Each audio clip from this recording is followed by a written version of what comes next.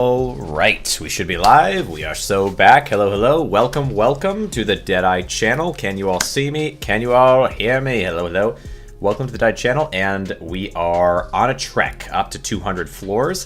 We've gotten somewhat of a ways in. I'll explain some of the build as we go along here, but after many a technical difficulty, we return. How's everybody doing? Welcome, welcome. Two beer. That guy. I found it immediately into the stream. 2 beers, a floor record. What in the world? Hello there. Isn't this that guy? He also a YouTuber, right? Cool thing. Anyway, how we doing? Welcome back. How y'all doing? Sell this. Okay. Okay, how we doing? Hello. Lag, it stops. Yes. And it stops for a good reason. All right, how we doing? Yes, admittedly, there's been some technical difficulties leading to this very moment here. My internet was terribly slow and now has been restored. Restored to much higher heights. Okay, how we doing? What was it? Oh, 2 beers death message was there. It's kind of insane. How we doing? Hello, how we doing? All right, sell this. Okay, another creator within this. Okay, move this up there. Okay, yeah, so my internet speed was down the drain all the way to, do I take this over stuff here? Maybe the crown? All the way down to 4 megabytes per second, and I tried moving it. I thought, okay, maybe that'll help, and then it was down to 3.8 megabytes per second. So okay, well that's not going to work. So then I unplugged my router. I replug on in to the wall, and there we have it, up to 40. So I guess it is what it is, you know. Sometimes just unplug, replug in, and that's all you have to do. Well, hopefully that lasts a long time. And that's probably what caused yesterday's stream the same kind of issue. I thought it was just the cord, so I replaced that, but no. All right, turning off and on works every time. Classic. But how we all doing? Welcome, welcome. We have 2 divine glooms, 2 divine dazzle necklaces. Give me that. And give me a boost to this. Thank you very much. Lop it up. How you doing? Actually, I mentioned you earlier in the stream, to be honest. I was talking about game developing and scaling your way up to high level within the game. Game development industry, whatever. So like the coin spinning thing especially is a really cool example of shifting from one type of game, or like I guess simpler to more and more complicated levels of game, rather than just having an idea and just trying to hop straight into it, because that may not go so well and would take a lot of time and a lot of effort. It's harder to stick with than making a nice single package game. All right, sell. And I really also just really liked it. Like the simplicity worked for the type of game that it was. The coin spinning. All right, attack, attack, attack. Game still gets lots of views, by the way. Not too many, but it's so old. Yeah, true. Well, I mean, yeah, I suppose any decent amount would be a high amount with that. All right. Okay. But here we are, returning into Megaloot, and we have many a damage. So at this point, our Dazzle is doing some crazy work for us. And it's working really well, even with just demons. So ordinarily, like I was concerned I would have to swap over to the ring by now, but it feels like putting Dazzle and armor increases has scaled us back up to where we have to be. Very, very nice. Okay, maybe lower music down a little more. Okay, all right. Oh no, it's because I have this raised up. Okay, anyway. Good thing about having an idea, though, is that it pushes you to learn new things. True, yeah, I think that's very true with editing as well, is like, you have to learn new things in order to try to do something better and larger. In order to do something larger or better, or to even want to, you have to be inspired. Smooth sailing from now on. Yes. Still use demonic at 200. Don't worry. That's sweet. Well, hopefully I have built well enough to get there. I have thought about it. Like, what if I had from the very beginning just focused on divine glooms, or not divine glooms, but focus on glooms a lot more? Because I think it definitely is true to focus firing necklaces makes a lot of sense, but I think necklaces and glooms to the point where I don't even know if you need to use any masks until way late. Just because of, like, yeah, kind of where I'm at now. Because you get so many masks and they're so free by comparison. Trade the boots for paw. Oh, true, yeah. It does feel... I mean, I don't know. I wonder if there's going to be a point where I'm not going to be able to get enough crowns or paws. Like, right now, it feels like those are just falling from the sky, but maybe eventually. It did say gold and gloom necklaces, true, but you were also kind of saying get masks going, get paws going, and so on. And so I was like, okay, how do I balance this versus that? And you're like, oh, just go gloom. It's like, okay, just go gloom as in just go gloom pure, or just go gloom as in like keep some masks. And I think you could. Well, I guess I could have traded. I don't think I'm gonna worry about the paw. I think you would genuinely just go Gloom and not even worry about mask. Like, get one mask going and then just forget about it until way, way, way to the end of the day. Let's see. Dead Man today, Monday. Yes, true. But I'm not doing Lethal Company today. I'm doing this. Let's see. Put you in. Dismantle. Keep it up with the dazzle. And hopefully we find ourselves a Warden. Would be nice. Let's see. Trade bits for pause. Smooth sailing for now. Alright. Okay, did your best with Gloom. You missed like 2 or 3 necklaces by rolling the first 100 floors. Well, yeah, I mean, that's going to happen, I think, especially streaming. It's going to be hard to catch every one of them, but we did pretty good on Gloom. I mean, I think more so what I'm saying is if I didn't combine them at all, like I think I had a ton of Cosmic ones. I probably should have just traded in Glooms and also gotten Glooms and almost cleared out the rest of my inventory outside of the necklaces. So just necklaces, like get rid of these. It would have been much better though, really. Yeah, because we were turning stuff in. We were turning in Deviance a decent amount on the way up, so maybe that is fine. I kind of feel like the sound effects is a little loud, although maybe go to 5. Just make sure we're good. What day do Lethal Company? I am not sure yet. Basically, at this point, the spot that I'm in with Lethal Company and every other game outside of this one is I would like to get to them as soon as I can. Don't press restart. True. That would be very sad. All right, attack, and then you. Okay, sell. I think the next ones that I want to get, like, I want to do the different characters within this game, and then I also want to do 9 Kings is a different game that I'm really interested in, and then after that, there's also a game Lapidav recommended that looked really good, and then unless there's like anything, if there's nothing else that I'm interested in, maybe I'll do Lethal Company at some point there. Played Star Sector. I don't believe so. Let's see. Grab you. Wait, no, not you, but this one. Okay, Star Sector. No, I don't think so. What's that one about? Is that a space game? It sounds like. Sell these guys. Yeah, 9 Kings seems like kind of more simple but fun like this. And also, like, it reminds me of old Flash games. Like, this game doesn't even really remind me of old Flash games exactly. Like, kind of, but the speed and instant gratification of it is very different. Maybe you could compare it to something like what was that game? The one where you play as the penguin? Penguin learns to fly or whatever it is. That one, maybe, because you go, you attack, right, and then you scale up all of your items and buy and use it to like fund your infinite number boost on the rocket. Like, kind of like that, I suppose, but very different playing, of course, and visuals. So not totally. A lot of old Flash games though, like with 9 Kings. 9 Kings is more like you've got a castle with a bunch of you've got. It would be 8 slots around it and the castle on the inside, and then you put down units on each of the tiles, or you put down other things that will improve the units. It's interesting, and then eventually like so you put down what you can, like one tile per battle, and then you go and battle with those units. Then you come back to the castle, put down another tile, go battle the units, come back. You only have 8 tiles to use, so that fills up, and then you have to like optimally place, and you can use sacrifice things that permanently boost other things, or you can have an item like a farm that always adds a certain amount of units to one of your tiles. Like, it's a whole thing. It's interesting. Let's see. So then I want to go.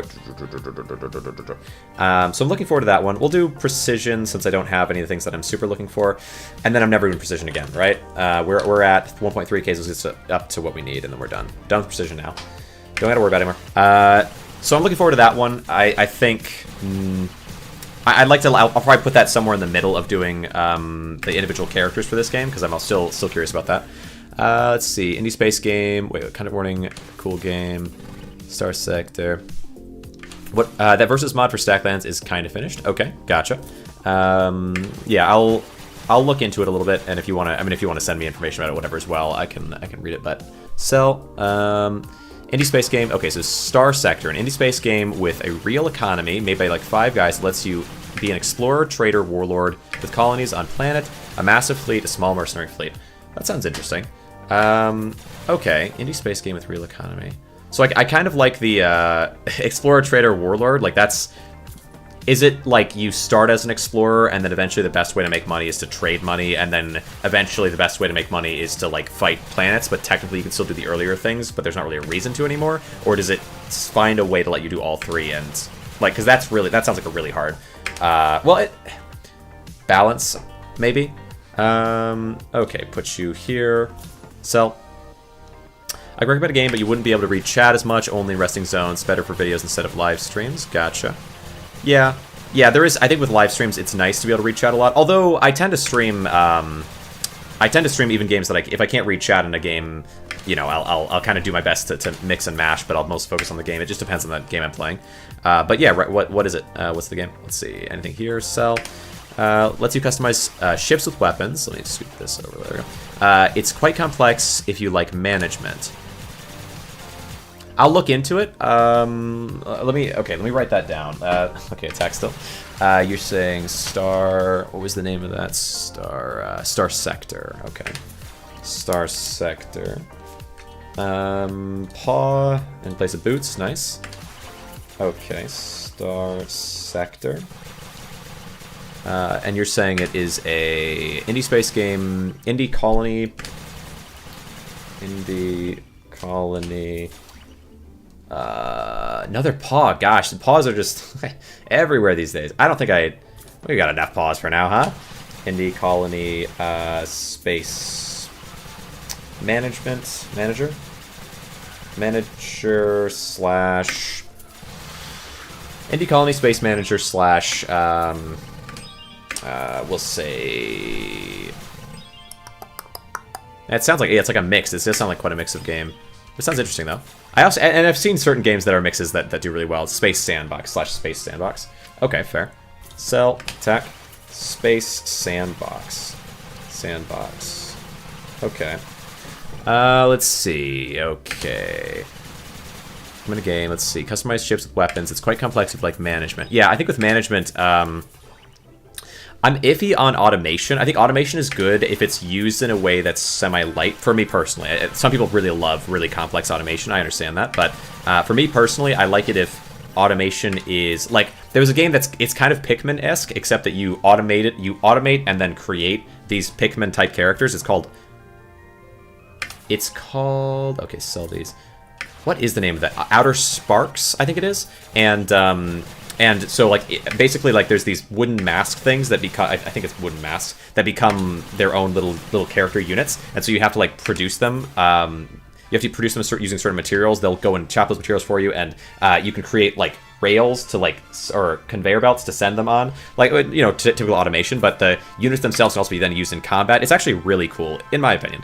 So Outer Sparks, let's see, I'll put this one in. I like that type of automation, but then there's other types of automation. I guess I would say maybe something like, what is the name of that? Factorio, which I think I haven't played, but the look of it seems a little bit too in-depth to me for what I kind of enjoy. Let's see, and attack. Just because I really like, I don't love like gritty games that are really like, you know, hyper, not realistic exactly, but like visuals matter a good amount to me in games, and like something like this is very appealing, of course, visually. But it doesn't have to be this. There's plenty of other games that are visually appealing that have like complexity to them in their stats and in the way they're set up, but they don't have to have that complexity to the way they look. Like another good example of one that I think has a lot of complexity to the way it looks that just doesn't, for me, vibe as well or like fit as well, but actually I think is a very good game for people who love automation was, what was that game called? Let's see. It was a game where you would connect wires in order to do damage. Like you'd have like these modules that you would connect together and do damage with. I'm forgetting the name right now. It's crazy. You know, there's a lot of indie games, you know. But anyway, it had like a very gritty atmosphere where complexity-wise, it wasn't like insanely complex, but I really enjoy the kind of sunny, fun look to games. Let's see. Seth Syntech made a video on Star Sector that summarizes it. Gotcha. Okay, I've got that one noted down, and I'll say Seth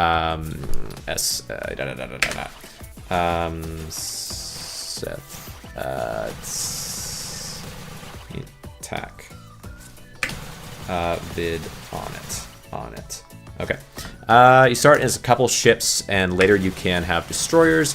You can have colonies. Oh, that sounds okay. Start as a couple ships. Later on, you can have destroyers, so bigger ships. Sell. You can have colonies that auto trade, or you can smuggle drugs that for a lot of money on your own. It's a sandbox. Gotcha. Content warning. Kind of YouTube thing. What's happening? I do not need. Okay. Space Sandbox. Play any chess? I have. I'm not going to claim to be amazing at it or anything, but I have played some chess on my... Like, I grew up, you know, my dad kind of taught me chess, whatever, and then played here and there. Chess became really big for a while there, though, on YouTube, with, like, PogChamps or whatever it was, and I was definitely... I was pretty invested in that. I thought that was very entertaining. Let's see, so... But, yeah, I'm probably, like... 1,000 or like 1,100 or something. I'm not nothing crazy. Let's see.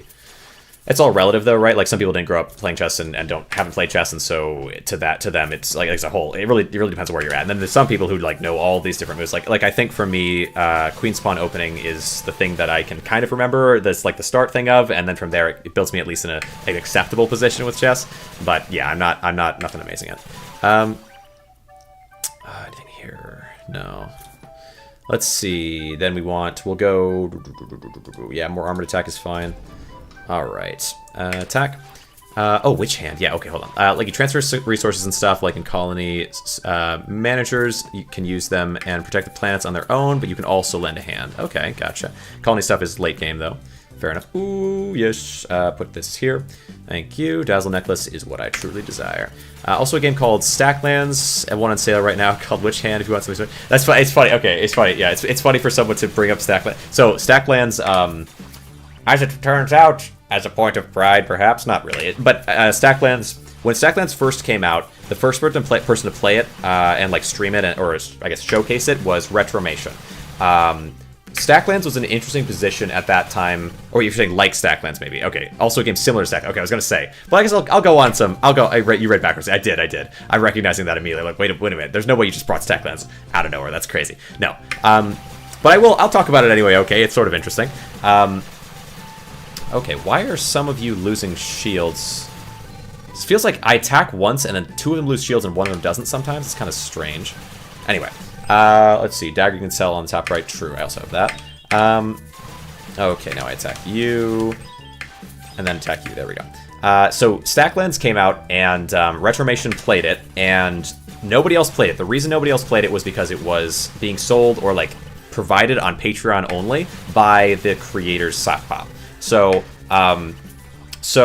I saw Retromation play it, and I legitimately, like, I watched the video. I was like, this is a really cool game. This is really fun, whatever. And at that time, my way of making videos on YouTube was, well, like, my way of choosing games, I guess, was based off of, I would go into Steam's new, but I wouldn't do the new and growing or whatever. I would just do new, because I figured maybe I'll find something that just super pops off, or I'll find a really cool game. Like, I'll filter through instead of letting Steam do it, basically, and I'll somehow find this amazing game. I recognize now how silly that is, but at the time, and I did find some games that gave me some, long-term fans that were, it was very, cool, but definitely didn't do anything good for numbers. But anyway, so I was doing that for spend time. I saw Retromation's video on it, and I went in and commented, or I was gonna go comment, well, initially I just watched it. I thought it was really cool, and then like 2 days later, I was like, I checked his channel because I was like, I liked that game so much, and then I went on his video, and I was gonna be like, hey, like I saw other people commenting it as well, like, hey, this game is so cool, so awesome, please play it again, part 2 when, so on. So I went on to, and I was gonna say like, yeah, this is really awesome. You should totally play more of this.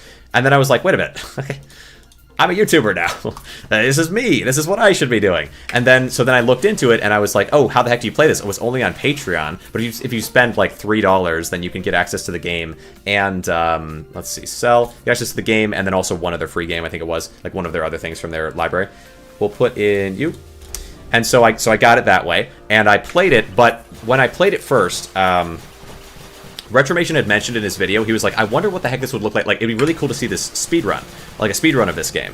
And so in my mind, I was like, this is my opportunity, So I spent the next like 2 or 3 days pretty much nonstop practicing Stacklands and learning how it worked, because no one had ever played it besides Retromation before. So how to actually speedrun or get to the end, or even like unlock all the card packs, no one knew what to do. And so I figured out how to even get to the last card pack. I had no idea how to beat the game because no one knew at the time again. And so so I noted down in a little like, red folder thing, right? I noted down the path through quest lines, and then I speedran, and then I got it to like 17 minutes, and then I was like, okay, I'll just upload that, and then I speedran a few more times in the next couple days, and I got it down to like 13 minutes, and so then I uploaded that as my first speedrun, and then after having done all of that, I was like, okay, I'm now really knowledgeable about the game, and no one else in the world knows what the heck to do with this game. Probably the developers know exactly where this game can go, and so I was like, okay, I'll just record myself just playing it normal with the knowledge that I have. And so then I did that as well, and I called it Stacklands Breaking the Game. Let's put this in here, and so. Once I had done that, the speed run started to kind of take off. Relative to my stuff, it got like 1,000 views in a few days, which was more than anything I'd ever done. You know, in that span of time especially, but also in general, I was doing, you know, whatever. So so that happens with Stacklands, and then let's see, sell you, and then so at this point, Stacklands. So the in the long term, after making a few more videos on it, another speed run and so on, let's see, attack you. I ended up stopping doing Stacklands, and over time, the breaking the game video. So the speedrun video ended up getting like 9,000 views, and the sell these, and the breaking the game ended up getting, it had like 5,000 or 4,000 views, and then the other ones all had just amount of views. That one that had 5,000 or 4,000 views, the breaking the game, just my perspective on it as a speedrunner, ended up shooting up over time to like be the biggest video on my channel. And kind of defined where I was going from there, because I was like, okay, I'll look for games that are in this specific target area of like they're already growing in popularity pretty heavily, but no one really knows of them yet. Like that's a better spot than rather than just like looking at it in general, new games, and trying to find one that's no one's even talking about. Find one that people are talking about, but not that many people, and find that little like middle space, you know. And yeah, that was a while back now. Anyway, so that was Stacklands, and then a whole like speedrunning community built out of that, and Lapadav and many other fans nowadays, actually. Well, I guess especially Lapadav, but then also other people from speedrunning still remember me for that, because I was the first speedrunner, you know. Anyway, more of a completionist type rather than speedrunner. Yeah, it was definitely like, I'm not a speedrunner in terms of being good, but I guess it's all relative. But like I like speedrunning. But I think with Stacklands especially, it was more just like, what would this look like as a speedrun? Speedrunning Megaloot. I think it would be interesting. I'm not sure. I'm not sure on that. Let's see. We'll grab these. But it was interesting, you know, and I got to cement my name for a minute there. Dismantle. All right. Let's see. An attack. Okay. Pop him down. So, okay. So that was Stacklands. Now you're saying Witch Hand. I've considered Witch Hand, to be honest. Speedrunning Megaloot, shortest run, 13 hours. Yeah, oh, sure, yeah. What does speedrunning Megaloot actually look like? Fair enough. I'm going to say we've got enough. We've got enough of these now. I really need more gloom necklaces, please. Been a while since I saw anything like that. All right. Still, though, I mean, we're doing pretty well here. So, yeah, it would be awful. Well, I think a speedrun for this game should be set up to be floor 70, maybe, reach floor 70, because as it stands, like my first speedrun, the speedrun that I did for Stacklands was based around card packs, because no one knew how to beat the game. Beating the demon wasn't a thing that had been done at that time, and I didn't figure it out in my many hours of learning the game. Plus, it was the fastest. Like once I found out how to get all card packs, I was like, okay, we'll just leave it at that and then practice that line. So. I also didn't know if there even was. I wouldn't have known if there even was an end. But then in this one, there really is no end. I mean, as far as we're aware, I guess technically no one's gotten to floor 500 yet or whatever. Let's see. First game was talking about better in videos was RoboQuest. RoboQuest. Being better in videos, RoboQuest. Not sure if I'm familiar with RoboQuest. More of a sandbox building game enjoyer, but also like games like God of War and Halo ODST. Gotcha. I think it depends on the game with speedrunning. Like, if a game has a timer and it's fun enough mechanically to play, I think that's great. Like, there's a game called Super Adventure Hand that is probably one of my favorite games I've ever played. And that game, the premise is that you play as this hand crawling along, and you can like jump with the hand and grab onto walls and climb up the walls. And so it's I don't know, it's cool, it's nice, and it's very like kind of quirky or strange or whatever, right? But I found it really appealing, and it has like a timer, and so each level within the within the game with the demo levels, there were only, I want to say like 7 or 8 levels in the demo, maybe like 10 or 11 by the time it was like fully done with the demo, and then they switched over to the full game. And so there was this tricky thing, though, with Super Adventure Hand, where generally in the game the focus is you just run, jump on walls, jump around. There's like, you know, like a saw blade you have to avoid, or a fire or whatever. But in Super Adventure Hand, there was a way to kind of cheat it, where within the game you had a couple other things besides just movement and jumping. You had the ability to flick, you had the ability to pick up items, and let's see, sell this, and you had the ability, I think, to flip people off or something. But okay, let's put this in middle. But the flick mechanic was especially interesting because of the janky way that it's all designed. If you flip, there's boxes in the game that you can jump on, and if you put your, like, if you start climbing, they'll like fall backwards on top of you. But if you flick and jump at exactly the right moment, it was discovered that you can basically flick the box, sending it really far forward really fast, and then also jump, which propels you forward a little faster than running, enough that your hand like kind of grabs onto the box while it's being flung, and you yourself as a hand get flung across the map. And that was, it was very unpredictable at first, but there was one level that was perfect for practicing it, and I practiced there until I was the best at doing it by like a long shot. And then I practiced on a bunch of other levels and wherever I could, you know, and I wasn't the best at all of them, but I was the best at a few for a little bit of time, and that was a fun thing. And so I think things like that, just the base game was really interesting, but then once I saw that, I was like, okay, there's probably so many ways that you could beat this, and it's just very addictive. Anyway, kind of show up RoboQuest. You basically have like 5 robots each with abilities, and you can use weapons while upgrading robot abilities in a roguelike manner. 5 robots each with abilities. Is it like tile-based movement, or is it like real time, or how does that work? Because that, I mean, that does sound interesting. I remember there was a okay, I'll hit this guy first. There was a Flash game, I think it was, first-person shooter. Okay, gotcha. There's a Flash game where let's see, I'll sell all this. Where you could, where you play as a robot and you have 5 different pieces of armor, I think it is, or 4 or 5, whatever, like, and a weapon, like these different slots, and you could fill those up. And it's been such a long time since I saw it, but it was such a cool little game.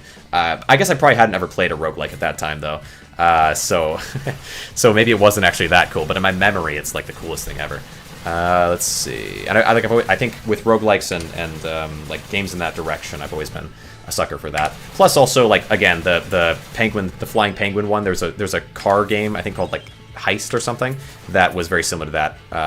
Like in my early formations of the type of games that I probably like now are really inspired by that, I'd imagine. Let's see, reminding me of Into the Breach with tile-based mecha. Into the Breach. I don't know if I played Into the Breach. Mecha turn-based roguelike. Gotcha. Let me... Into the Breach. Into the Breach. Images. Okay, yeah, it looks like this. Oh, you know what? I think I've seen either games inspired by this or this itself. Yeah, before. Gotcha. Interesting.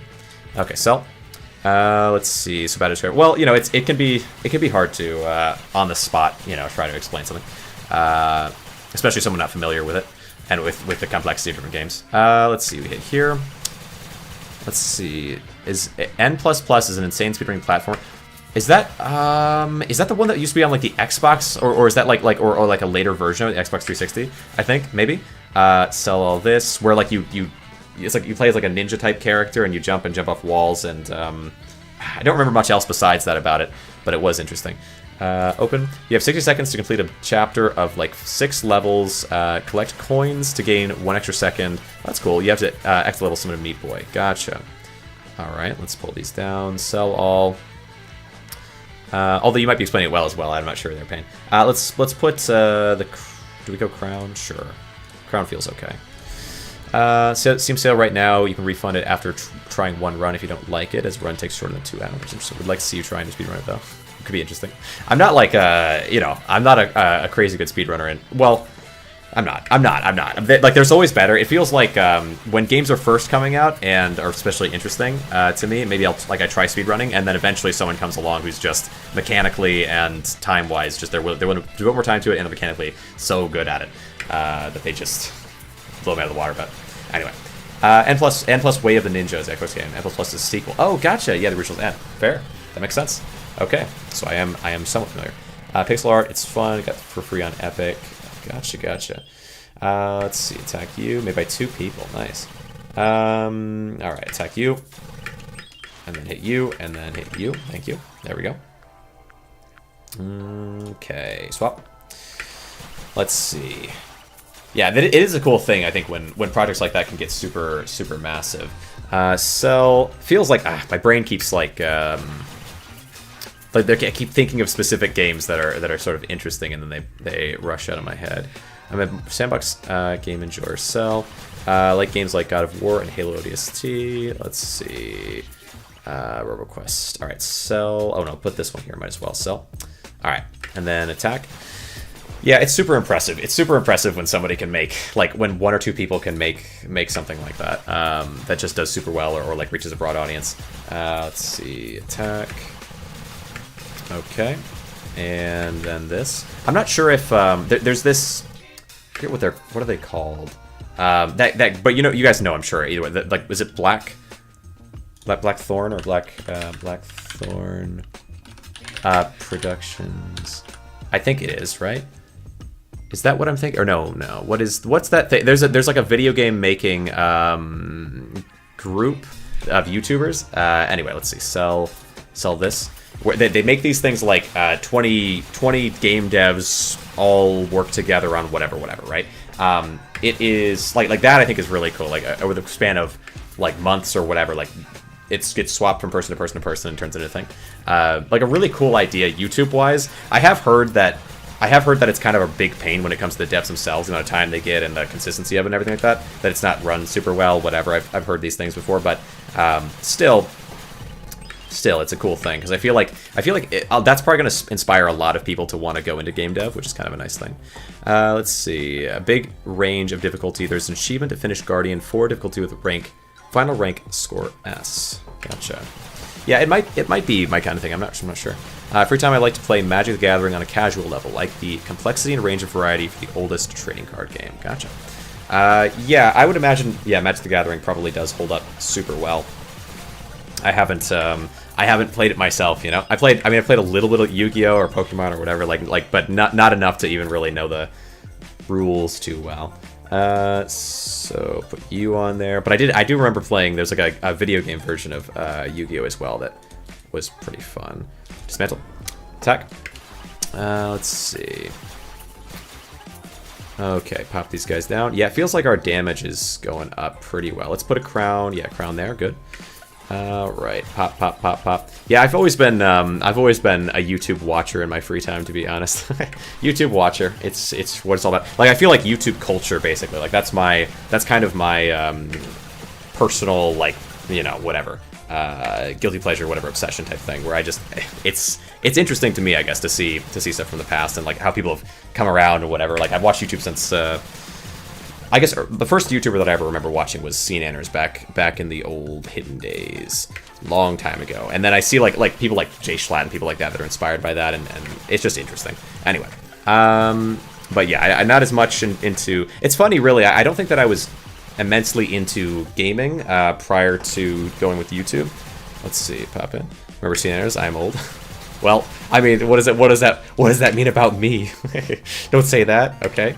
Yeah, CNN's great, and I think it was cool to me to see Schlatt come around, Jay Schlatt, and be like so clearly inspired by CNN's, all the jokes, all of the like the style of humor. I didn't really notice Schlatt a ton.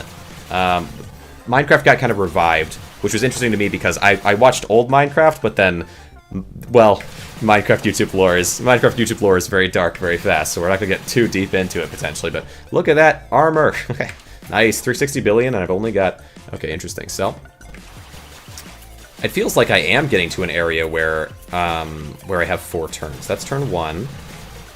Maybe not. And then this is turn 2, right? And then this would be 3.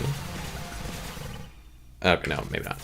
Reacting to unhinged fan videos is peak comedy. Yeah, Schlatt is. I think Schlatt's super funny. I've always liked the humor type, but also like it's cool to see someone who watched Machinima Respawn and who's like, oh, the spider, you know, where they take out the spider and you know, with Sea Nanners and APL Fisher from like forever ago. Like those old. I mean, they probably in terms of cultural sensitivities or whatever, they probably don't hold up super well, but they're just awesome. Those old clips, like Machinima Respawn was just hilarious, and so to see someone who's like so inspired by that and like knows it so well, like Schlatt become this big figure and then become massively successful and then just kind of also drop off the face of the earth a little bit. I mean, he's still around, but Red vs. Blue is big, and saying that Rooster Teeth is gone now. It is. I mean, a lot of old YouTube stuff is gone. I'm glad Rooster Teeth didn't. Well, I don't know the details fully of Rooster Teeth's not really being as much a thing anymore, but. A lot of YouTubers are no longer YouTubers for, you know, not great reasons. I don't think YouTube is like... Part of that is like a bias towards the things that I remember, though, because I'm sure plenty of YouTubers also just kind of stopped, you know? Like it feels like I can think of all these particular YouTubers who left for reasons that aren't great, but then at the same time, I'm sure there were plenty. Like I think about like Gassy Mexican or like within CNN's group. I don't think Spoon is probably still around, if he is, not to the extent that he used to be, and Minx before Just a Minx, the old Minx. That's another weird thing that I think it's kind of almost it makes me feel strange because okay, you got Sea Nanners, and Sea Nanners plays with mostly would be Sark and Hutch, APL Fisher to a certain extent maybe, but more so Sark, Hutch, and sell these ones. Sark, Hutch, who am I forgetting? I know we had Chilled, but Chilled was really young and really bad as a YouTuber back then, if anyone remembers that, which is funny now because he's the old head these days, but okay, within his side of the internet culture that he's moved on to, Among Us or whatever, but really Among Us / any other deception game, which makes sense because he went into, Chilled went into Town of Salem with Galm and Z, and anyway. Disguised Toast stopping the Hearthstone and Among Us series, heartbreaking. True. I like Disguised Toast's like personality and attitude, but never really got super into watching his videos. I do think I enjoyed, though, he had the Disguised Toast had that set of series on. It was like secret rooms or escape rooms, right? There's like an escape room game. I thought that game was especially like perfect for his style of like approach to YouTube and humor and everything else. Let's see, most just moved on, some of them good, some bad. I think RT just became too bloated for a group that was known for Machinima. Let's see, I'll grab this. Sell. Back when I played Hearthstone, however, I stopped being when I noticed Blizzard not being great back in 2010. Wow. Was Toast around all that time? That's interesting. I'm more familiar with Sea Nanners and then anyone associated with Sea Nanners and where they ended up than necessarily Toast, but that's interesting that all the way back then Toast, that's crazy. Not to like whatever, I mean I was watching YouTube back then and everything, but as well, but I didn't realize Toast was around back then. Let's see, offline TV was fun for a while. Oh yeah, OTV, yeah. I also wasn't really like, I feel like within my focus on YouTube there's this part where I had kind of a drop off. I think after Minecraft kind of died, or maybe around the time that Basher got like outed and then disappeared, or not, well, disappeared / like horribly chaotically cratered. Let's see, grab this one. Around that time, then Minecraft kind of disappears, and then there's this little span of time where I think I was less interested. I was watching PewDiePie around then, probably, and then there's like meme review and all that stuff going on. But I was busier then, probably. Let's see, grab this one. And then I come back around, I would say Minecraft drew me back into YouTube in some ways. Finishing school and moving to uni back then. I think it's been more than a decade. I'm getting old. Geek dentures before I know it, you know? Perhaps. Artifact should have overtaken Hearthstone, but flopped due to player overhype. Gotcha. Sell these ones. It happens. Okay, pop. Kill these guys, get them all down, and we are up. We're getting armor really, really well here. Okay. All right, pop. Sell. Yeah, maybe go for crowns going forward for a little bit of time. Our damage seems fine. Let's see. Sell you guys. Yeah, it is interesting. It's cool to see so many people with like because I know everyone has their own sort of experience with YouTube and the YouTube culture and the shifting and going of it. That's all about Asmonball and this OTK gang. True. Yeah, it's been interesting. I think with modern YouTube in that way. Schlatt's also part of OTK, right? Like, isn't he like an owner or an important member? Is he something else? I thought it was OTK, isn't it? Sell these. Though it seems like Schlatt has got his he's kind of branching in every direction these days. Appeared I moved from Artifact Field because it asks money for people who already invested money in another game. It was never competing with Hearthstone, it was competing with MTG. Interesting. Moved from Hearthstone to Magic Gathering. Gotcha. Have my decision. Let's see. Pop. Gosh, 2 of these. I don't want him right now. Total Biscuit, he was so great. Interesting. Yeah, I don't think I was as vested in some of these people. I think, Oh, but I was saying, Minx is an interesting thing because there was the Minx that so branching out from there. So Chilled was one of the people amongst the Scenarios crew, though he was young. And actually, I remember the first time that I remember like actively noticing Chilled as part of the crew was during this. It was a Slenderman like horror game thing that Nanners was playing with Chilled, because it was kind of similar, because you could play as Slenderman, which is sort of like The Hidden, kind of had a similar feel. And Chilled's mic and his ability to communicate were both not great. And so he just seemed like this young, not very confident sort of a person. And which, again, is bizarre now because it's like he's the old head, experienced, and he's massive these days and so on.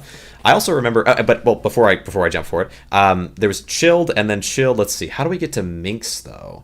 Minx would have played with Nanners and Hutch and Sark, and sometimes Chilled as well. Let's put you in Dismantle. And then I think Minx, I don't know what the heck happened with Minx. I remember Boy in a Band did that video, did music, had Don't Stay in School, and then followed it up with, what was that one that had them in it? I don't remember the name of that song. But anyway, Boy in a Band has a song where he's got Cry and Minx in it, and Cry ended out being also a problem and disappeared. And then Minx just kind of drops off the face of the earth right after that. Like, I don't remember what the details of that, what happened there. Anyway, and then years and years later, you've got Schlatt inspired by Sea Nanners, and you've got Minx, just a Minx. I don't know what inspired by, but funnily, Minx was the Japanese teaching girl. Might have been. I don't remember in terms of her job. She was she was very, like, I don't know, headstrong or whatever. Very she was part of the crew back then. Let's see, Pop. I think no, there was another girl. Rachel, I think it was, because I remember the old Sea Nanners. There used to be these things that they would be like animated or animation versions of the Hidden, where it was like there was that like I Can Smell You thing of like Morgan Freeman, whatever, and there was might be confused with Hannah Minx. No, I think that's a different one. Let me see if I can Minx Sea Nanners, but it's been such a long time. Let's see, and Minx was with the RPG Minx. That's the one. We'll see here. Hold on. Okay. Whoa. Yeah, follow okay. Me. Back in the ancient days. No one will ever find me. No, of PewDiePie. Hold on. Nobody suspects. You got It's so long ago. Let's. Okay. They killed my friend. Name disappeared randomly. It's interesting. I was like, what? Minx isn't talking here, but within these old days of Gmod games with PewDiePie, Sea Nanners, Ken. That's funny, yeah. Minx is the only one of these people that's not like currently massive on the internet. It's odd. Okay, attack. Let's see, sell. But anyway, yeah, Minx was huge back then, and no one even like it just dropped off right after Boy in a Band's second song. I don't remember quite what which she was in. And that was the last I remember anything. It's also interesting, though, it might have just been, like, maybe she kept making content. She's also 1 million subscribers, like, she totally probably could. 11 months ago, 1 year ago. Okay, maybe not so much, but definitely didn't just stop making content, probably just wasn't in that crew anymore, and so then, yeah, that makes sense. Dad now, true. Let's see. Japanese teacher that might be confusing. Let's be honest. Steam. Okay, hold on. Sell these ones. Steam demolished. Blizzard of Artifact would have been a success. Hearthstone would have lost popularity. Not sure. Sell. Attack. I don't know much about Artifact. I really can't speak to this. Different type of game. FTP crowd would have never left because they can't. Most of the content creators tried to go MTG and failed. Those successful were MTG already. Interesting. I like the hidden scenarios videos. Yep. Let's see. And PewDiePie is a dad now. Yeah, it's a funny thing. Well, time passes, right? Let's see. A lot of YouTubers gain fame and just disappear. Remember when annoying orange was everywhere? True, but usually there's like a story or there's some like big fallout. Will there ever be any upgrades at this point? Well, at this point, not like equipment-wise. We've got Silver and Demon, and then we can swap over to Dazzle if we need to. But because that'll like scale up damage like mad. So let's sell these. I'm gonna show you the amount of damage that I do with Demon and then with Dazzle just for comparison. Dismantle. Let's see. I'll do attack. Let's see. So you can see my damage goes up within this area to. Oh, someone maybe broke my armor. Okay, attack. Goes up to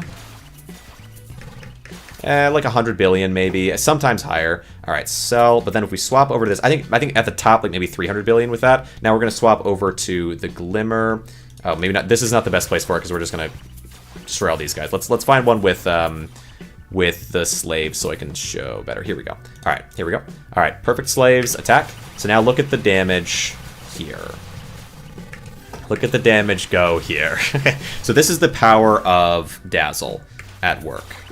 Oh, it could have been even higher if I hit someone with a shield. Oh well, still 3.9 trillion. So definitely can swap over, and that's worth it. But outside of that, mostly Demon just is faster, so we're continuing with this one. And then we have, let's see, sell this. We have we can trade in these for more attack damage. I'm really looking for Crowns give me some armor. That's kind of the point. What I really want is either Wardens, which are the golden necklaces, or Dazzle necklaces, because those are both really helpful to me now. Let's see, a different type of game. MTG creator help create artifact. Wasn't such a money grab people would have left. Creator of Magic has helped in making a bunch of games. Let's see, sell. Okay, annoying orange still active. Is annoying orange? I'm not sure. I think like someone still being active versus being, I guess, a major player are kind of two different things. So like Minx stayed active after, but if you say Minx these days, everyone thinks you're talking about Just a Minx because Just a Minx is way more, ultimately, like in a modern day setting, whatever, is a lot more relevant. Although, mostly, I guess, because of her relation to Schlatt at this point, I don't know if, I think, like, she didn't do anything completely terrible, but her reputation is kind of not good. So people are, but no one's really like that upset about it, basically. So it kind of feels like people are have just moved on. But where by comparison, yeah, like the old Minx, I like never gets brought up in conversation, even though in terms of relevance at the time that she was relevant, they're probably pretty similar, right? Like they were both massive for the time that they were around. So open and Gloom, thank you. Oh, thank you so much. All right, so. All right, let's see here. So similarly, like Annoying Orange might still be posting, but Annoying Orange's time in the sun has passed.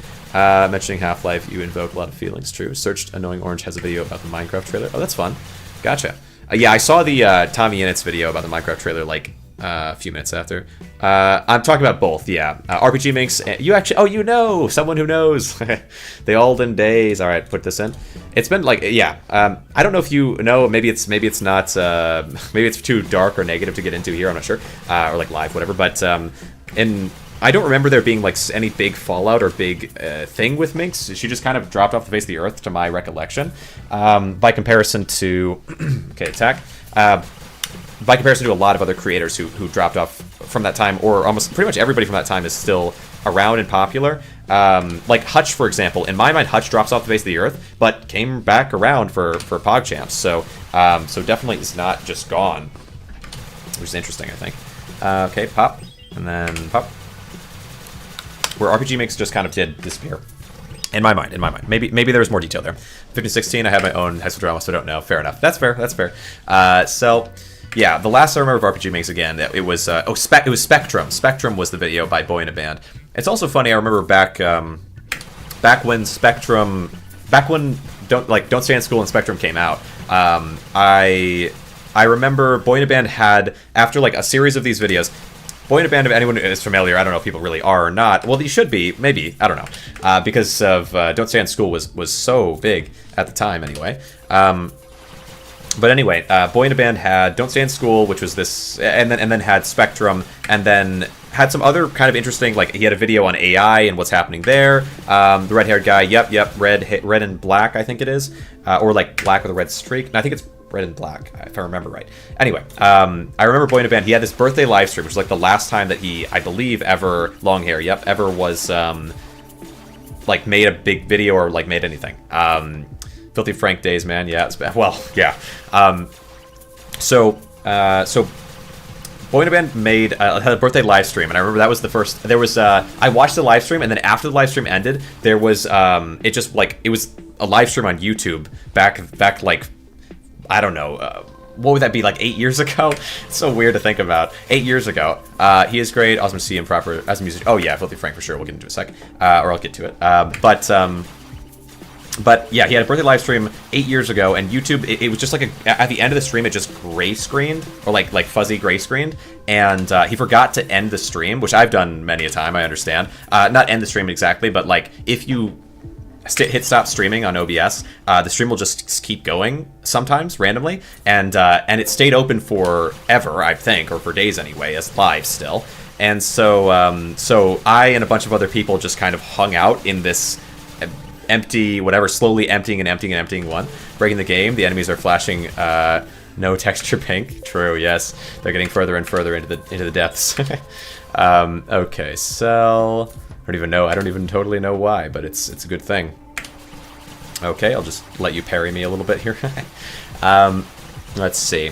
And anyway, yeah, it was kind of an interesting. I won't get overly into it, but I remember it being kind of a cool thing because everybody who was in this server, everyone who was in this live stream, I guess, this dead live stream, were like, oh, we're not going to leave. I'll be here till the end, whatever. And eventually it was down to like 5 people. It was crazy. But I didn't save the link. I think had it open basically. So when I closed it, it was all gone. But I did keep up with someone who was from that. It was kind of a cool experience, at least for a while. But it was a long time ago. Let's see, I'll put you into here, or no, I'll do the crown, that's fine, dismantle. And okay, then Filthy Frank, yeah. Filthy Frank is interesting. I talked some about this previously, or like before, and whatever, other streams. I find it kind of strange, I guess, so when I think about Filthy Frank and that journey of like, I'm making, I don't know, content that's kind of edgy, like very edgy and very in this like particular, like I really liked Filthy Frank, but it was what it was. Kind of, it's very similar to Idubbbz, and then that's also then very similar. I think Bo Burnham kind of, but less so than those two, but still. And Bo Burnham was able to move from the type of kind of edgy humor stuff into more refined comedy and really big scaled comedy, where he's in front of all these different people, and like the scale of it became massive. Floor cap, or are there unlimited? I think it's unlimited, but I'm going, we're going for 200. So let's see. And of course, I mean, I'll be among the top echelon of players of this game, which is kind of a cool thing. So yeah, Bo Burnham becomes like a big important figure in comedy, instead of just being like this cool, I don't know, internet celebrity guy that I remember him as being. Because Bo Burnham was funny. I remember I watched Bo Burnham when he was before he started doing comedy and whatnot, and there was something special there. But let's see, pop through to you. What was I gonna say? So, kill you. Anything here? Nope. And then, oh, there was something there. It was hidden behind all the numbers. Oh, anyway, okay. Let's see, where was I going with that? Then comparing that against Filthy Frank, who, yeah, Filthy Frank has his time of being what he was, and then becomes this massive music celebrity, which I think it was great for him to just fully leap away from the past, because that would have caught up to him for sure, especially if he tried to keep making that type of content. And then, yeah, Idubbbz, I feel kind of like Idubbbz got very much the short end of the stick on some of this stuff, because, like, generally speaking, it should be sort of, like, I think with the OnlyFans thing, we're already sure, but in general, I think, let's see, sell this. it's okay to move on and to not want to be associated or not agree with the things that you've done in your past, like the humor that you had, 10 plus years ago, unless your fans are still from that era, and then it's not okay anymore. I think it was a really weird position. I think Idubbbbz' position was extremely what is going on here, by comparison, because Filthy Frank was making jokes that were, whatever, a lot worse. And Filthy Frank is kind of, he's very palatable. I can see, I think, that's, like, what I'm saying with the OnlyFans thing is, like, it's kind of a different issue than the one that I'm focused on. I think some people are going to clown on you, whatever, like, you kind of can, it's the internet, you're not going to be able to get around that. Like, not to the ends of the earth, but that's not really what I think people were mostly clowning on him for. I don't think it was about that.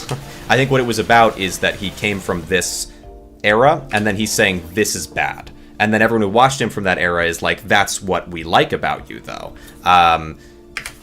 But that's kind of not super fair, to be honest. Like, in my perspective. But, like, yeah, no, like, I don't agree with, like, hatred based on, like, the OnlyFans thing. But I think when it comes to the reason people are mad, I don't think that's really what it was about. Is that viewers' base ages, and his humor was for teenagers. Those teenagers grew up and move on. Let's move them or attract new audience. Yeah. But I think there was like an internet uproar in a way, because the people that had moved on, I don't know, like who exactly was it? It felt like it was mostly like, this is a guy that's known for this thing, and now he's saying that this thing is bad. Like this sort of attitude, or the people that support it are bad, or whatever. And I don't see necessarily a problem with that. Like, for example, Ethan, H3H3 is a good example of this. H3H3 used to have extremely different views and values from what he has now. Somehow, I think H3 has mostly avoided becoming an internet laughingstock like Idubbbz, and I don't like why the imbalance. And it is sort of because of the way that he navigated it, I think, in part, but I don't know if you can fully say, like, oh yeah, it's Idubbbz' fault or whatever that this is the position he's in. Like, I think that it's really like a set of circumstances that somehow everyone else avoided except for the one guy. Also did contradict himself and looking fake is just terrible one's image. I'd have to look at it specifically, I guess, what aspect of where it's like contradicting. Let's see, but yeah, I think there is.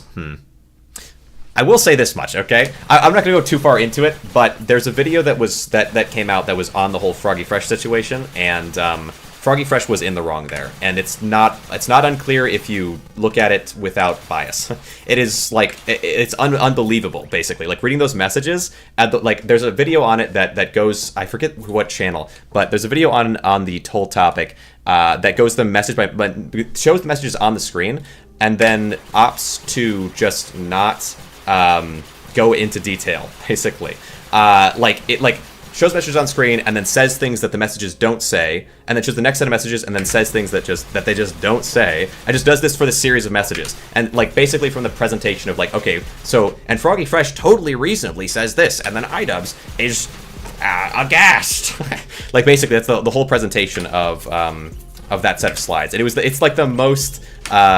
the most like dishonest framing right in front of your eyes situation. But if you're not watching the video and you don't actually see the messages, then you might think like, oh yeah, that must be what happened, because it's what he's saying has happened. There's no way he'd put the messages directly on the screen in front of you. This is what's like a problem with some, I guess, drama YouTubers or video essayists is like just it's crazy.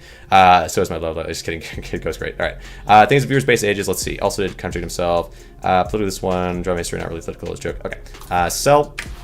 Anyway, we can go very deep into that if we wanted to. I actually Lapidab if Lapidab's still around, will remember this or know this. I go into pretty decent depth into it and edit into it. There was a game called Drift Force, which is just like you drive this car. You're here, good. Yeah, you drive this sort of space race car thing over a track and try to avoid obstacles, and you go faster and faster over time until you die is more or less the premise. And then it's like how far can you get / how much score can you get and all that. Playing Drift Force right now, very nice. And so I played the game, and because I had to fully focus just on the game constantly, I couldn't look away. I had to just, I'm using my mouse and I'm using my my keys to just drift around. I was just rambling off the top of my head for like 4 hours. It was great. And so then I wanted to edit that all down into a stream, especially the last 2 hours where I talked about this topic. Well, and Minecraft YouTube and Jay Schlatt and the history of all these different things. You know, the history and the mystery of Jay Schlatt's involvement in the resurrection of Minecraft YouTube along with PewDiePie and so on. But and also, for those of you who don't know, I didn't get into it there, but Jack Black was playing with Minecraft with PewDiePie when that all, like, back in the resurrection of Minecraft, and now he's in the Minecraft movie. Anyway, but chill racing game. But yeah, so I was playing Drift Force, and I'm just talking about all this stuff. And at the end, off the top of my head, I'm just like, and there was this guy who did. I start talking about the details of this, and then I've been editing. I spent probably, I don't know, 20 plus hours, I'm guessing, editing down this Drift Force video, and then just abandoned it. It's still, I mean, I could finish it eventually. It's just like the effort to do so, and like my focus is like, I don't know if it's even going to be right for my channel. It doesn't really make a whole lot of sense, but it exists, and I certainly could go in and edit it. And anyway, so I have that part especially edited because I edited it to flow from start to finish, and then I edited it to have added things in and clips and whatnot from finish to start. So because I put timestamps in as I was going from start to finish, and so if I move things around at the beginning of the game, it'll push the it'll push things at the end. So I had to do it reverse order. Anyway, it was a whole deal. When is there a Deadeye Says clip channel? True. Okay, get this guy down. Come on now, slave. Perfect slave. All right, attack. Anything? Okay, sure. All right. So yeah, it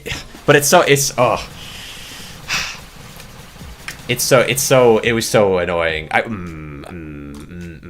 I'll keep playing. Okay, hold on. I just want you to see this because I already edited it down. It's already in consumable format. Okay, come on now. All right, attack. Once this opens up, we'll attack until we get there. Because I do wonder if what your perspective might be on this. Because I don't know. I don't remember what the YouTuber's tag is even, but it was the most shows the passion of his burning heart. That's right. That's exactly right. Because it was like the most like disingenuous BS. I like just watching midstream editing. Well, no, I'm gonna edit. I'm just gonna. Okay, let's see. We'll do Drift Force open. Okay. But my goodness, in inventory. Oh, why worry? Oh, because when you turn stuff in, then new stuff will automatically get added. So it just sits in inventory in the meantime. Okay, here we go. Skip. Back when I had hair. It's gonna be even less relevant now. Gosh dang it. Okay, all right, hold on. Now let's do this, and let's do. Let's even scroll it out more. Where was this one? Here we go. Hold on. Let's see what you think of this. Okay. Let me move. Oh, it's massive. Okay. Now I think.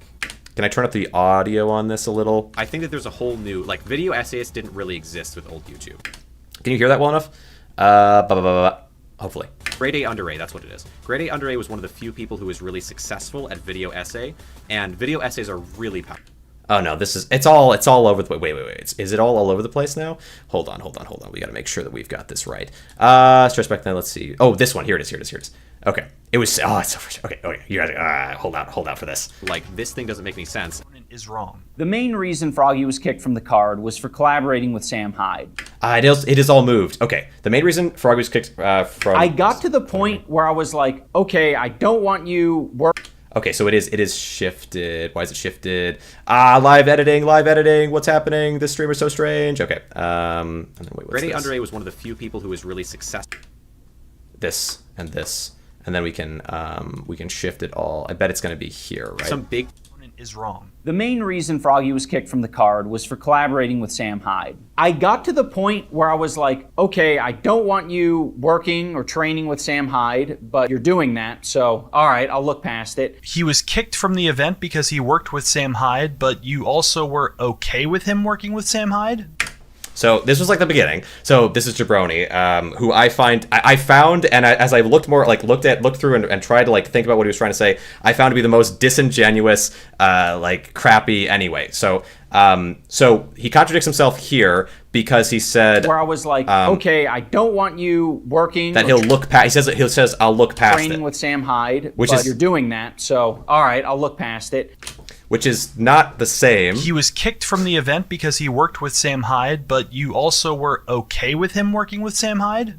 What? Did you just not think about it? Do you just you're just gonna say it doesn't make sense, or we're just gonna leave it there and you're gonna use it as like a core position? It's something I find a lot. But I live during this, like, it's not just this. So this was like just the very intro to it. If you actually watch the video right after this segment, well, maybe we'll get into it later. We got to continue this. But right after this segment where he's like, this is a thing, even though it's not a thing if you just pay attention to the words being stated. Like, he's not contradicting himself here. You're just lying live on stream. I don't know if we can understand why that's a lie. Well, hopefully. I mean, I would think so, right? I would think so. I think this is pretty clear. Like, saying that you look past something is not the same thing as saying that you're fine with it. So if you hold that against them later in some type of capacity, that doesn't mean that you're hypocritical or lying or dishonest. Also, it's all within the same video. Like, okay, anyway, okay. So we close out of this, but I don't get into it there with the text though. Jabroni. I could go into so Idubbbz. Okay. Writing the past. Is this it? Okay.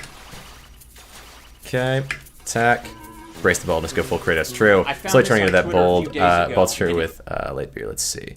And then, okay, let's see if I can find... Here it is. Let me just... I can't help myself, okay? Look at this. So, rewriting the past. He was kicked from the event because he worked with Sam Hyde, but you also were okay with him working with Sam Hyde? What?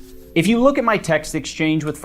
Okay, I went through this Froggy, one by one, but... It's very clear that I didn't want to kick him from the card. All right, these are...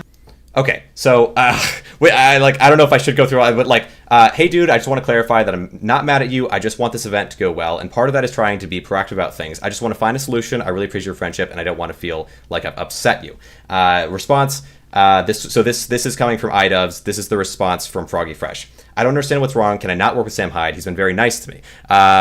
And then the response from Idubbbz. Okay, so like seems fair. It's just a tricky situation. I personally have been hurt by a lot of things he's done. If he's your friend, that's totally understandable. I just don't get along with him. Let me pull up. Hold on. Let me also. Or the text message. Pause. Let's do music. Okay.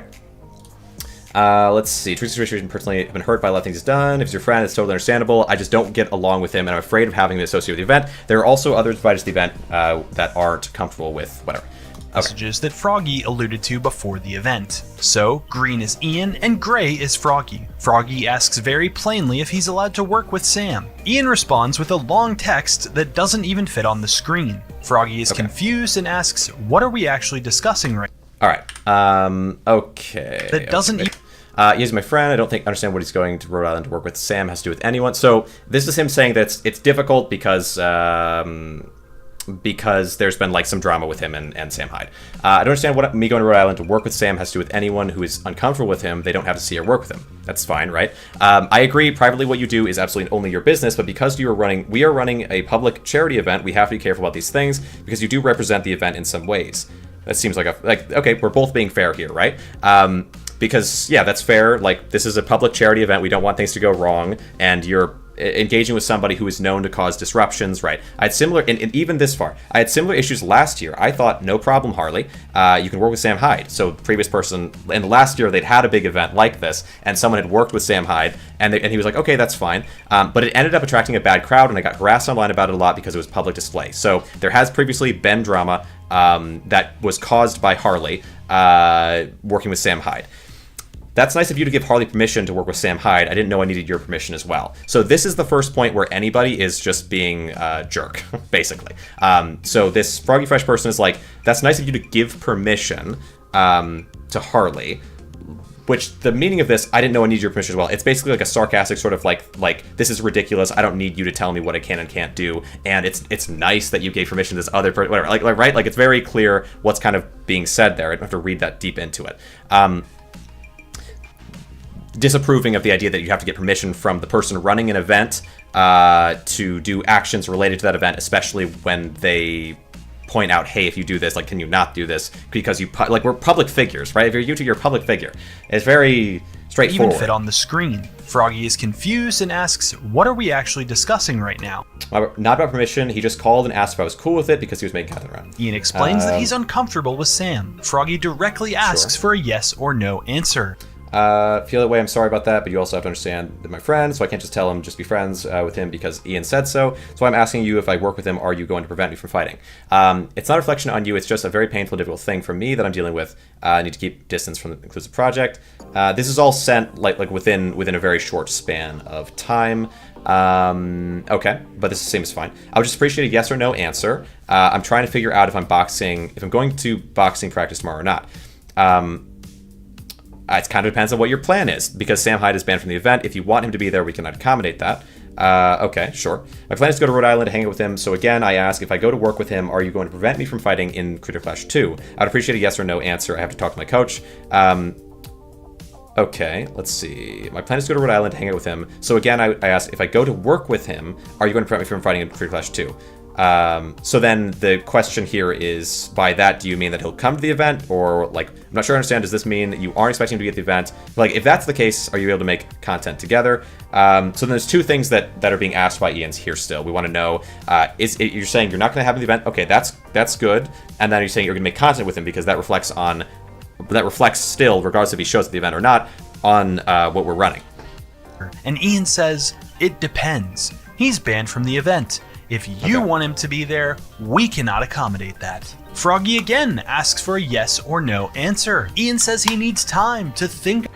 He's not mentioned attending the event. I don't believe he intends to do so. I have not discussed with him. I do intend to make content with him. Now that you've answered your question, would you be respectful enough to answer mine? Again, we have this kind of like weird random passive aggression from Froggy Fresh.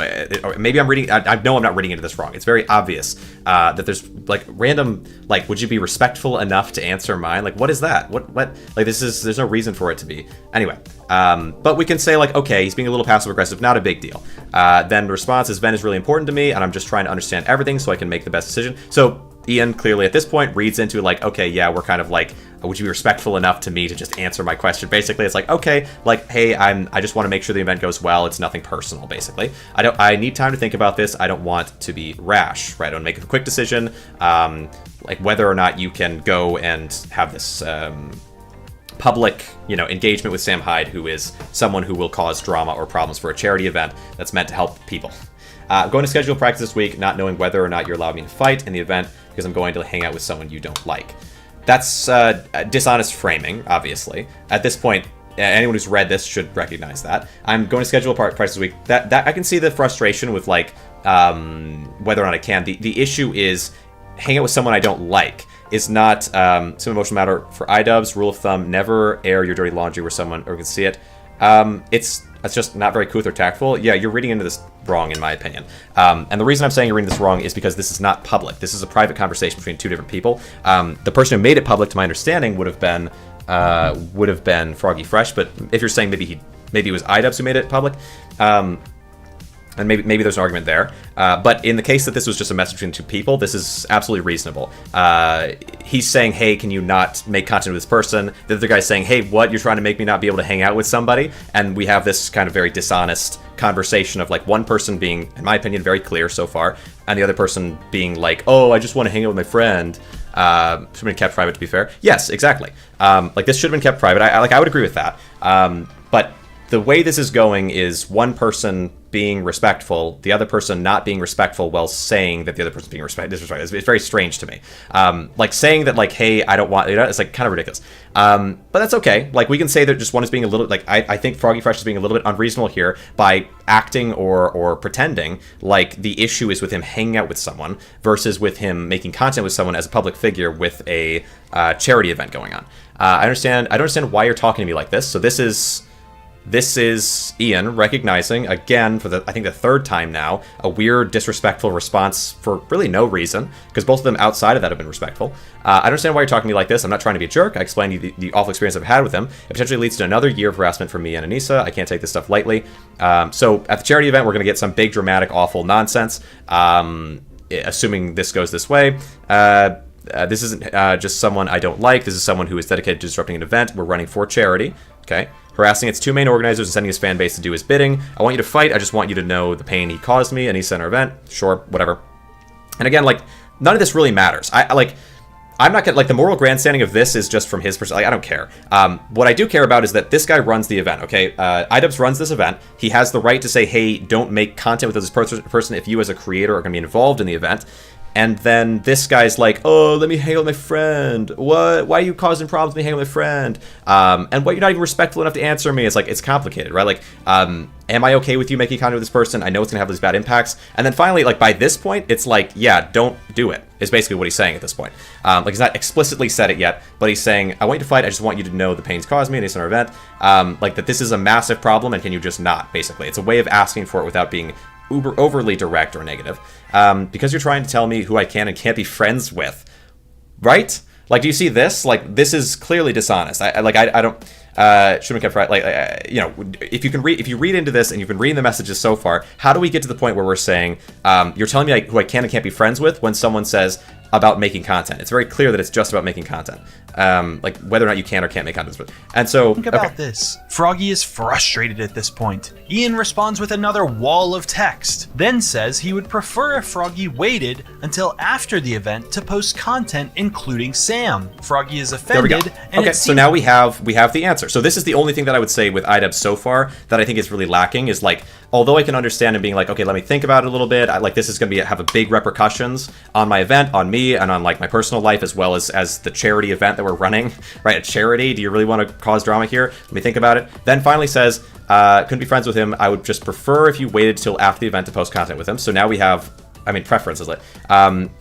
Yeah, that's weird. I'm not the type of person that you can just make do whatever you want or what is convenient for you. I think at this point we say you're out of the event, right? Like it's a pretty easy one, right? Like this person is, right? You just say, okay, that's fine. Don't bother showing up. At this point, though, let's see, is your decision. I'm sorry. Okay, so now we're at this sort of point where I think saying, like, yeah, don't show up was really the answer here. Idubbbz would have been fully justified of saying, yes, if you're friends with him, you're not running the event with me. Yeah. I just came, so I don't know what's happening. Oh, it's just, we're just running through some internet drama stuff for the past. But throughout all of this, if you listen to what Jabroni's saying, it is fully dishonest. Manner makes everyone look bad. We shouldn't have known about this stuff. Seems like he feels I'm not sure which one, he's being pushed around. I'm pretty sure, okay. Who leaked the Idubbbz, Froggy Fresh messages? I'm pretty sure it was Froggy Fresh, but maybe not. Clash, Froggy Fresh, keeps calling Sam high. Froggy Fresh exposes Creator Clash. Letter threatening, publicly revealed letter. He alleged... First, yeah, Froggy Fresh publicly revealed a letter he was allegedly sent from the Creator Clash. Appears to threaten litigation. Over what, though? Yeah, I guess you'd have to find who specifically was the one that outed it first. And that is a negative thing, sure. If there's someone who has this history, you must explain yourself before being permitted to take anybody's money. Yeah, I just know. I don't... And it's not really also, like, in terms of the overall issue, I think... I can see why it'd be frustrating, although Froggy Fresh sounds like the worst kind of a person to know. Like, why would you want to, like, don't involve yourself with people who are this unprofessional, in a professional manner. Maybe as a friend, though, he might be cool. I don't know.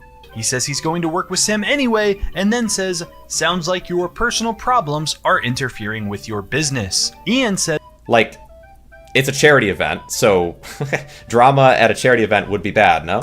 Ultimately... It is Froggy's decision. Hold on. Froggy asks for a direct answer by my count 7 times. And not one single time does Ian give a direct answer. And he leaves the end of the conversation at ultimately, it is your decision. Anyone who's ever been gaslit for long periods of time knows exactly what is going on here. They'll and then we say things like what is this framing? What is this? I don't know. Anyway, it's detouring pretty far. And I think it's okay. Like, you could pull this into somewhere that's somewhat acceptable, although it seems very odd to me to frame it in this direction. Like, the way you'd pull this into somewhere somewhat, like, it's okay to say, he should have been more clear. What's not okay is to say that conversation overall makes Idubbbz look bad, and especially makes Froggy Fresh look good. It makes Froggy Fresh look terrible. Anyway. As aggressive, though, Green did call him out, but after the last part with his stance on, I have family, you don't get to tell me what to do, he should have been kicked, yeah, 100%. The vagueness and the pointing fingers from both sides was bad. I think the vagueness only comes in maybe at the very end, up until that point, there isn't any vagueness. Saying that you're uncomfortable with it and you have to think about it isn't vagueness. What is the guy talking about? The way you read the text, it's in no way gaslighting. Yeah, like, it is, well, Jabroni's just it's fine. Jabroni's, I don't think anyone should yeah. Look at it, it's just terrible. It's unbelievable.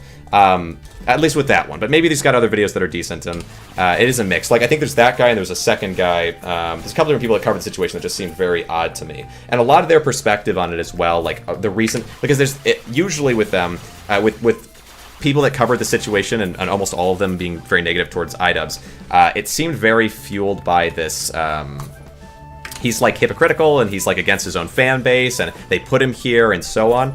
And they generally also are they're very critical of, I guess, choices or the people they choose to be around, and so on. It seems like a lot of bias in a direction that, yeah, it just doesn't really fit. Making an unbiased essay. Don't get into YouTube drama, because, I don't know, some people find it entertaining, I just don't. That's fair, that's fair. I think, I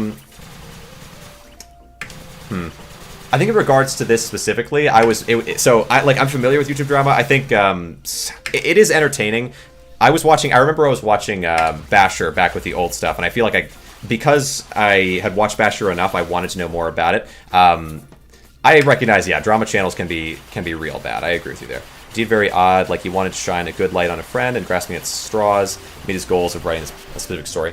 Yeah, there is also, I think, when it came to Idubbbz in this specific time, there was a lot of incentive to have a particular take on it, because I don't know, like, Idubbbz used to be kind of this king or important figure on YouTube, and a lot of that went away. A really good, though I don't totally agree with everything of D'Angelo Wallace. I think D'Angelo Wallace is a really good example of someone that breaks down this situation and Idubbbz in general and the weird position of it in a way that makes, like, a lot of sense. Because old Idubbbz is, if you went back and looked at old Idubbbz and what happened there, you probably wouldn't like his approach as much as you do in your memory.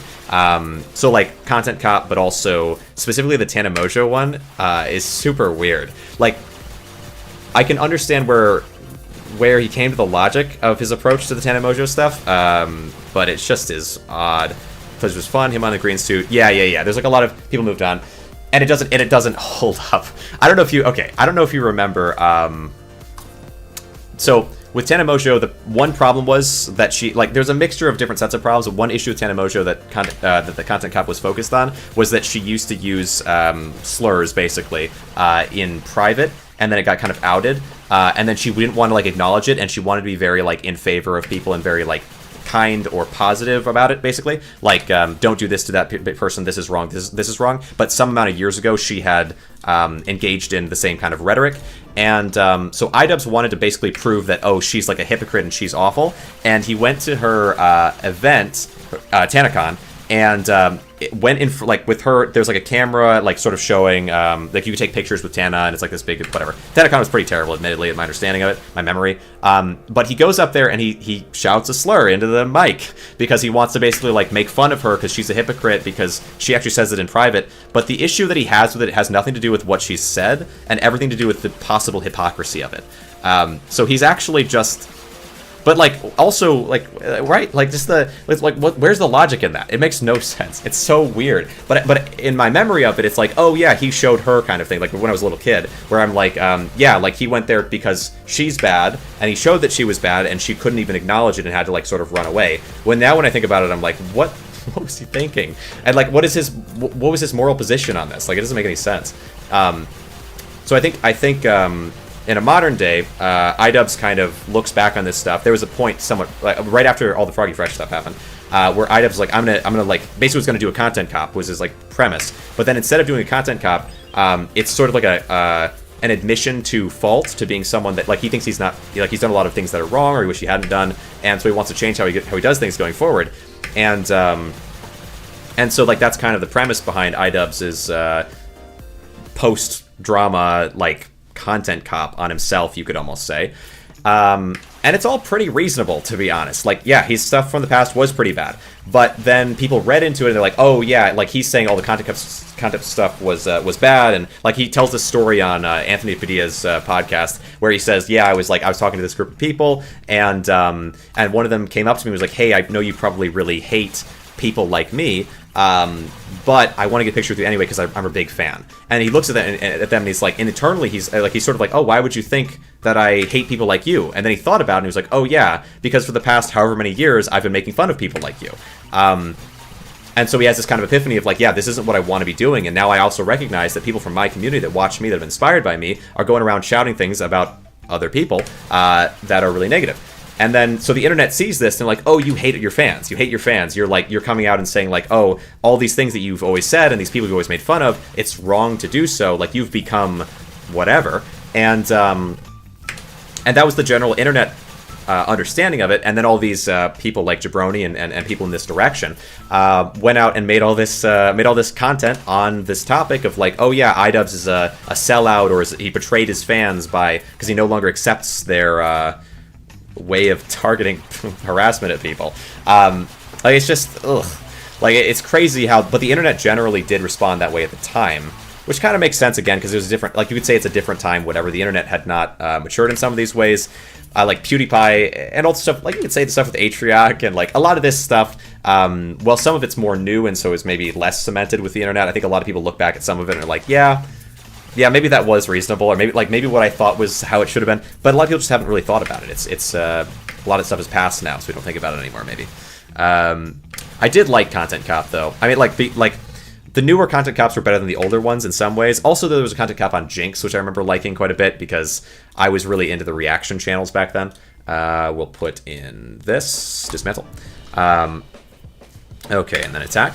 Like Jinx was a whole other kind of thing. Hopefully, I haven't derailed too much. I did derail quite a bit to go into a rant about that, but anyway, yeah. So back in Content Cops Jinx, the first Content Cops, I remember people breaking them down later on that a lot of the old ones don't hold up as well, and the new ones are generally preferred. But I think Jinx, I would imagine Jinx's probably would have held up pretty well. I wonder, like, all the rhetoric we have now about reaction channels, I wonder how much it holds up to past stuff. Like, there was the Real Rejects, there was Tyrone Magnus, and I don't remember some of the other ones, and then Jinx was a big one, who shot up almost out of nowhere, it felt like, at the time. Remember the one on Leafy? Good to see. Yeah, Leafy was pretty awful, and it was good. I think Content Cop overall was good. Like, Tana wasn't, like, as far as I'm aware, Tana was not, like, a very good person. It's just, like, is it okay to, like, is it, yeah, but, like with Leafy, for example, the Leafy one was funny. That some of the arguments, obviously, like, oh, he's got like a whatever type of chin. I don't, like, what is it? But because he was such kind of a nuisance of a person, and because of his impact on the culture of the internet, I guess, people generally were just like, yeah, this is good because this guy sucks. And maybe that's fair. Attack. Like, up to a point, anyway. Let's see. Total attacks. 23 attacks now. Jeez. Yeah, but I remember I liked the Jinx one because everybody hated Jinx, which was an interesting situation.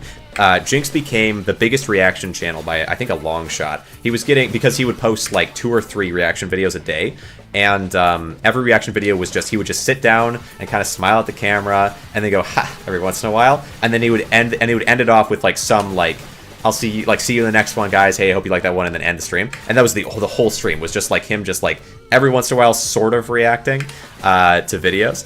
And but the thing was, back then, there were a certain set of videos like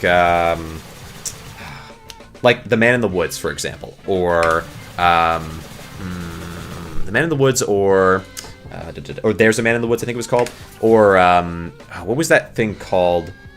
Pork Chop poem? To This Day was another one.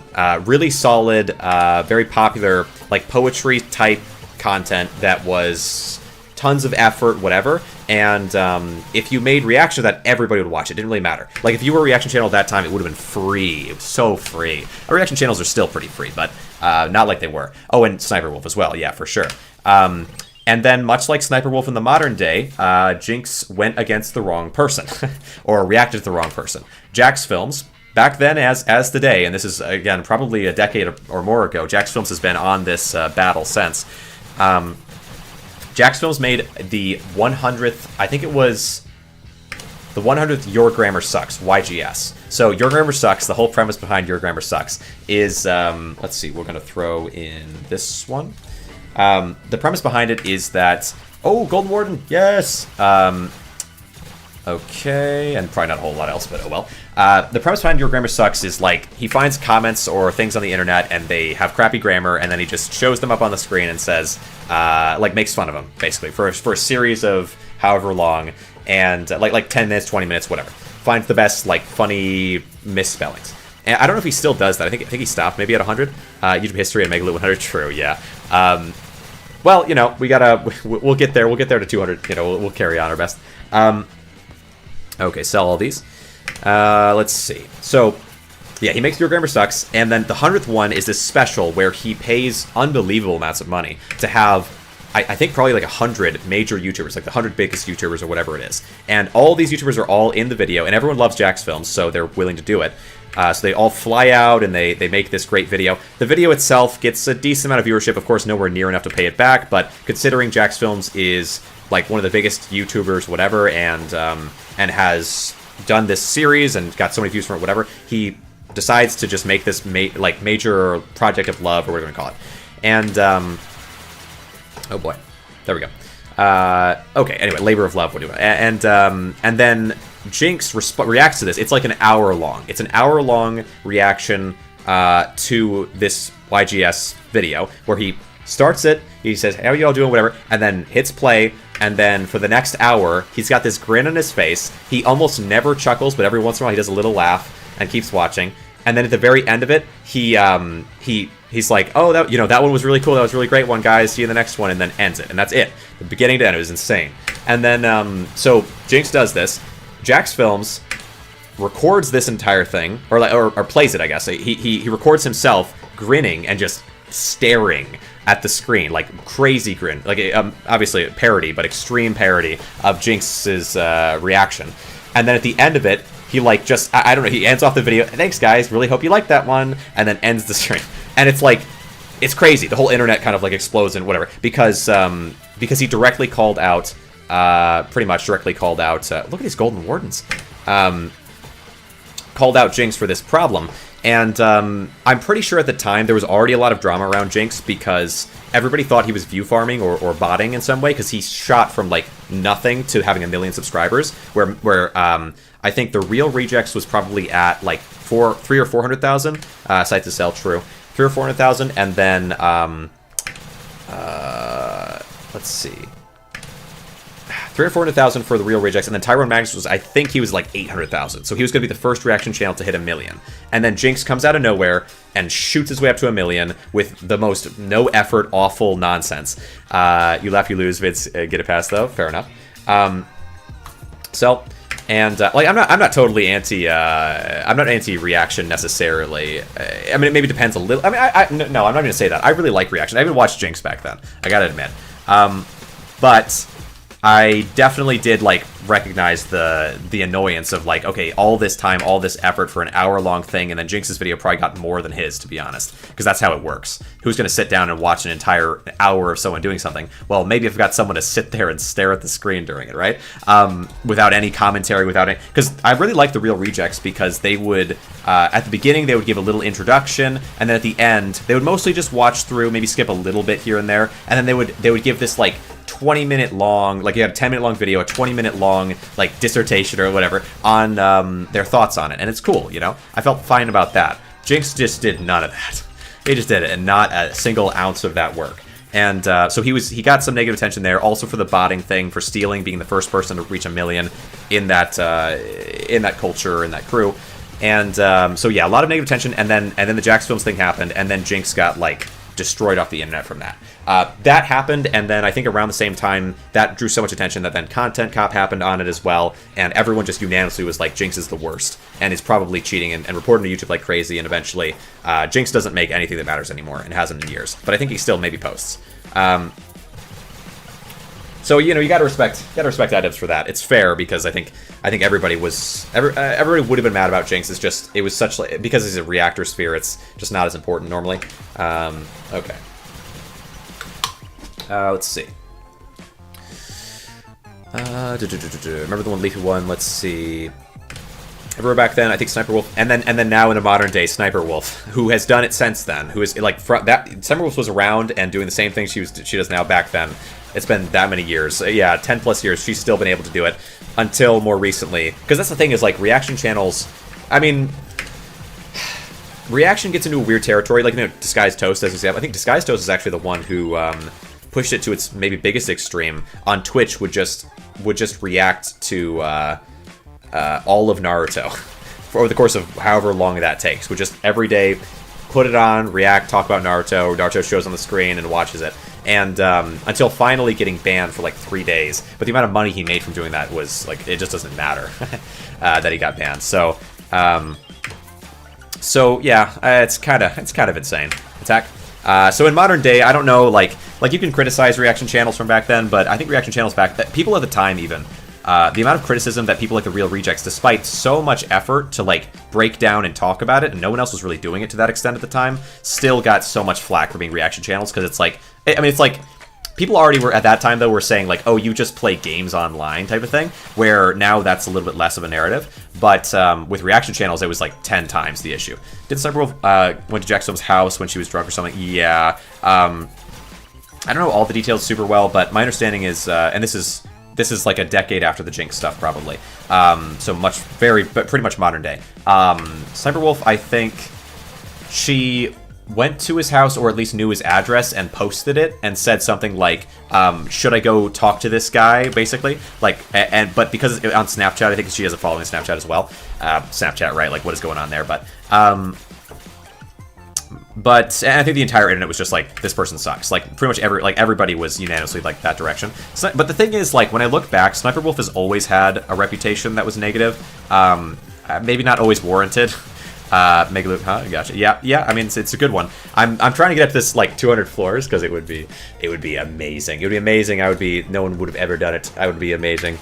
In terms of YouTubers, I wonder if there even is a YouTuber who has gotten to 200 floors or not. I'm not sure, but we're gonna do our best. Yellow rare. Yeah, we got. Yeah, we're in that territory. Only have YouTube and Instagram. I don't use social media a lot, so I don't know. Yeah, well, I mean, Snapchat's definitely old head at this point. Old head YouTube, or old head person, relative to modern day stuff. Like, no one would use Snapchat with modern YouTubers for anything, I don't think. But then again, weren't there YouTubers who would like give out their phone number or something? But I think maybe that was for like marketing or something. Floor 157, we're getting there. Like MySpace now. Yeah, I mean, I have a Snapchat because I had a Snapchat when I was much younger, and so well, no, I don't have a Snapchat. I had a Snapchat when I was a lot younger. I re-had a Snapchat for a little bit of time, and then Snapchat sucks. It's so terrible. So then I got rid of it again because it's just I can't. I messaged people that I talked to on there and was like, hey, I'm not gonna stick around here, and let it go, because the problem with Snapchat is, it has sound like WhatsApp stories. True. Yeah, true, I suppose. Yeah, sell all this. So Snapchat has a messaging section, which you can scroll to the left for, and then it has a main section, which is for like you can take a picture and then post it on your Snap story or whatever. And then you can scroll to the right, and you have people's stories, and then also like a bunch of random stories from, like, I don't know, Vice or something, right? And then if you scroll right one more time, you could go to like sort of like TikTok type thing. They added that more recently, I think. But mostly, like, I never do that because I don't want to do that. But then within stories, your friends can post stories on Snapchat. Think of it like Facebook has stories as well. Well, I don't know. Facebook's also old, isn't it? So basically, it's just like you click on the profile image thing, and it'll show you like a series of images that are like, or videos that they've recorded for Snapchat. But then at the end, if you click through all of those, it'll automatically send you to like whatever story that exists within Snapchat, like Vice or Cosmopolitan or something. I don't know. So that sucks because then you might see something you're interested in, then you're looking through this whole series of things that you didn't intend on looking through when you just wanted to look at your, you know, look at your friends' stories or whatever. It's terrible. What were you starting passives you selected this run? Starting passives? Blah, blah, blah. I think none of it matters. None of the passives matter at the beginning. I would say maybe go with, You don't really want penetration. I could have taken that, but it's not a big deal. Yeah. That's funny. Thor for Pirate Software. Anyway, I'll go. Maybe I'll talk about it. Anyway, what were your starting passive? I like him outside of just one particular recent thing. I mean, I don't even dislike him for that much, although his approach to it, I think, was very unfortunate. Let's see. But what were your starting passive selected for this run? It really doesn't matter what you start with. You just want to get enough... Maybe get some... I would almost say just get some damage. Just some base damage so you can get through to the end. But all that matters is holding out for these. You want Golden Wardens. And you just want to, like, don't even upgrade them. Just get them to, like, orange or red. Or... yeah, in that area, and then trade them in, and just stockpile those. Like, normally what I do with this is have, like, 2 whole rows of just these wardens, and then once you get to glamour, start collecting the necklaces. Those are the 2 things that you care about end game more than anything. Sell. YouTube has all this stuff now. That's how I learned before. Yeah, yeah. YouTube's interesting the way that they've kind of jumped onto the wagon on basically everything that ever could exist. So, I mean, I'm sure you're familiar with, like, it's funny, like, jumping from old stuff to modern stuff, but YouTube, so there was Vine, how far back do you want to go? Well, there's Vine, there's Musical.ly, there's all that end of things when it comes to shorts. I would say Vine was really the big important one, and then Vine goes down, inevitably all the people from Vine come over to YouTube, everybody hates them, there's a culture on YouTube that already exists that doesn't accept people from Vine, except for Denny Gonzalez and the other one that they all say look the same or whatever. Let's see, Denny Gonzalez and, well, there's a couple other people that, Curtis Connor and gosh, the other one that the one that I actually like, Road Work Ahead. I sure hope it does. That guy. Anyway, so those people all come and they're pretty good, but almost everybody else is hated. And so then, yeah, the Viner invasion happens, whatever. And then time passes, TikTok comes around. I think Musical.ly might have been in the middle there, but that never really was quite big enough to be important. But it was sort of important. And then you get to TikTok. And TikTok blew up and was very big, and now we have this situation where YouTube is like, oh crap, TikTok, we're this massive beacon, why can't we just have TikTok on YouTube? And so, isn't TikTok the new Vine? Yeah, effectively. Although... if I remember right, the focus with Musical.ly was on music, the focus with Vine was on skits, and then TikTok took both of those and made it into what it is. So TikTok is more successful than Vine ever was, I believe. Although Vine, I mean, it's hard to say, like when you look, like, was CNNers more successful than, or was PewDiePie more successful than CNNers ever was, or well, not CNNers, like, it's a weird example. Is Schlatt more successful than CNNers ever was, is a good question, right? So, like, relatively speaking, that's kind of how this works. So TikTok is better than Vine ever was, though Vine was the biggest thing of its kind when it existed, and now TikTok's the biggest thing of its kind. Right-wing stuff too, yeah. I mean, but regardless, at this point, TikTok is now, yeah, ugh. China. The China. Yeah, the ownership of like where TikTok comes from and so on is always like kind of a sketchy thing. But I don't think that's. I think that's mostly the same thing that happened with Vine happens with TikTok, in my perspective. And it could be the case that TikTok does have problems internally that I'm less familiar with, because I'm not a big TikTok head. I'm familiar with Vine. I didn't like Vine. I was part of the YouTube side of things that rejected Vine. I was a big fan of PewDiePie, who hated the Jake Paul Logan Paul situation. I was a big fan of Idubbbz, who rejected Logan Paul and Jake Paul more notably, I guess, and so on. And so it's a funny thing where then I was able to actually be like, okay, maybe some Vine, maybe they're not all bad or whatever when it came to Vine, because of Road Work Ahead guy, whatever. Gosh, I don't remember the name at the moment, but. First wave of popularity was people bullying Musical.ly. That makes sense. That makes sense because Musical.ly was rejected everywhere, and no one from Musical.ly, as far as I'm aware, I don't know if there's anyone from Musical.ly who mattered who matters to the modern framework, but maybe there is. Make TikTok videos during some graphic design jobs. I don't like it. Fair enough. Yeah. I think for the same reason as, like, sort of again, I guess I would say, I think for the same reason that people rejected. Okay, give me some armor here. Rejected Vine, they reject TikTok, which is that it's not YouTube. It's not YouTube, and we all love YouTube, and it represents this threat to it, but we don't want to talk about that. Like, no one actively knows that's the reason they reject it, but we're very influenced by the people who talk about things, and YouTube rejects everything that isn't YouTube really heavily, and everyone on it does. So I hated Vine, I think, legitimately because it wasn't YouTube, and YouTubers hated Vine, and I'm like, I'll do my part, over here doing nothing, just hating on it. When I look back, that's because at the time I was, I don't know, 16 or something. But in my mind, oh, Vine, ooh, gross, hate those guys, right? Even though really there's nothing wrong with Vine, I suppose. Like looking back on it, right? Because at the time, my memory of Vine was that's where Jake Paul and Logan Paul and was it Tana? Tana came from there as well, and Lele Pons and all those people, and probably Miranda Sings, I'm guessing. Just like content with depth. I like watching astronomy and science documentaries on YouTube. I don't like how shallow is TikTok. Yeah, but then if you imagine, like, have you seen that one with have you seen the YouTube short with Vsauce, who is old head YouTube, where he grabs the two was it iron or tin ball things, and then he puts one into water and wraps the other in aluminum, and then the one in the water rusts over time, and then he like collides them together and it creates a spark, or like hits them together, creates a spark that's like 4,000 degrees. It's cool anyway. All Vsauce's modern shorts are super cool.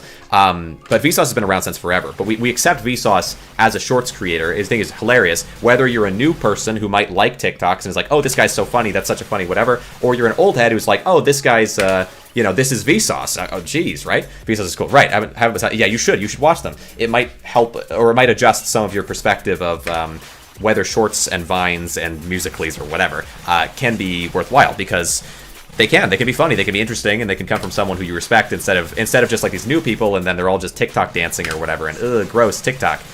Because that's the same response that happened to Vine, and it happened for the same reason. It doesn't have to all be bad.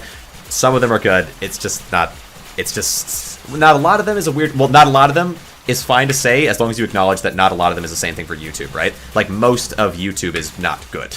But then you see it on TikTok and you say, like, oh, TikTok sucks. But it's like, no, so does everything, right? Like, that's kind of my perspective anyway. And we could agree to disagree or whatever, but I think you could probably be swayed with seeing something like that.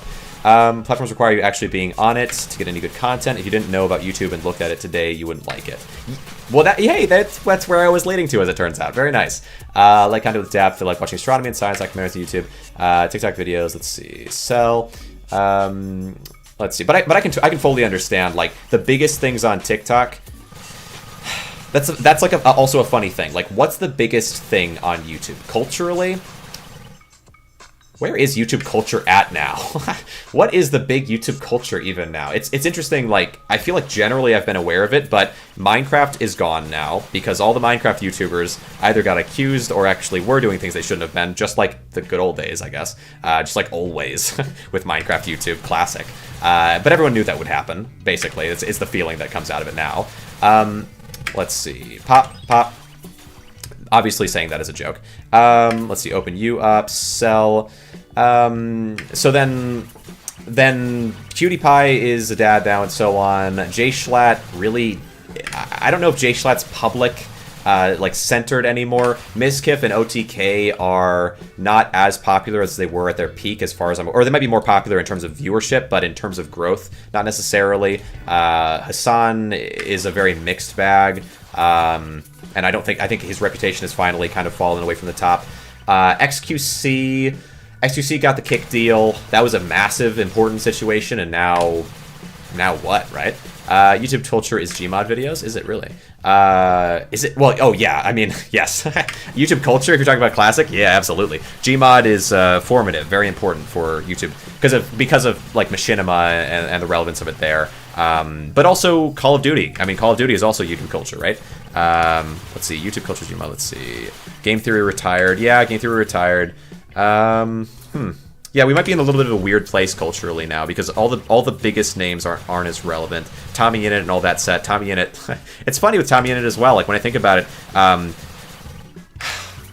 dude. Minecraft YouTube. It's so weird because I was so attached to old YouTube, and somehow Minecraft YouTube pulled me back in with Jay Schlatt, I think, but really with Wilbur and that sucks, you know. But that's okay. It's okay. It's okay because Wilbur Soot led to finding out about Jay Schlatt, and Jay Schlatt's pretty cool, I think. Hopefully, still forever, maybe, hopefully. Actually, it's funny. Recently, some ordinary gamers still endures, still around, but I would say in a similar way to a lot of the like technically CNanners is around again, right? Like there are some people who will never necessarily have to go unless something major happens. I guess maybe in terms of being centered in the internet culture. In a weird way, the Doc or whatever, Dr. Disrespect might actually be the biggest name on the internet right now, just because everyone's talking about him, and not all the other guys are like everyone else who's important is gone, and so everyone hates the guy. But like that's the center of the internet. Where else is there in terms of YouTube and culture? Like, yeah, Ludwig Ogren, but I think he peaked. I think well, it might peak again. Asmongold, John Strife, Game Grumps. Asmongold, yeah, Asmongold will lurk at the top for a long time, but I just don't know. Pirate Software is also a good example. Yeah, Pirate Software, as mentioned earlier, is also at the top of YouTube, though I wonder how much of a hit, or if any, Pirate Software took from all the Stop Killing Games stuff, or if it just kind of blew by. I probably just don't chose to not acknowledge it as much and let it blow by. A lot of YouTubers can do that, and that's probably how it went. That's okay. Like Wilbur Soot, content is not at all embarrassing. Right. Like oh, come on now, come on. Well, that was a long time ago. Okay, I mean Wilbur Soot is so much more modern. When I talk about Idubbbz, I'm talking about Filthy Frank era. I feel like modern day liking Idubbbz is I don't watch. What does Idubbbz even do now? I don't know. I'll happily say that I don't watch modern Idubbbz. I don't even know what that is. But maybe it's good. I don't know. Is JonTron?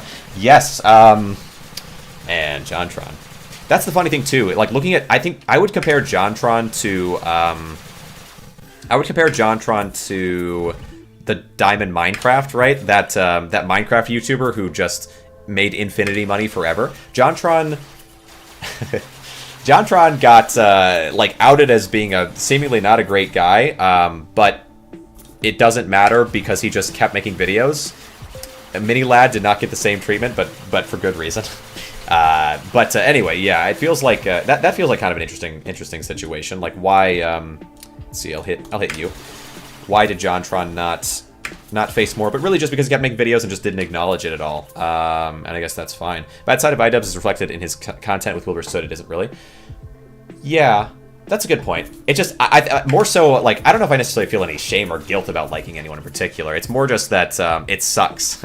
It sucks because I thought, okay, when new Minecraft came around and there were all these different creators, I was like, you know, it's kind of nice. I genuinely had this thought. It's kind of nice that, unlike with old Minecraft, where all of these people spawned up out of like there's no reason to do YouTube. When Skydoes Minecraft started doing YouTube, you couldn't make money doing it. So why was he doing it, right? He's just like sitting in his room, but he's not doing it for money. He's not doing it for any gain or any future. He's just making Minecraft videos. So he's and there's no easy way to do it at this time in this world either. He's just making Minecraft videos with no like OBS and like any way of doing it that's simple and easy and works didn't exist at the time. So what was the reason, right? And so a lot of these people at that time, it makes sense why maybe some of them were a little bit strange in way, well, not just a little bit, because like makes sense that they were so not good, so much bad, right? Because they were like Yami Mash, right? Like when you think about old YouTubers that things went horribly wrong with,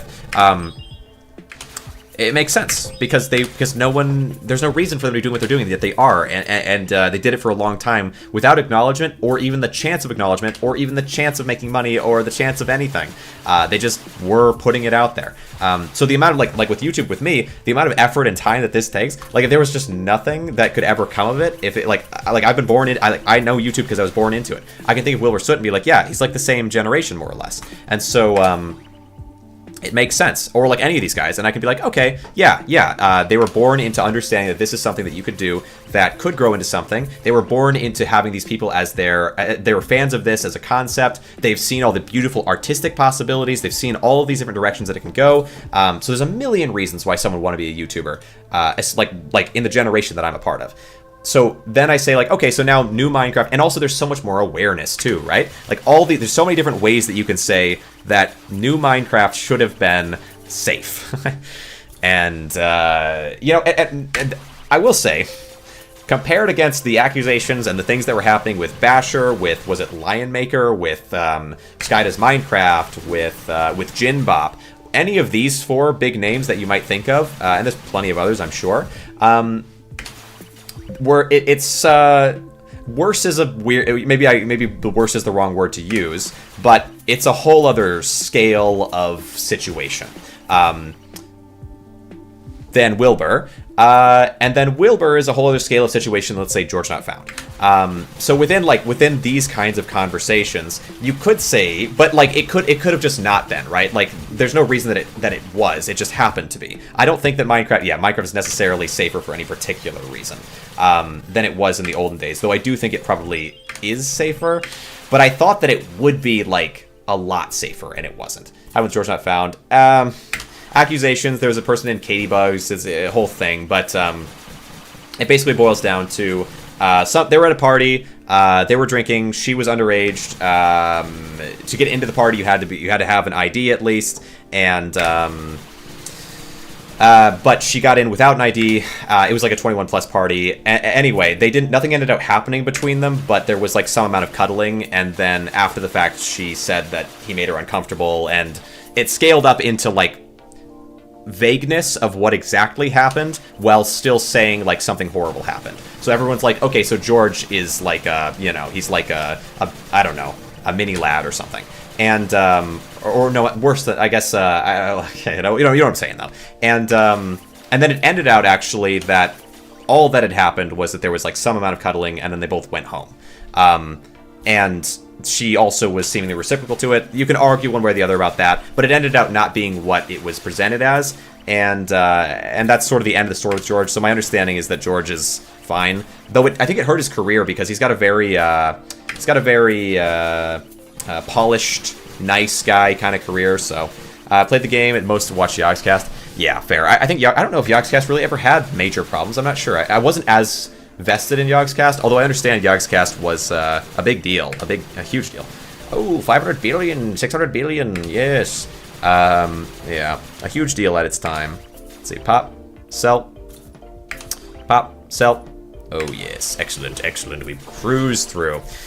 Yeah, really nothing with George Not Found, but in terms of the drama, in terms of relating to this specific topic, it is relevant because it happened at about the same time as Wilbur, so everyone was just like, oh, like it happened like right after, and they were like, oh, George Not Found is Wilbur Soot, it is the same kind of problem, the same kind of a person, they're all lurking within the Minecraft community just like always, and there's already a huge stigma in that direction. It is what it is. But it did kind of blow over. Dream had the same kind of thing happen, though I mean, I feel less confident talking about Dreams because I didn't look into it as much, but diggy hole, let's see. They just grew huge and people were tired as new people came in. Yeah, as far as I've never heard anything about Yogscast in a negative way. It's actually been generally very positive. Was that the one with like that Aaron guy who's eating the jelly beans with like the thing that holds your mouth open or whatever? I'm pretty sure that's Yogscast. Maybe also, didn't they make wasn't there a game that their crew made, Cave Delvers or something that I played? I played it on my channel. I just don't remember. I think it was Yogscast. It was really fun. It was sort of like what's that game? Spelunky. It's kind of like a Spelunky similar thing, only more jelly beans. Oh, let's see. Aaron jelly beans image. Oh, Images. Hold on. See if I can Jellybeans video Yogscast. I think it's Yogscast. Is Aaron in Yogscast? Or Aaron or old YouTube. I don't remember. It was a meme. It was a huge meme for a while. Jellybeans. Jellybeans. I don't know. Hold on. I swear the guy's name was Aaron. Music. Pop. Aaron meme Jellybeans video. But I'm not gonna put Yogscast because maybe it wasn't a Yogscast. It was a huge meme. I just don't. Okay, maybe meme Jellybeans. I'll say like video. Oh, where is it? So there was. I don't know. It's not coming up, but maybe I'll find it at some point. Throw it into my Discord if you wanna join my Discord. I will put it in there maybe if I find it. Anyway, Game Grumps. Game Grumps. That one, Game Grumps. Yeah. I confused those two because I didn't watch either, but they were both extremely popular at a maybe semi-similar time. Yeah. This one. Yeah. Here it is. Yeah, not Yogscast. This one. And it's GIF. Wait. More. Can I look at? I'll say GIF, and I'll remove video. Okay.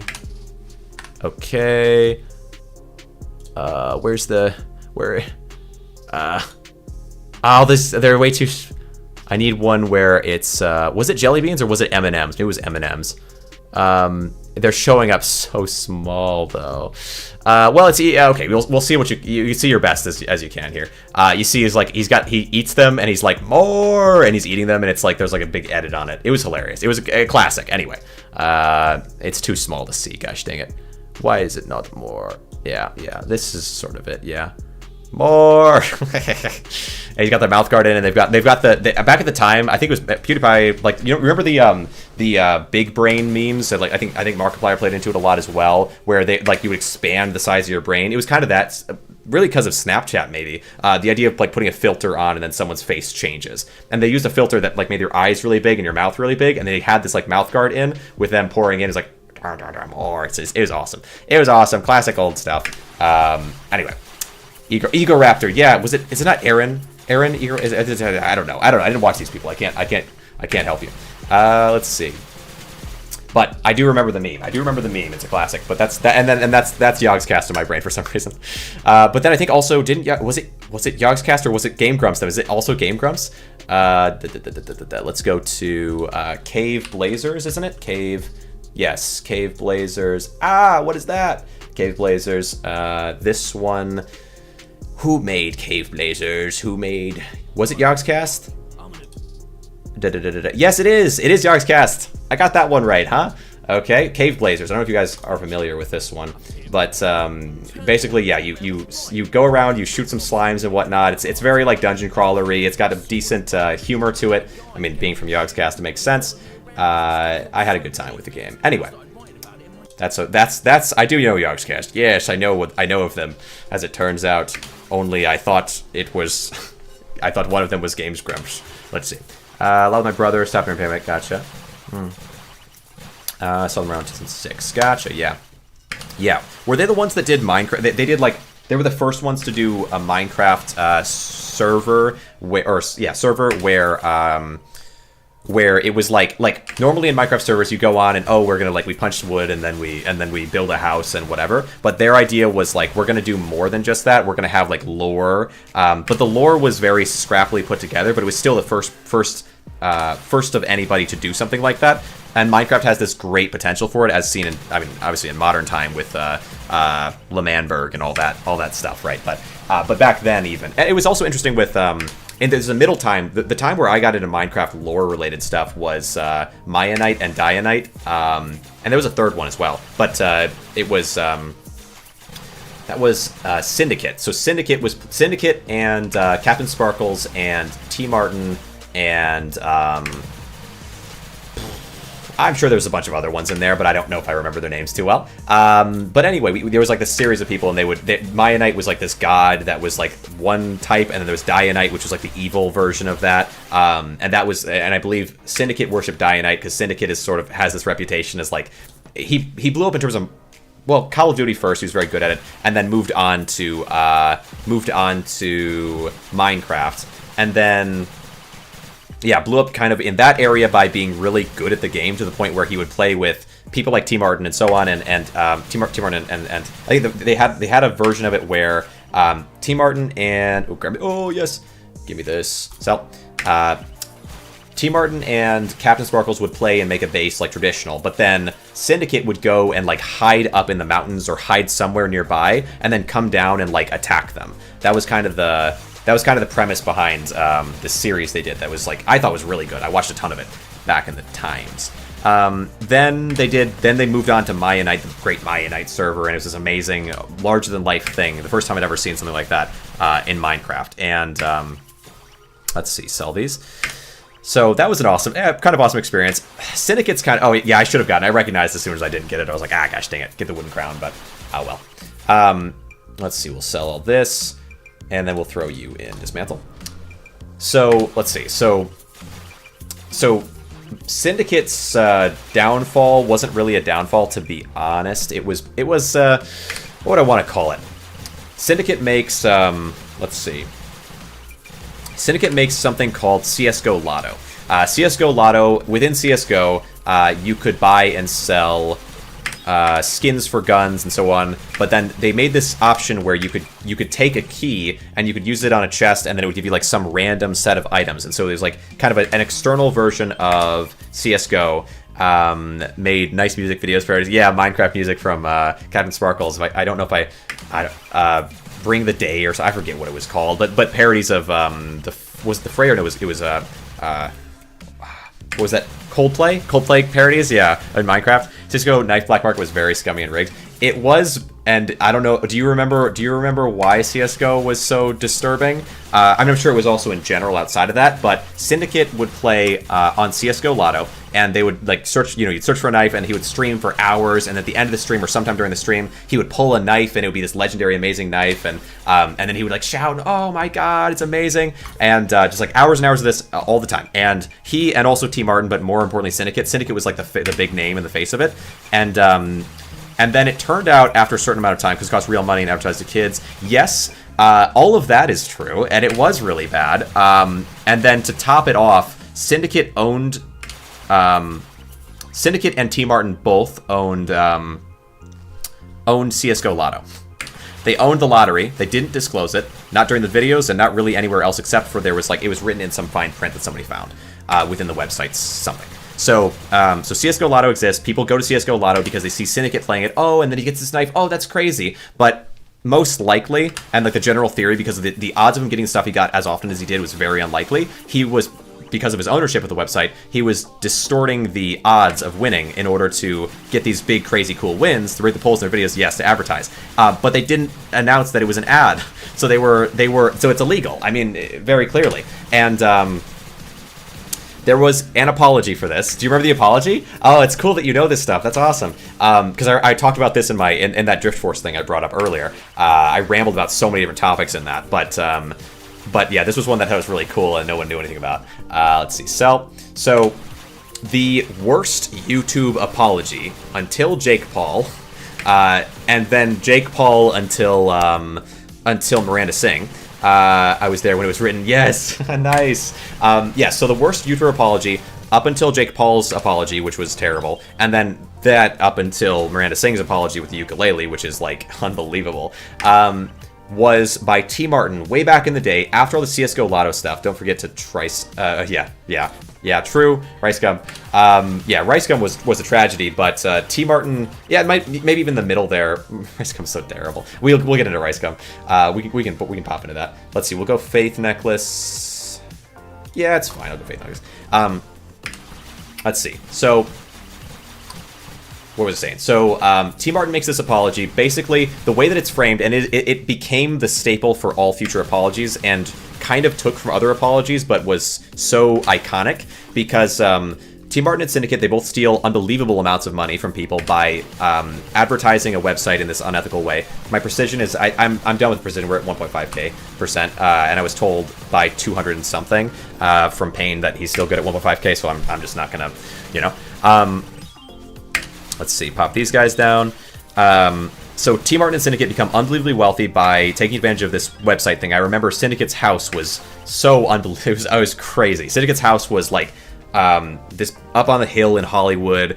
He had these 2 sports cars that were like hundreds of thousands of dollars each, and he actually made a series at one point in time where he would take these sports cars and pick up people like other YouTubers and then drive them around at crazy fast speeds, but only recording their faces basically. And so like they would get kicked back into their chair. It was a cool thing, and it was, the amount of money there was unbelievable. And in general, everyone was like, oh, this guy's awesome. Everyone loves Syndicate, and he's making all this money. That's a really cool thing. Same with Captain Sparkles, who also had a love of cars. And then it comes out that, it turns out Syndicate and TMartin actually own this website and are distorting they're distorting the odds in their favor to advertise. And then the apology comes along, and bad apology. I really didn't like seeing those check my crib videos from YouTubers. It seems a bit arrogant, especially in the apology. So the apology, you've got a camera and it's pointed at TMartin and his dog is there. TMartin, he's like petting his dog. Oh, a cute puppy, whatever. Like it's a decent sized dog, like golden retriever, I think it was. And his house is like glass. It's like you look in the background and you see through this big glass opening like towards door, sort of like when years and years later we had the like house reveal from. What was her name? We were just talking about Sniper Wolf. Sniper Wolf's unbelievable house. TMartin's house is kind of like that. Hollywood, massive glass in the background, glass staircase leading up and around, and we've got a shot with all of this in the frame, with TMartin sitting there on a chair, petting his dog, and then sighing, and then saying, guys, I'm sorry, basically. Oh, guys, I need to apologize for whatever. And it's like, he just seems like he couldn't be bothered. And he's living in this unbelievable luxury after stealing all this money, probably mostly from kids and their parents' credit cards. And it's just the worst. It's just so terrible. But you know who didn't apologize, as far as I'm aware? Syndicate. What happened? Everyone is like, okay, these guys are scumbags. They're terrible. TMartin apologizes. Everybody watches it. Everybody hates this guy. And Syndicate just keeps streaming, I guess. And continues to have an audience, and like what happened there? Not to say like, I mean, I have no personal personal vested interest. I didn't play CSGO growing up, but like, why did he get away scot-free? Just nobody cared. Syndicate really has never had a controversy that's harmed him, as far as I'm aware. He had I mean, not to like go into too much drama, because this matters a lot less, but like an ex-girlfriend or something, like that he wiped off the internet or had some like weird interaction with. Like there's things like that, but no one even knows about that. No one even cares. Like this is stuff that only I feel like I know, because I saw like some music video that she commented on or something and was like aware of it, but it was before anything, you know? And it's just never going to come back to bite him, which is fine, which is like, that's okay. I do find the stuff with TMartin to be strange, that like he goes down in history as the first like worst apology creator, and Syndicate just, I mean, I still like Syndicate, but just nothing happened. Why? It's interesting, I think. Let's see, and then pop on to, oh boy, that's a lot of attacks. Okay, 24. Best way some people have gone past controversy is to move on. Yes, exactly. JonTron successfully did that after the Destiny interview, and Doc did that, and I don't know what's going to happen with that situation. I never watched him before, but like I'm now sort of interested. It works weirdly. Yeah, I have generally heard that that's the case. Just don't address. That's actually the advice. Pokimane had problems and then got that advice to just move on and stop talking about it so much, because you are hurting your brand and your audience. And it's very true. It is a thing with YouTube that people just don't. I think people just don't really.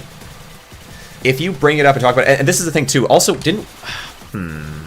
Wilbur Soot is kind of doing that as well. Opposite effect of this stress effect. I think Wilbur Soot. There's always like two different specific things you cannot do with YouTube that you can't just move on past, and only one of them is really that relevant, and everybody knows what it is on YouTube. And like those things, if those are done, you can't just move on and not talk about them. Everything else is kind of fair game. So it's bizarre. Like, yeah, people do like screwed up, like Logan Paul and Jake Paul. They just do things that are awful, and they do them to such an awful extent and then they just keep making content, and we just move on, right? Yes, exactly. We just kind of move on, and we say, okay, yeah, I mean, well, oh no, Jake Paul's the better brother. Logan Paul's the better brother. What's up with that, right? Like, these guys are both scumbags. Come on now. It's so stupid. It's been going on for so many years, too, with those two. Like, right now, Logan Paul is the worst one, and Jake Paul is the better one. But it's gone back and forth over, you must hate Jake Paul. Remember the Idubbbz video? Logan Paul is the good one, and Logan Paul is actually trying to guide him in a better direction. Oh, actually, Logan Paul's demented, and Jake Paul's looking pretty good right now. Oh, actually, Jake Paul did something crazy. It's like over and over again. Throughout the history of YouTube, that these two do these things, and now I don't know. I wonder if Jake Paul is going to do something really horrible again, or if we've kind of seen the last of Jake Paul now that he's into boxing so much. But we just keep saying that that's the case. I mean, like, Logan Paul starts impulsive. He goes away from like some of the crazier, like, well, the big one, right? He goes away from the big one, the worst apology of the internet, and moves on to making podcasts and being retrospective and thinking about all the bad things that he's done and not wanting to do any wrongs by people and wanting to make art and wanting to make things that are beautiful and whatever. And then Jake Paul's over here, like, being a jerk or whatever, and so Jake Paul's again in that position. And now Logan Paul's awful again. He never wasn't. And Jake Paul's a boxer, and he could care less, and he's actually just focused on his craft, and he wants, I mean, basically the same thing as art, except for in fighting. Almost like in Hollywood, yeah, true. Yeah, it's wild. It's wild that people can kind of get away with. In terms of those two, that's especially a thing, and they really took advantage of being brothers. Like, because then that's the narrative, right? Like, that's what you talk about. Like, if Rice Gum just had a brother that could have, I mean, think about what Deji and what KSI and Deji did. They're not as bad. They're really not as bad, but Deji is fine because he has a brother that people like, and he probably could still have a big shot at YouTube. But Rice Gum, I don't think Rice Gum could ever possibly recover from the nonsense. Like, because people just don't like him. He stopped being likable so long ago. I don't even know who ever really was that likable, but I think people point to a time where people liked Rice Gum. I have a hard time believing it, a little bit, but at the other hand, you know, yeah, it happens. People can sometimes still be likable enough. Anyway, like pointing to old Rice Gum, people will point to, there's like these old videos where like he hits 10,000 subscribers and he's like, guys, genuinely, this is really, it's important to me. I've been working hard on YouTube and I so much appreciate it. And then he becomes all the money stuff happens. But I think that outlook on Rice Gum is not super accurate. I'm pretty sure he was like it beforehand. It's just that it was a little bit less obvious, maybe. You can get away with a lot, yeah. Just start messing with tax and government that protects you, yeah. Oh, true, yeah. Well, it's interesting with YouTube to the money end and like the corruptness end or whatever. I feel like it's not as noticeable, I think, as some other industries maybe. Let's see, pop into you. What do I want to say with that? So, like with business and banking, you hear about like someone doing something weird with taxes and everybody's like, oh, they're terrible, they're evil. I think if you did that as a YouTuber, people would just be like, oh, they're dumb, right? I think that would be probably the response, is like, oh, they just didn't know what they were doing. I'm sure. Because they would have a fan base that would say, and no one cares. Like, that's not morally something that we can really get that mad about. Where if it's a lawyer, or if it's like some finance thing, or if it's some CEO, everybody's like, yeah, they're evil. Like, what's up with that, you know? I feel like that's the approach there is very different. Mr. Beast's gotten away from rigged game shows. What are your stats when you chose the start of the run? I would say at the start of the run, just wait until you can get a Warden, the golden necklace, and stick with that.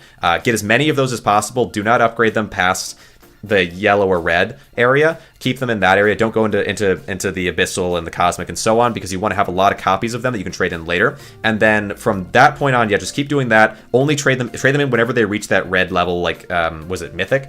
Or no, Mythic is the yellow. Yeah, trade them at the Mythic or at the red, which is the one above. And then hold out for the necklaces. So you're going to want to have the Dazzle necklaces that you can exchange, and then you do the same thing with them. And these are the two things that you care most about in the whole wide world. That becomes your entire focus from then on. Okay, let's see. Sell.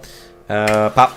But yeah, Mr. Beast Game Show. I find the Mr. Beast stuff to be a little odd. Here's something to keep in mind. There are websites, well, you could even say Reddit. Maybe I'll keep away from the worst one. But Reddit and Twitter and like some of these places where you can have communities of people that all congregate around the idea of something being really bad. So think of like this person name and then like snark or something like that, right? We hate this person. So like there could be a Deadeye one. I'm sure there will be one day, right? That's how it goes. So if someone gets popular enough, there will be a counterculture that will pop up. That counterculture will, yes, like 4chan, yes, and Reddit, and but there is, yes, we maybe both know what the worst one is. Let's see, I'll pull you in, dismantle. So within these places, they kind of pop up, they create boards, and they collect information.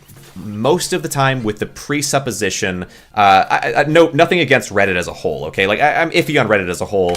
I think it's, but there are areas where Reddit is extremely useful. So, like, I'm not gonna say the entire, like tech stuff is really good, or specific answers, or like within specific communities. But it's got communities that are really bad as well. And within these communities, they'll compile this information.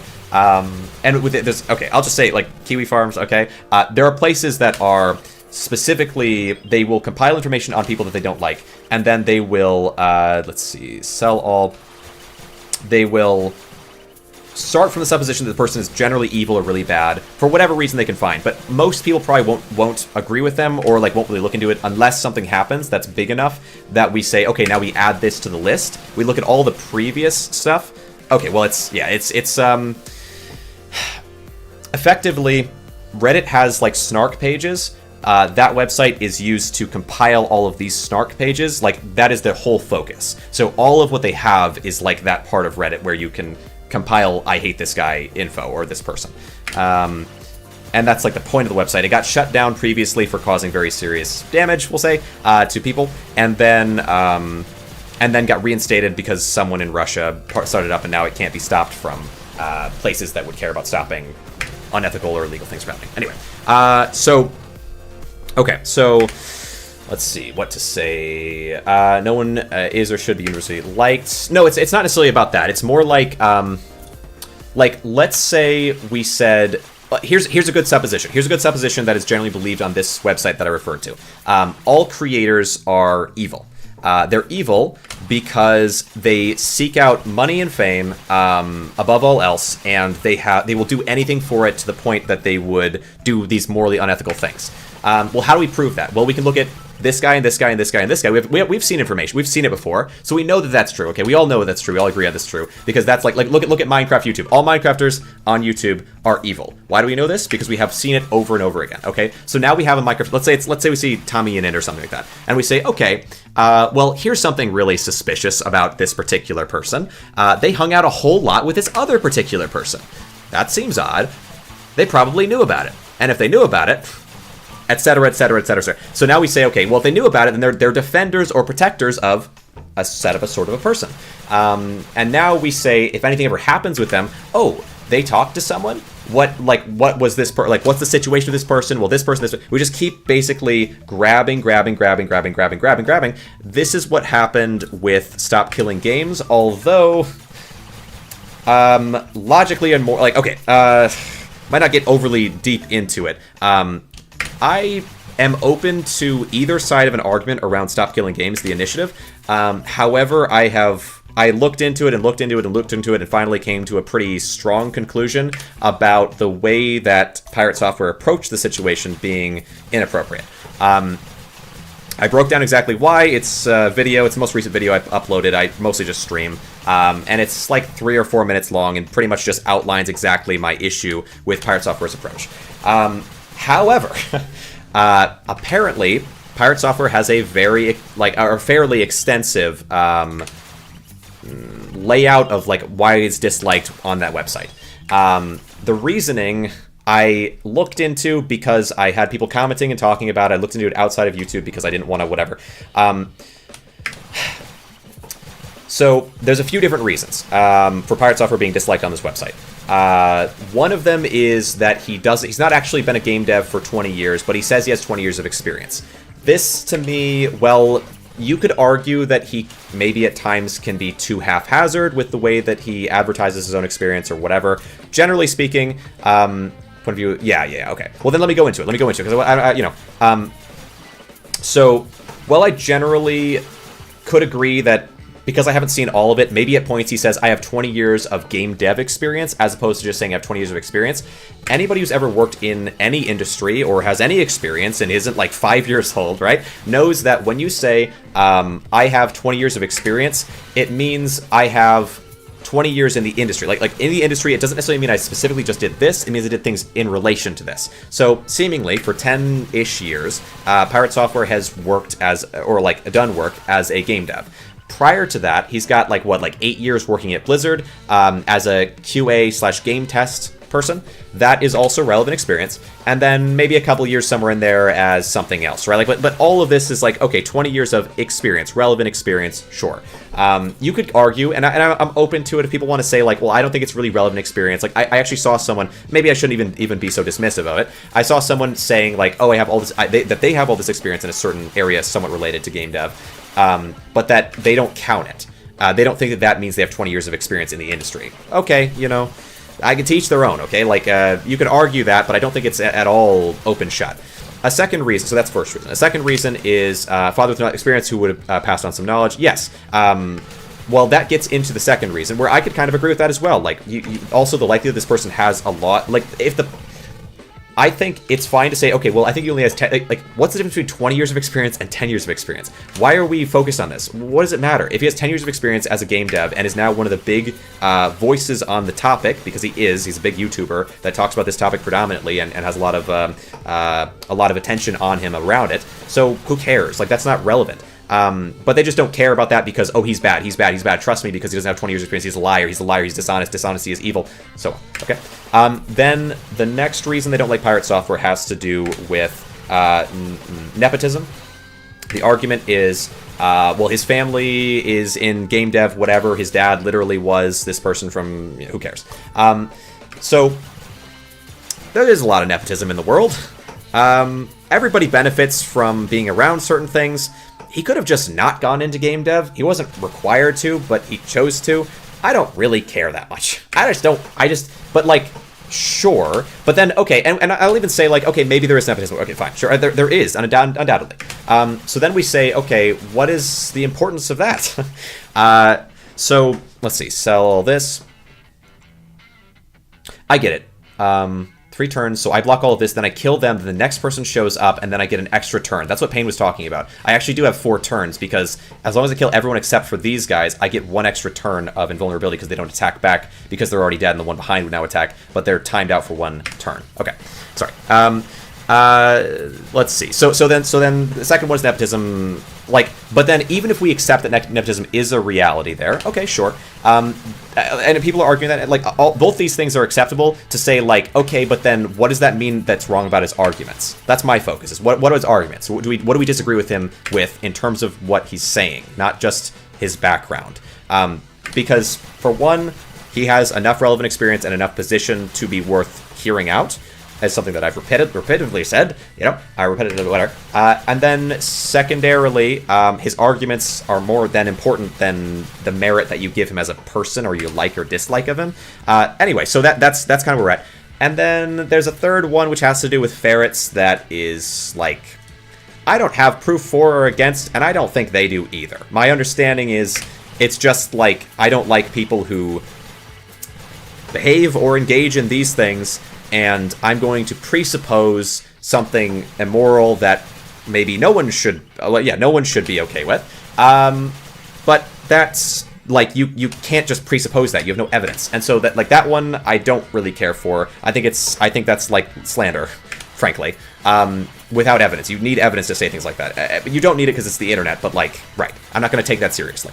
Okay, sell this stuff, and then the final one. So that's 3. Fourth one, the last one. Is, let's see, is that there were Discord bots. So I'll say this, very recently, as the channel has been growing because of mostly this game, to be honest, bots have come in who are friending everybody in my server and asking them all what their name is. Oh no, not their name, their age. They ask them what their age is. The idea behind these bots, to my understanding, at best guess that I have, and this is the argument, so well, we'll get to it in a minute. So bots are showing up. They're spamming people or / like contacting them. People don't want to be contacted. I've already had people leave my server because they don't like getting random messages from people. Fair enough. So with that happening, that's distressing. I don't want people to feel like they, just by being in my server, are now going to be sent messages by a bunch of random people that are all bots. That sucks. So obviously, it'd be in my best interest to remove those people so the server is more positive. It's easy, right? Makes sense. Of course, do that. Pirate Software developed a way to targetedly remove these bots. I've got anything in your search. Well, there you go. Good reminder, right? Anyway, sorry. So Pirate Software found a way to develop, because he's a game developer, whatever. He's probably decent at coding, and he was also in security, whatever. So Pirate Software developed a thing that will stop these bots, or that will detect them and ban them.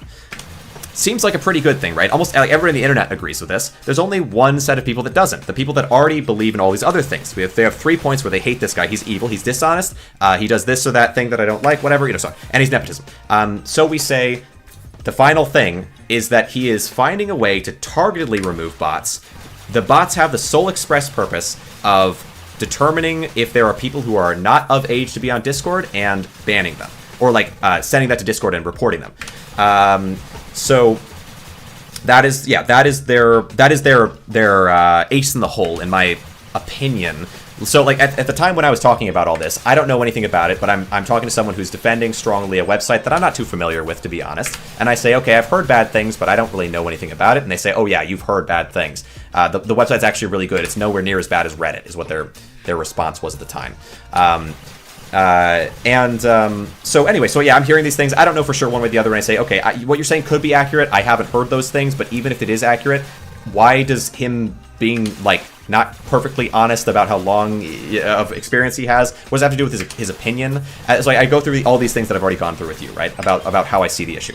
And then so he says each of these things one after the next. I was like, and especially the thing with ferrets, I was like, this is lunacy, right? Like, you don't have evidence for that. I'm very confident you don't have evidence for that. If you did have evidence for that, people would know about it, like in a major way. And of course, he's like, well, people do know about it. We talk about it all the time on my website, that I love and all that. Okay, so then I say, yeah, okay, like if that's true, and if what you're implying is true, more importantly, then like, okay, I can see why you might not like him that much, but I don't really see you writing him off in this way. It's unethical in the same way as writing off Ross would be unethical. He has a ferret, and also there's the implication is because he's like a furry or whatever. Yeah, I'm sure you get it. It's like, but you don't you need evidence. You need something for that. But even if you have something for that, like, it's just, you don't have what you need. You don't have what you need for that. But that was kind of the time I was like, okay, even if that's true, and I don't, like, there's no, right? But even if that is true, what does it have to do with his arguments? And then he finishes it out by saying, this is a guy who defends the types of people we've been talking about a decent amount so far, the mini lads and the whatever. This is a guy who defends those people. He's on their side. And I'm like, okay, well, that's a really big accusation. Like, that's a much bigger thing. Obviously, it's YouTube comments and chat, whatever, so this person doesn't actually have to be held to any standard to make very strong claims about somebody's character. Right, who cares? but they're saying because he has a ferret that he's, whatever. They're implying something which would be bad, right? That was my perspective on it. Was like, okay, I don't really care about what you're talking about unless what you're implying is accurate, at which point that is bad. But you don't know, right? Anyway, so let's see. So anyway, so yeah, we get down to this point, and he says that he says that Pirate Software defends this group of people that obviously anybody should be like, yeah, don't do that. Like, defends, the doc or whatever, defends these types of people. And I'm like, okay, yeah, that's pretty bad. That's really bad. But, like, I don't know do you have enough evidence to be sure of that? And he says, yes, there is enough evidence. Just look it up. And I'm like, okay, I don't know about that. I don't want to live on stream look at this website, because I don't know. And I'm glad I didn't, because I looked into it later, and it is horrible. It is as bad as I imagined. But anyway. Oh, relax, enemies. Okay.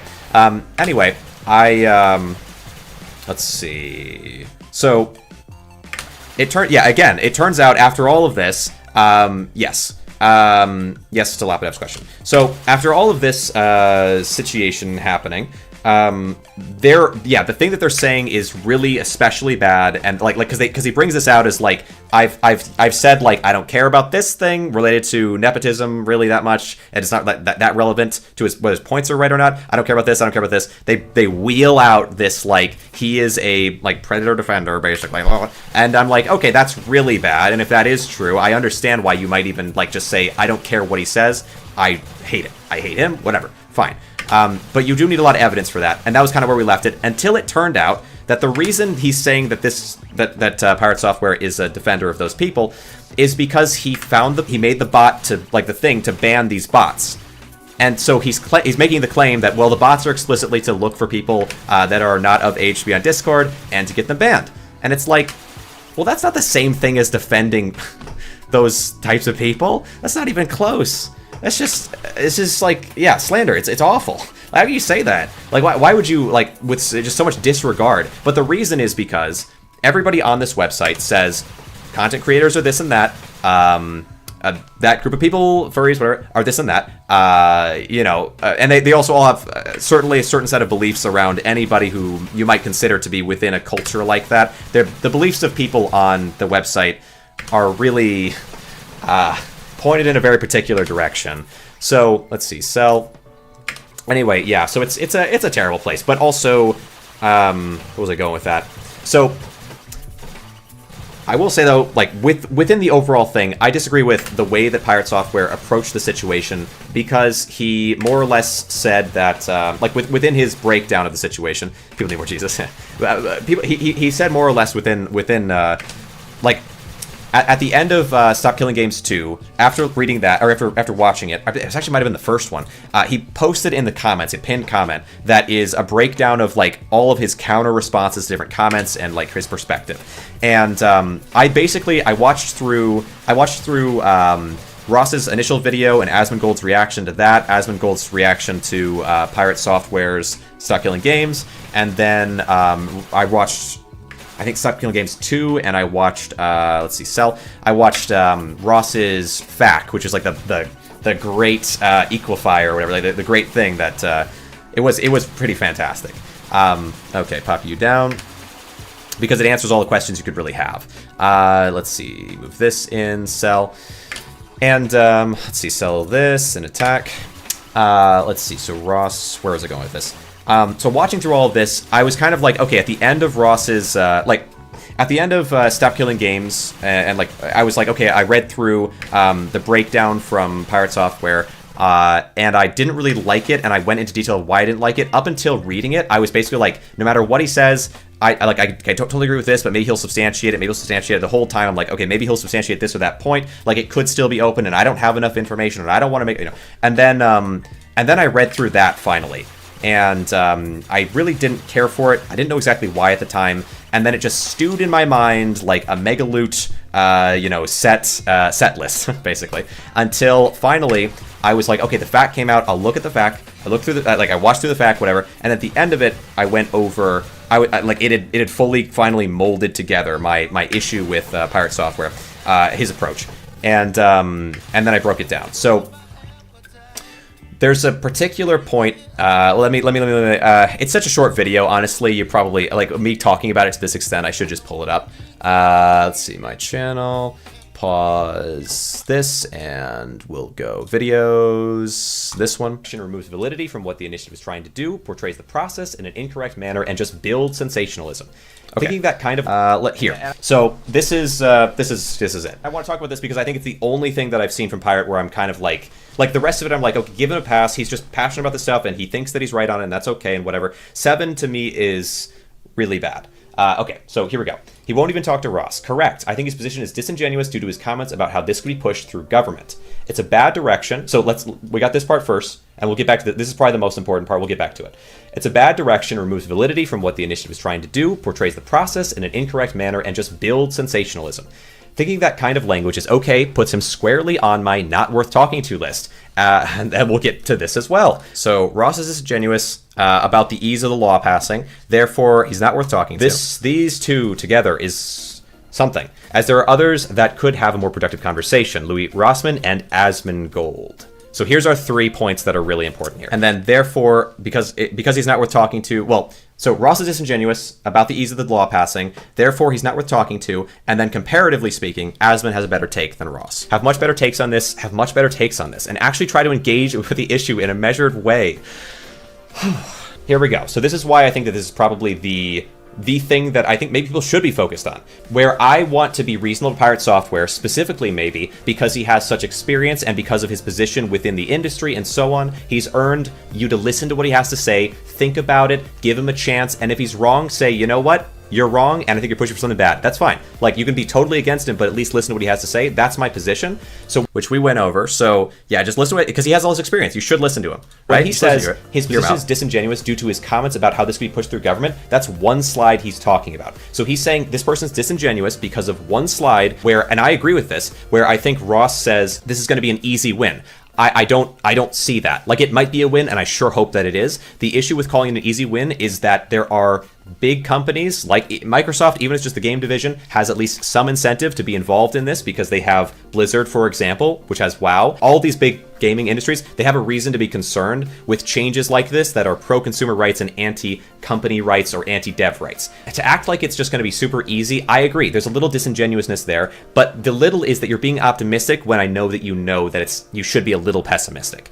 And this was a point that I hit on with that guy from that website that was like whatever, who was saying like, oh, he's a liar, he's like Pirate Software, he's dishonest, he's at least a little dishonest. It's like, so is Ross, and so, like in this area he is being a little dishonest, and Ross even admits to it later, saying that he was being overly optimistic when he should have been pessimistic. He knows that he's not the perfect person for it and all these different things, but that he just wanted to present it in a way that he thought would help and get it to more people. And I can accept that as like a marketing strategy, but it is a little dishonest. Like, can we just be like clear about that? A lot of people were mad at me about saying that because everyone loves Ross, and I mean Ross is great, honestly. I watched the fact I looked through what he's done to a certain extent. I like Ross quite a bit, but people were very defensive, and this person from that website was so against Pirate Software that they were like, oh, Pirate Software is terrible and evil, and then Ross is this pedestal, this angel, right? But anyway, we carry on. That doesn't discount the entire thing. So when we say his position is disingenuous, we should be saying one little aspect of the way that he markets his position, and then we move on. It's a bad direction, removes validity from what the initiative is trying to do. Yeah, and I kind of agree. I think you should try to be clear in general, although, I mean, was it a good idea to say it in a more positive way, even though you might not fully feel that way, because it encourages more people to act in it? Like, okay, we can agree or disagree on that. Fine, fair. Portrays the process in an incorrect manner and just builds sensationalism. I don't love that way of framing it, potentially. Sure, fine. And that's right. And then he says, thinking that kind of language is okay puts him squarely on my not worth talking to list. So now we are boycotting conversations with the other biggest proponent of a thing that you care a lot about and that you want to have an impact on. And all of this to me is frustrating, okay? Clearly, I'm sure you can tell. The nail in the coffin, the final thing that is just crushing. Asmongold has a much better take on this and actually tries to engage in a measured way. You're telling me that Ross, who spent all of this time, all of this effort putting this together and pushing these directions, who's now has a FAQ out there that is like going over all the different criticism and is saying like, and if you want to have like input, whatever, you're telling me Asmongold is the reasonable. I don't want to talk to Ross. In fact, I won't even entertain Ross's position. In fact, Ross is disingenuous and a total whatever. And, like, I'm not even worth talking to. Never have him around. But Asmongold, you got to be kidding me. Clean. Edited video. Would you look at that? All right, anyway. Yeah, so, and this got 140 something, 150 comments. It's insane. It's insane. I've never had a, and like, look at how many responses they have. Anyway, so yeah, it was something. It was something. This took up so much of my time for so long. The amount of like replies and like look at this, look at all these words. I had to read all of these and respond to them. Oh my goodness.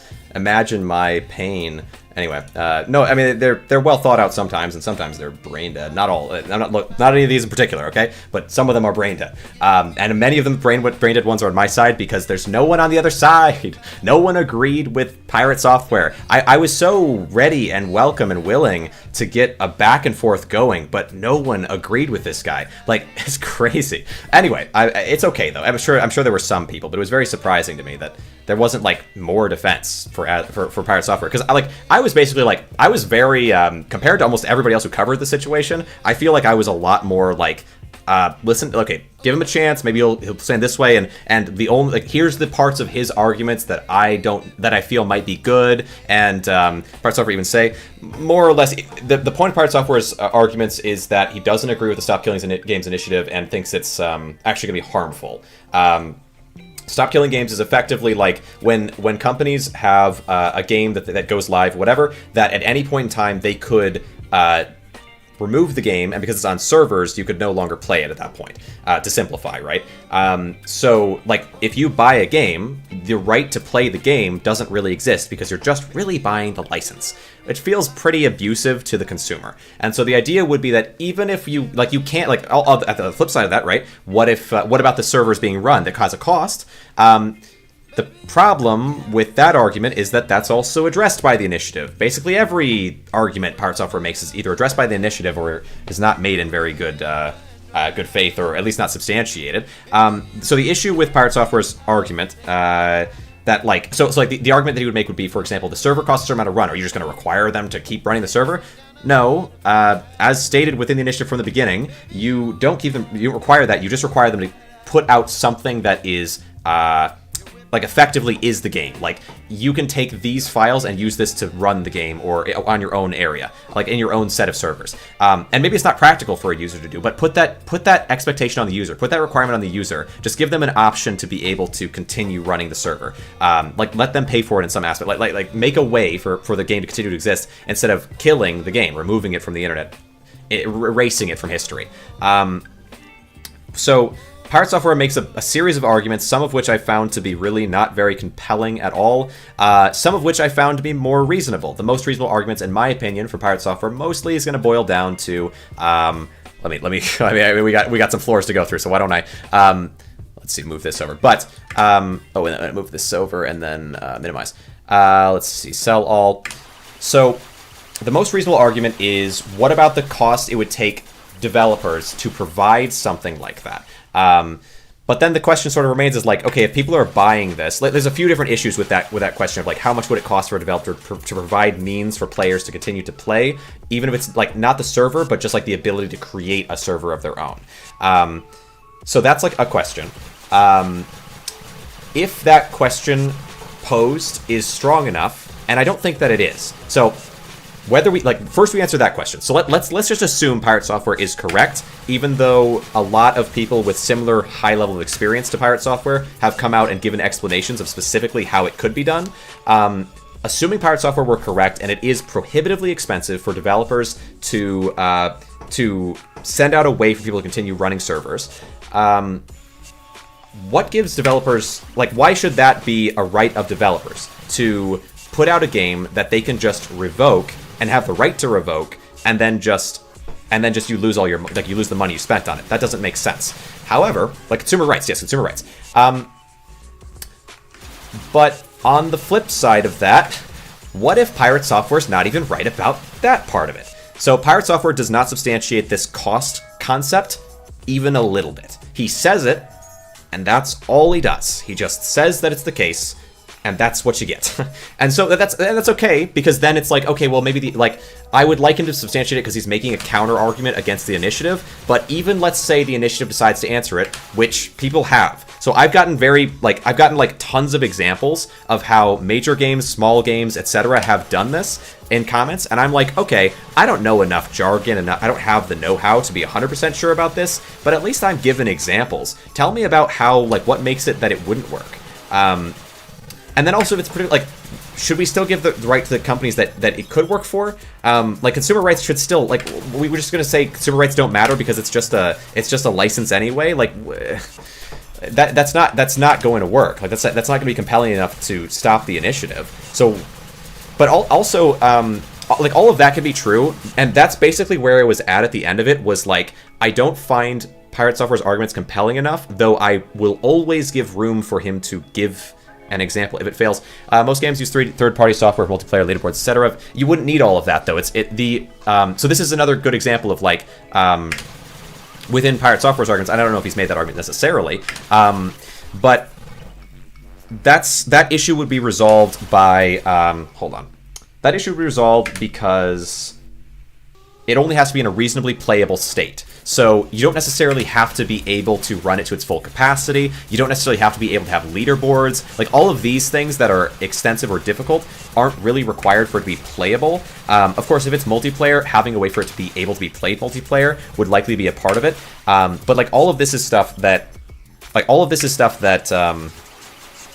is generally addressed. That like it's not like the expectation is that it is the same. Still talking about it. All reaction Minecraft movie trailer are copyright claim demonetized. Interesting. We're still talking about. About stop killing games. Only insofar as because it sort of came up in conversation. Let's see. Enemy HP numbers are in trillions now. Yeah, crazy. Logically, it still holds up. Consumer rights, that works. Thor's points on how difficult to implement maybe legalized terms, but one shouldn't discard it. Also, there's another issue. There's another issue that I have with Thor. So, I'll say that is his best argument, and I have stuck with it from the very beginning. When I first saw his arguments, I was like, this is his best argument. He would give these different arguments. A lot of them are really bad, though, which is also not super easy to mesh with. So, his worst arguments are stupid. Okay, let me think. Oh, hold on. Let me get back to some bad arguments. I had one in my mind just a minute ago, but let's see. Some of his arguments revolve around that it would be illegal, even though the point is to change the law. Oh, the worst argument. So the worst argument, one of the worst arguments, there's a little set, but the one that I have a lot of problems with Pirate Software, that I gave him a pass on just because I want to hear his best argument. Just because I'm like, I'll give you the benefit of the doubt, even though you don't deserve it, because you aren't, like, he's not giving it to them at all. But anyway, okay. Pirate Software makes this argument. He makes this argument that the initiative doesn't have, it's not specific enough, it doesn't have enough information, and so on. Like that, basically, this initiative, it's put forward without all of the right things in place, and if it doesn't have all the right things in place, it shouldn't be encouraged. You should only push it, assuming it is, can we roast you? I suppose. You can only push it assuming it's correctly made, otherwise, send it back to the drawing board. This is one of Pirate Software's arguments. It sounds actually really compelling. So, okay, yeah, why should we push this if it's not perfect? Give us something even better. Refine it and make it perfect. That's not how initiatives work. So, initiatives have a word limit that doesn't allow you to have, like, you have to have a certain amount of words. They also generally are meant to be more vague on the specifics of some of the issues. And I saw, in fact, in Ross's fact, he brings up an example of, I think it was an initiative to change like a tax law or a system relating to money of like, I think either how much people are taxed or like I don't totally remember. I'd have to look back at it. But essentially, like, one of the most important parts of this would be where the cutoff would happen in terms of a financial amount or a percentage. And the initiative just doesn't say it because you're not supposed to in initiatives. And it's okay that Pirate Software just didn't know that, seemingly. Like, he just wasn't aware that that's how it worked with initiatives. But for him to be so bold and say, like, this is this big thing that's wrong, and then refuse to ever admit or elaborate or change or anything, because he's got to be so locked in. He has to be so locked in because of the way he approached it. It's just really weird. So like with all of that in mind, bad arguments have been made. That's a notable one, I guess, which is like criticizing the way that the initiative is worded and saying that it has to be redone when that's just not accurate. That's just, yeah, not correct to the way initiatives are done. And then doubling down and sticking by that to such an extent because you can't be wrong. And then, like, insofar as I think, and this has been my take. This has been my take in general with the situation of how he handled it. I mean, you saw what I said there about it. Well, I'll just go into it. So you saw what I said there of my problem with him, the way he's approached Ross. I don't like that. People want to say basically that Pirate Software is, and this is something that's not necessarily from that like Reddit / other website situation. It's more of an issue related to, let's see. Oh, what's going on here? Oh, it's because of this guy, right? It's more of just a general issue, like in YouTube comments and stuff. But people are saying that that Pirate Software is biased or corrupt in some way because he's running a gaming company that would be related to live service games, which is going to be very whatever. For me personally, like I can understand why people would be mad about that. Like, okay, this guy is pushing against consumer rights, and at the same time is a developer that is very specifically in line to benefit from this. That seems really whatever. I can see, I get it, but I don't really agree because I'm not like, speculation, right? We're assuming things. It's the same problem the other guys had, only maybe a little bit more reasonable, but I still disagree with that way of approaching it. I don't have proof of that. I don't know for sure, and so I don't really want to agree or back that. But let's see. People saying that and approaching it in this kind of, I would say people approaching the situation towards Pirate Software in a way that I would say like is not charitable, and I would even say like not reasonable. It's not fair to Pirate Software to approach it in this way. It's a lot harder to push back against those people when Pirate Software, his approach to Ross is completely unacceptable and is almost worse than anyone except for the one guy. The one guy was really bad. But generally speaking, like, not giving Pirate Software the benefit of the doubt is really bad, except that, like you could say, like I would say, okay, Pirate Software, I don't really care if it, like, oh, he was kind of dishonest here, or he's running this company so there's a chance that he's whatever. Like, I don't care about that. But I think if Pirate Software were in my shoes, he would take advantage of it and use it as a reason to dismantle or to discount his opponent's position, because he did it with Ross so horribly heavily to the point where he even said or claimed that that Asmongold was like a voice of reason. It's crazy. Like, you can't do that. You can't do that. So yeah, I find it irritating or difficult. I still maintained, even throughout my entire, like, all the comments, the hundreds of comments, like, on this topic and all my responses to it, that, well, I can understand why you wouldn't like Pirate in this and that way, why you don't like his approach here, and why you think it's dishonest, or why you think whatever. We don't know those things for sure. My interpretation of the why would the question of why would Pirate Software approach it this way so badly, so like aggressively, and with so little like regard for honesty or like integrity, and with so much disrespect, like, why would he do this? My answer to that is because the internet sucks sometimes. People are mean to you, like, people are immensely mean in ways that can actually be so difficult to deal with. In terms of Pirate Software, I like the guy that I was talking to about Pirate Software previously, like, that I just mentioned or whatever, that guy wasn't being fair to such an extent, and was putting Ross on such a pedestal. So now we basically have the internet as a whole is basically saying, okay, Ross is this amazing character, and Pirate Software is this evil big bad guy who's corrupt and horrible, and look at all these very, like, personal private details that we're gonna leak and talk about how awful he is. And in terms of that specific website, look at his like actual private information that we're probably gonna, you know, send everywhere and so on, and harass this person. Like, with websites like that out there, with that stuff happening, my answer generally to why would he approach it this way is probably just that he got so overwhelmed by the response online that he just was a jerk. Like, he was just unreasonable and kind of awful. But so was the internet to him. So maybe he just, it happens, right? It's a response against the wrong guy, but the response against Pirate Software is wrong, and so yeah, he probably is just lashing out. And that was my take. Let's see. Even though, yeah, again, like, I can understand the opposite end of it, the perspective, but I don't want to buy into that, and I think it's important not to, despite Pirate Software himself playing into it too much. Diablo 3, when it came out, it was online and the servers went down, you couldn't play. This is something they had to have fixed because it didn't let you play by yourself. Yeah, right. Which like they can do, right? But a game that could be patched and be helped by SKG, MMOs on the other hand, that is when it's extremely difficult. Well, what about World of Warcraft? World of Warcraft's been having it happen since, like, forever without, World of Warcraft has had to intentionally shut down other servers because it's been happening so much. In terms of massive MMOs, I don't know how much bigger you get than that. But I'm not to, like, totally discount what you're saying, and this is something like, again, I'm not like a dev. I don't have extensive experience. But people who do, on both sides of the aisle, Pirate Software and everyone else in the world, it seems, everyone else who has experience, are on opposite sides. So, like, and the people that are on the side that is against Pirate Software are willing to give examples of games and situations in which it can be done for each of these kinds of problems. Pirate Software does not do the same because he wants to step aside and not take a hit to his reputation. And that's okay, I suppose. But also, you can't really avoid a hit to your reputation when you when you treat someone like Ross so disrespectfully. But like that hit is not the same thing as a hit because he is wrong. Because I don't know if he's wrong or right. I would love for him to substantiate it. I'm totally fine with that even still. And he won't do it. I know that. That's okay as well. But yeah, like, it's a mess. It's a mess. It's a mess.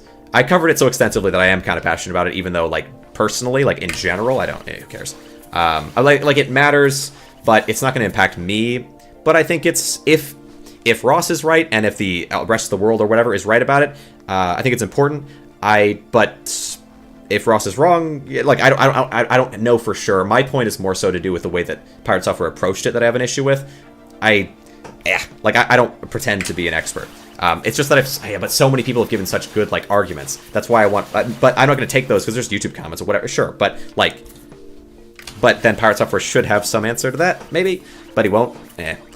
Let's see. Get a crown, sell. On the other hand, this is why it shouldn't be difficult because the server maintenance is entirely in the game. Spiral Knights, for example, is dead, but it would just need to be at a reasonable playable state. That's what the initiative states. But of course, that can be tweaked because that's how initiatives work. Incentivizing persistent games, having a cut down version of the game pre-release rather than shutting down. In my experience, yeah, like that would also be fine. And if a game gets more updates past that point, as long as it's a playable version of the game, that's fine. That works. Read the initiative, it kind of does nothing, very vague, seems to be easy to do a workaround, probably not being used most of the time, isn't bad, but isn't that good or big. Yeah, again, the initiative, well, I mean, you probably have heard me saying it over and over again in the past little bit since you posted that, but the initiative is intentionally vague. It always is vague. Ross has a FAQ in which he goes over, like, more of the specifics, and it's pretty compelling, but yeah, the initiative is intentionally vague because they're supposed to be. It's meant to leave basically room for politicians and so on to negotiate it. Ooh. This could be a semi-awkward spot. No, it's fine, I guess, actually. Never mind. But if that happens in a really... I mean, I don't know. It's a little strange. All right. No, it'd be fine with Dazzle Rings, I guess. So, the whole always online tactic was cash grab from producers that make this game with an expiration date. I mean, it's... Yeah, people... Yeah, I've heard... like, things like that, I have heard. It could be true. It could not be true from my perspective because I'm not as experienced on the topic, but I have heard that sentiment. Projecting the internet, yeah, I think so. It would do something like CSGO and Overwatch, just ending illegal. The vagueness of the initiative is legal. In legal terms, makes it not enforceable. It's not. So initiatives are not bills. Initiatives are suggestions or publicly supported projects that have people at the head of them who have more information and who will negotiate and figure out an end state. Initiatives are not what, like, an initiative is like a petition. It's the same kind of concept, only it can be used with enough public support to sort of force a bill or petition in front of legal like politicians and whatever. It puts pressure on. It allows, and the UK is uniquely good in that direction with their ability to get the ball rolling. So like blog are different. You didn't read my MMO bit. I believe I did. MMOs in their hand. That is one extremely difficult because the server maintenance is that one. That's what I did read that. Unless there was one before. Diablo 3, and then you said the MMO. No, I did read that. MMOs on the other hand, that is when it's extremely difficult because the server maintenance is intrinsic to the game. Spiral Knights, for example, is dead, but has some fan servers that keep it alive. Oh, you're saying... I was figuring you were saying that it's a unique example in which it wouldn't work, but you're actually just saying it does work already because there are people who keep it alive. Yeah. But that works. That's fine. Like, providing a way for that to happen is all that's being requested if there isn't already one that's available. It's not more than that. Of course, the initiative itself, yes, again, is vague intentionally. Maybe incentivizing percent games. Let's see. Let's scroll down to here. It's legal terms. Solutions like Walker Durant. It's like wow. Thor's met a lot of bad people and just thought Ross is doing the same. Turns to the approach. I don't think it's exactly that. I think that I don't know if he knows or I tend to believe without evidence in either direction, so I choose the one that's more optimistic towards the party that I'm negative towards, I guess, or that I disagree with, I would say. I tend to believe Thor got so much pushback by the internet that says he's the bad guy and Ross is the good guy. Thor knows that he's not the bad guy because he's not a bad person, more or less, is like the logic. And so, therefore, if the internet is saying Ross is the good one and I'm the bad one, that means actually the internet's wrong and Ross is the bad one and I'm the good one, even though neither of them had to be the bad one. Ross is kind of clearly the good one, and like good, or is like on the right side, or like is coming from a good side when it comes to this stuff. But Thor, for some reason, just can't accept that. I think because he's being put as on an opposite, like he's diametrically opposed. He's like, this guy is amazing and you're like the devil, is basically what's being painted. Even though, like, and again, so like, because Thor knows that he's not the devil, and he knows that he's coming from a good place, or he believes he is, whatever. I mean, well, he is, probably. It feels to him that then the person on the opposite side, that is the angel, is actually the devil, and then he's the angel, is sort of flipping it. When really his enemies are random commenters that are demented, or random YouTube people / website people, whatever. But it's easy, I think, it's easy to get lost in the sauce there, or whatever you want to call it. Let's see. 7.4 QA armor. You were catching up 2 minutes ago. Yeah, I'm scrolling down.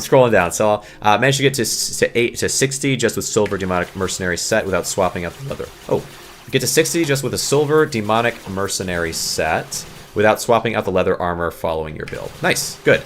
Good. Yeah, you should be able to get all the way through. If you need to, you can use faith, but it's really not that important. But if it's necessary, you totally take it, because there is a little bit of a choke point, I think. So many counterattacks for nothing. True, yes. Tragic. I was looking for the good and bad guy. I suppose, ordinarily, YouTubers don't fall into that trap as much in my... Well, do they? They probably do. Let's see. It's always good to challenge one's beliefs. You can't fill this cup if they don't empty their cup first. Right, it does feel like that, but it makes sense. I'm not, like, condemning Thor for taking that approach. It's natural.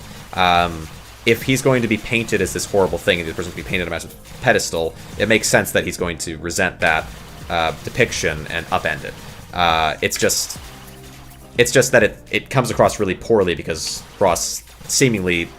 I don't think Ross is the picture. Nobody's perfect. Actually, and in fact, even Ross says he's not perfect, and I've criticized Ross, so I'm not even saying it that way. But I also don't think it's fair to... It's especially not fair to say that he's worse than Asmongold. That's insane. That's so tough. That was really hard. That was really, for me anyway, like, looking at that, it's like, you've got to be, like, you're not coming from a place of reason if you're saying that the based take is coming from Asmon and Ross is just this, like, Ross is the one in the winds or whatever. Chancellor's belief, let's see. Bad thing is Thor threw the baby with bathwater. Yeah, he only saw the letter of the message and forgot the spirit. Yeah, right. Well, that's, the letter of the message is, and he was wrong about the letter being important. Like, that's also important here. Initiatives specifically, and watch the fact, okay? Or consider watching the fact, I don't know. Initiatives are not supposed to have that level of detail that he was looking for, and they don't, and they succeed because they don't, because then more people can get behind them, and they push them, and they get in front of it, and they go into the details, they get to all those things, which is, you could say, is like bad it's marketing stuff, whatever, but like, it has to get there. Anyway, assuming he's right, and I don't totally agree, like, anyway, agree with like certain approaches, especially saying that that this would be like, he didn't say it would be an easy win. He said that politicians would see it as an easy win, Ross, and I don't agree with that, because politicians already allowed the merger of Microsoft Blizzard and Activision and all that. And so I think politicians will be, like, it's likely they could be swayed by corporate powers. Okay, this might be not good for me. How much health do you have left? Okay, so we might have to swap for this fight, specifically because I attacked the wrong person. I should attack this person, but normally I don't have to worry about that. Pain. Okay. I will swap Joe, though, just because I want to make sure I'm safe. Okay. There. Thank you. Let's see. Anyway, many people see the world in black and white. The world is really more shades of gray. Yeah. Except that Ross isn't pretending to be perfect. And I don't think that Pirate is pretending to be perfect, but I think he's pretending that Ross is like the worst thing ever, which is really weird. Anyway, simply warning that a game will shut down literally counters any possible law that may come from the initiative. Games are art. Shutting down canon is part of an online game. Providing some access to to what would become seen as a product would be the point. Because like the point is to change the way that it's currently seen. So no, that's not accurate. Warning the game will shut down does not counter it, assuming it's put into law. Legal changes allow you to change the way that current things work. So no. Also, it's very clearly breaching into the product side of things. You could argue it as like a service, but and this has been something that's been argued kind of extensively. Also, I don't think anyone even wants that direction though. Besides maybe Pirate, although I don't think he's brave enough to say it anymore. He was early on, but he deleted all that, I think. Anyway, we'll take these two things. Like, but it was like there were aspects of the argument that you're making that Pirate was making at the beginning, but he was making those arguments because let's see. He was making those arguments because he didn't understand the initiative. He didn't like reading the initiative versus look at Ross's fact. That's the understanding of the direction of the initiative. The initiative itself is like the wording of it itself is not the important part because it's not supposed to be. Like it just. I like at least 49 Shades of Grey. Thor is a human being, flaws and all. True, yeah, and that's fine. I think anyway. Like he could be wrong about something. That's also totally okay. I don't like his approach to. I don't like his approach to Ross, but that was all that I was criticizing. I wasn't criticizing his understanding of the initiative. Well, I am criticizing his understanding of the initiative is not good. But his best points, I think, could still be correct, because despite having heard a lot of counter evidence, he has room to defend it. His room to defend his perspective. Let's see. Not detailed, so more people find it good. Not exactly. Initiatives in the UK are not detailed because they're supposed to be ironed out, and so if something is put forward that they disagree with, the actual legislative people, the politicians, might say, no, we're not doing this because this particular detail we disagree with, where if it's general, they can then iron it out with the politicians and with experts involved. That's the idea behind initiatives in the UK. They're supposed to be built that way. So it's in part, you could say it's a marketing decision, and I did kind of seem to imply that, so I understand. But it's also part of the way that initiatives foundationally work in the UK. Only when it's detailed, when a lot of people agree and disagree, making it vague could be a tactic to just get more votes. It's part of it, sort of. That other end of it could also exist, certainly, but it's not all there is to it. What may be a good solution is to require online games to have a clear expiration date, a sort of guarantee that it'll work for this amount of time. Yeah, I don't... So, also, your argument about art is the opposite of the case. Art being able to disappear and cease to exist is something that we protect art to exist forever in some sort of capacity. I don't like the art argument. The art argument is that we should require the art, the game, to be put into, a library, more or less, that would then enable all of this to happen. I mean, I get it. But I don't know if I totally agree. Why should we require that? Is it art? I think of it more as a product, personally. But then requiring that product to be given to people. But if you want to say it's art, sure. Put it into what's that library? That they keep, everything. Anyway. Money in politicians' pocket, like drama in high school. Yeah. Nothing's really perfect. Maybe math. But that's more of a concept, true. What may be a good solution to require online games to have a clear guarantee? What I think the MMO label means, games are as a service, I imply expiration. Yeah, but I don't know if that's the understanding by the public, and I don't know, I think generally speaking, if you do a contract with someone that they don't understand or that isn't clearly made, and then you enact an aspect of that contract that isn't clearly stated or isn't clear enough to the layman, you are sort of breaking a law. But even but we would say that's okay because it's allowed and they should have understood, and in that it's an MMO, it's a live game, so they should understand, and so currently that's what's protecting them. But this would be an initiative to make it not protect them, so they just can't do that as well. This would be a change to that. So if you agree with companies' abilities that they should have the ability and be allowed or enabled to put out a game, have a bunch of people pay for it and buy it, and then just remove it from the shelves. Remove it from the existence, and then those people just don't have the thing they paid for anymore. then you might like right. But then again, there's still room for pirate software to be right. It just seems very unlikely. Feel free if you'd like, if you do feel passionately about it. A lot of people have left a lot of comments. I've done my best to understand the comments left, and respond reasonably to them. Many of whom are vehemently opposed to my protection or my allowance that pirate software has footing. Because my argument from the beginning, again, was always that the cost might be prohibitive, and depending on what that is, could be a relevant thing to be talking about. The counter argument is that the cost isn't prohibitive, and then they give a ton of examples as to why it isn't prohibitive, which, like, I'm not experienced enough to know if they're 100% correct about, but, like, seemingly, like, it would be nice to have then a counter from someone else, but there is no one because no one agrees with pirate software.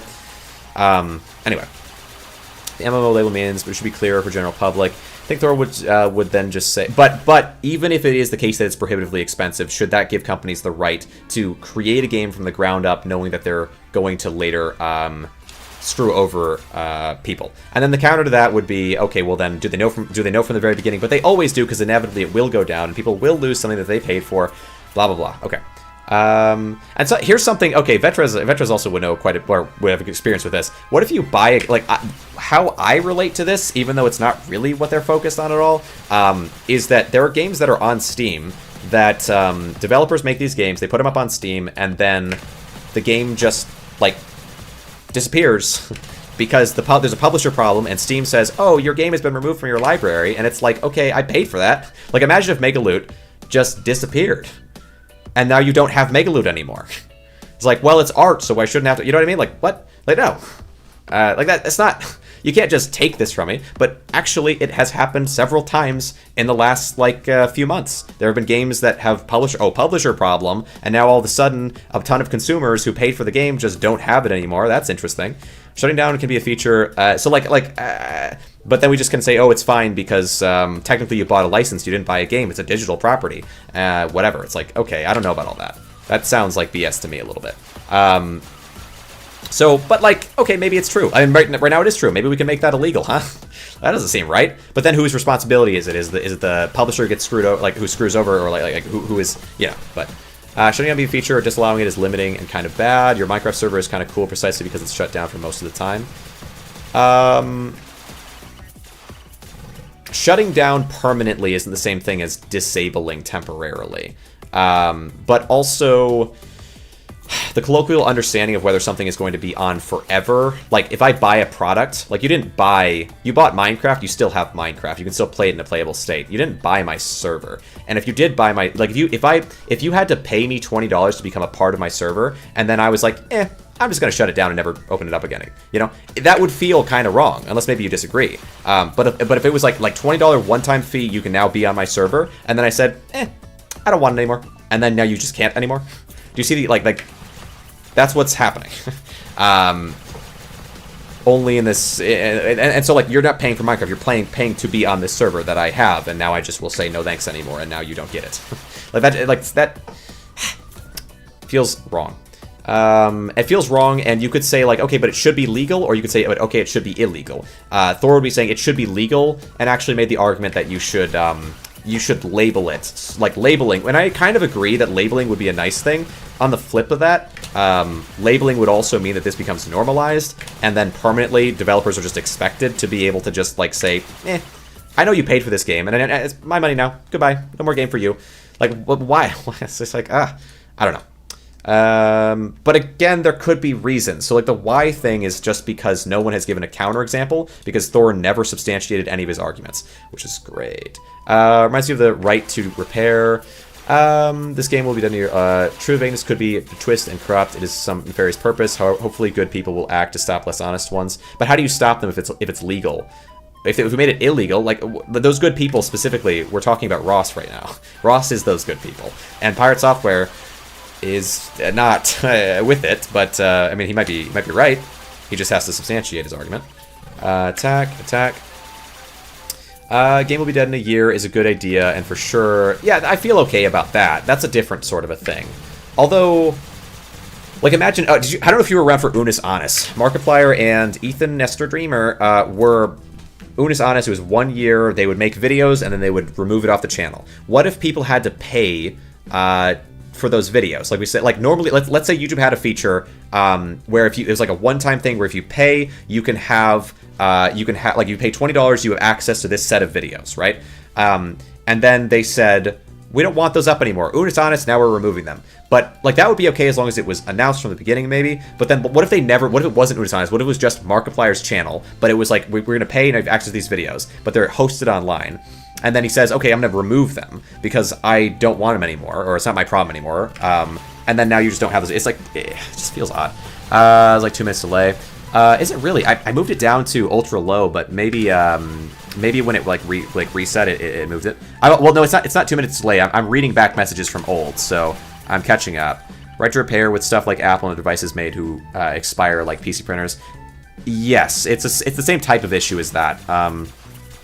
It's something that I've seen in my comments before is like, this issue is not just about gaming, but I respond to it like, okay, but the specific arguments from Pirate Software are related to gaming. I don't know if I want to extend it to all these different things. And then the person who I was talking to was like, well, I've worked in like basically in the industry for all these many years, and then gave me this like breakdown of what he does in the industry and how it impacts him, and then also all these other areas where it's relevant, and says like something like this would be a big step in terms of consumer rights and so on, and it is a pretty compelling argument.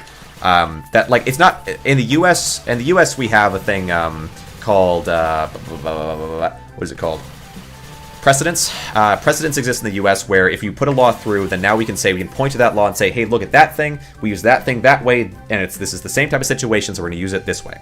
They don't have that in the U.K., but a win in terms of consumer rights could enable a base of people who are like, okay, we don't want this to exist with right to repair either. We want this to be a big push, and that win in the UK could encourage them to say, okay, it can be done, and then give them the courage or the energy or whatever to continue that kind of a consumer rights push. Could be a big renaissance of consumer rights. Because there are a lot of areas where they can just pull your right to things you paid for. Like smart TVs or something, right? Like, I think someone brought something like that up as well. Gaia Trek and Bioprototype, I think. Bioprototype, was that it? Bioprototype? Or was it something else? I think that's the name. Let's see. Feel the delay. Yeah, well, it's not. Well, you might be delayed as well, but I'm reading stuff that's a few minutes old. When you buy tickets to a play, it also expires. Should a theater? Yeah, it's a disingenuous argument because people don't believe that with plays. They already know. Like it's not a common understanding, and then it's like, but then more importantly, let's see. With a game, yeah, like, would you rather games... Like, there's two sides to it, okay? So there's one... Well, we're probably already well past this, because I've explained this kind of concept, I think, before, maybe. But maybe not fully. Maybe not accurately enough to this example. So let me answer this example specifically. Could be helpful. So, in the case of a theater, we can all kind of commonly agree that because it's being performed live and it's like a one-time thing, whatever, sort of like a movie, like a movie in the theater, or also like a theater, like a play. Either of these cases, we're saying we're okay with that. Are we, as a public, okay with whenever you buy anything digitally, you have no right to it, and it can be pulled from you whenever they want, or are we not okay with it? What's the answer there? So, like, there's the first part, which is, like, is it comparable? Like, should we say, like, well, maybe it's reasonable to? Should we say, like, it's allowed, it's even legal now? And then if it even is legal, are we okay with it being legal? Or would we like it to be changed to make sure that when I buy a game, I own the game? Or when I buy an Apple phone, I own the phone. It's my phone. You can't keep me from, like, using it or changing it in ways that I want because I paid for it. As long as I'm not selling or trading it, what right do you have to control my use of the thing that I paid for, right? Like that, this would be like, and we could come to a conclusion of that, and that could impact consumer rights. And plainly, and nobody cares. It's not that nobody cares. It's just that the people who do care aren't all together with a voice strong enough for it to be changed.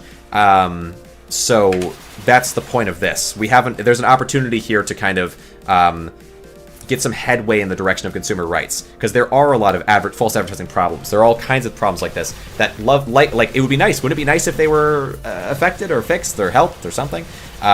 So I think, but there is a doomer attitude though, like what you're bringing up. This is actually something that Ross had admitted to having. But if this gets passed, that can change. We can get to a point where that's not a thing anymore, basically. Grab this. We get some dazzle. Amazing, 2 dazzles. Wow. Again, though, again, Pirate Software could have a good argument. He just refuses to give one. Let's see. Let's see. Different time. That's your responsibility to attend the play. It's not on you. Well, I mean, so I have heard. I don't totally agree with. Well, plays I think are in a service category that's separate from a kind of product category that games and things like that seem to fall under. At least in terms of common understanding. So I don't agree with the that's on you, because you could use the same argument with games. Okay, you want to see? Okay, wait. You might find this interesting. Boom. Scroll all the way down to the bottom because I'm pretty sure people didn't like this particularly. Let me see. No, was it this one or was it no? It was Crow, wasn't it? Crow. Let me see if that's. Was it Crow?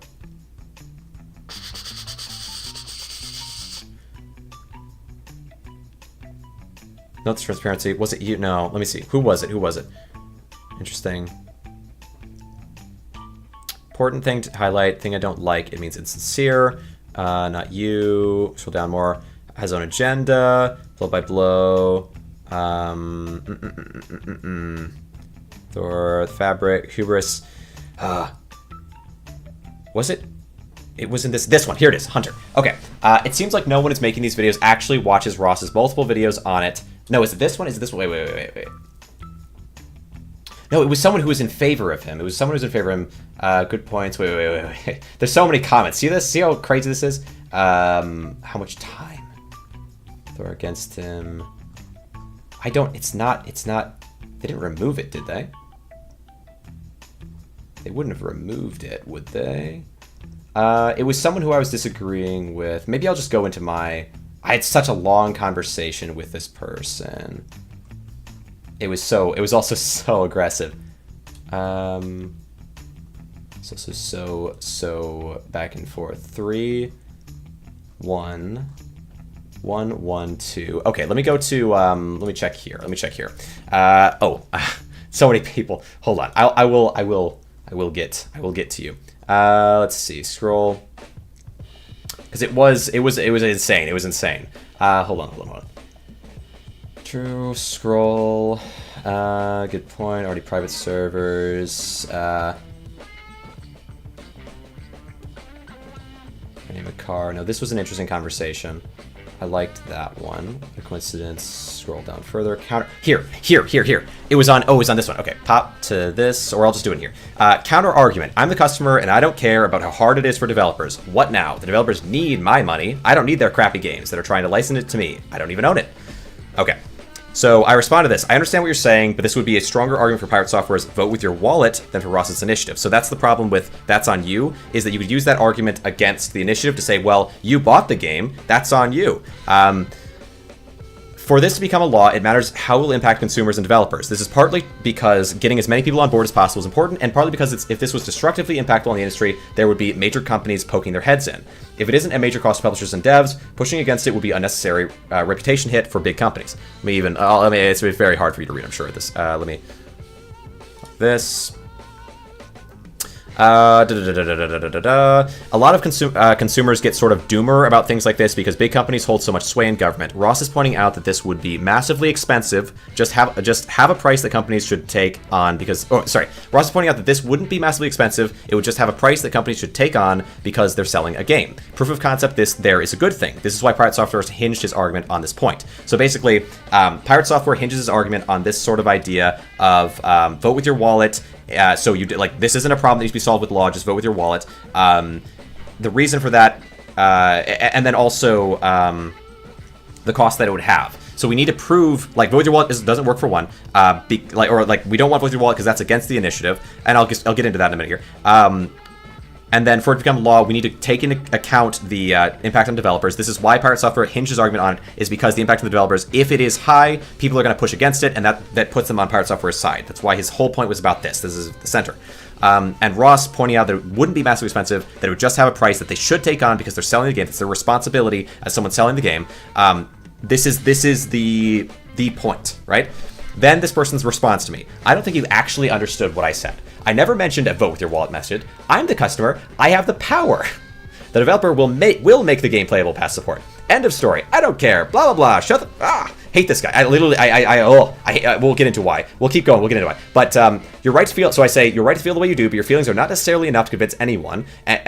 Sorry. And consumer interests have fallen before gaming corporate power in the EU in very recent memory. I also support this initiative. I would like it to pass. That's why I care about the reality of the situation. Your feelings might be good enough for you individually, and that's good. And then I was like just so frazzled by it internally. I say, I hope the irony of I never mentioned a vote with your wallet method. I'm the customer. I have the power in the relationship isn't lost on you if you reread it. So we just had this like. Then he responds, if you remember the video, Ross already addressed vote with your wallet. It's nonsense. It doesn't solve anything. I never mentioned vote with your wallet. I'm the customer. I have all the power because they need my money. Oh, I hate this person. My anger was so bubbling about this situation. This person, you're so stupid. I hate you. Okay, that's all I want to say about that. Oh my god, it made me so mad, and he had got so many likes. It's fine, it's fine. It's just like, what are you doing? What are you doing? It made me so angry, because it's like, you're saying, oh, did not my problem, I don't care about it. I have all the money in the relationship. Vote with my wallet, I can't do that. I'll just use my money instead. Like, what are you so dumb for? How did you get here? Did you, how did you manage to walk your way here? You have 2 feet, it's gotta be more complicated than you can handle at that point. Anyway, okay. I was just very upset. I was just like, you just aren't following what I'm saying. And this is what I'll say. And this is why I've repeated, like, I've focused on this quite a bit with people in my life and whatever. I like talking about the situation. It's just like, people are, like, if you think that your side is the smart one and the other side is the dumb one, you're wrong. Both sides have people lurking underneath that are some of the dumbest people you'll ever meet.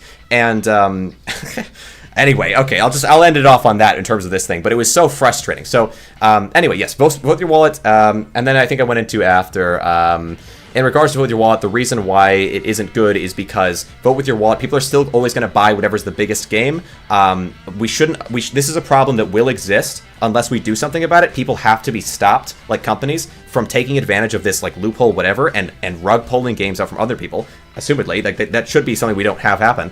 And, so anyway, if we don't make this law pass, if it doesn't do it legislatively, people will not vote with their wallet. Their power in the relationship will not be enough because they just won't.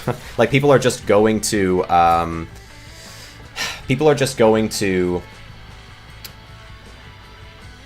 do I want to say? Tech? People are just going to buy whatever's most popular, most people, and then this is going to continue to be a problem eternally because people aren't going to go ahead and boycott the games that they should be boycotting. It's the market isn't strong enough in this area. Normally it is. In a lot of areas it is when it's just one company. But when so many companies, any company can do it, people can't, they don't know that they need to boycott it because the game hasn't been rug pulled yet. It just hasn't happened yet, so they can't possibly know. And so the issue will persist. So it just won't work to vote with your wallet. It needs to be done legislatively if done at all. Yeah, God. I just it hurt. It hurt to read, it hurt to respond to, and that nobody else was just popping in to be like, hey, this person's the dumbest person I've ever seen. What is going on? Was crazy to me. I think eventually people did pop in, but it took a while, and I was like, am I taking crazy pills, or am I dealing with, like, and they're on my side, and I'm saying to them so plainly, I'm on your side, I agree with you, but what you say is supportive of vote with your wallet, and that's not going to work here and is actively harmful to the initiative. So, just FYI, this is the problem with it. This is the better way to go about it. This is why that's important. I don't know this. Anyway, sorry. It made me so angry. Let's see. Buy a ticket to play. It also expires. Let's see. Hold on. Let's see, Gaia Trek, big buyer prototype, still have it though. Space Will, yep. We had 3 games in very recent memory. Makes the studio keep face, so in the future their name is not tarnished and people will buy a game from them because they'll treat you with respect. Let's see, read my I think Thor message. I did read that one, but I was kind of disagreeing with it to a certain extent. Or no, this is a different one. I think Thor would just say, okay, it's supposed to be vague, but because it's vague, it can go its complete opposite direction and kill games. I don't think he would go with that though, because it's too easy to rebut and just say, well, Ross. Well, I guess it's kind of it's equal. Well, you know what? It's just as unsubstantiated as every other claim that he seems to want to make about it. So I suppose it is possible he would go that route. Let's see. Hold on. Let's scroll back down. Which is okay because he always give room to substantiate the claim, even if the person making it seems to refuse to do so. Let's see. Sadly, isn't the same as justice. Apologies for a change of subject, but is there a reason for keeping a full inventory? There's just no reason not to, basically. Like, if I sell this, it's just going to automatically put it into my inventory. You're good on changing the topic. Apologies if you got pulled into an immense amount of wildness here. But, yeah, if I remove this, it's just going to automatically put some junk like this in instead, and then we got the same problem, you know? Precisely, when it's honest, literally YouTube subscriber videos. Yeah. And then if you remove it, yeah, that feels like a kind of a problem, right? Well, but it depends on how it's marketed or how it's understood. But like there are a lot of areas where this could be a problem. Heading the items he wants to trade in. Although YouTube, I think, compared to gaming, because gaming you've always got a physical copy in the past. 179 Holy Balls, hey, I appreciate it. Sorry, what was I saying? With YouTube, you've always with gaming, you've always got this physical copy in the background. YouTube, we're used to that being a video platform, so it might be a little bit less easy to say like, oh, it's wrong because people understand it to mean this.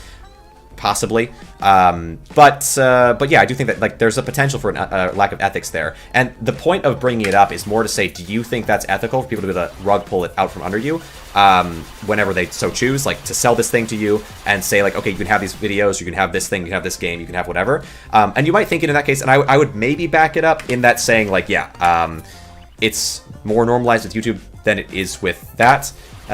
Sure. Subscriber videos, let's see. Heading the items he wants to trade in. He just has many. 179. Yep. Hey, appreciate you, Clutch.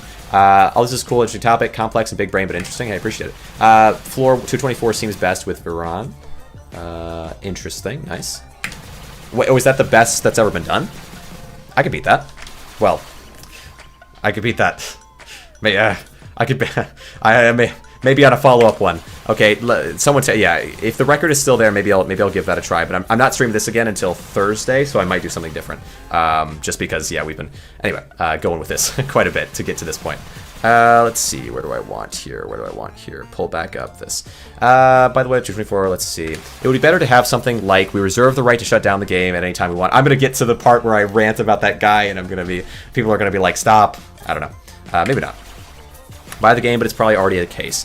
We reserve the right to shut down the game. Well, it's not publicly shown in a certain way, and Thor is encouraging that to be what happens. I thought about that and agreed with it at a certain point, and then I got all these comments about it, basically talking about the idea of normalization, and thought about it more and was like, well, I would probably, assuming Ross is right in general, and the only thing is like, would we rather Thor, we just have it written, or would we rather that we change the way it works?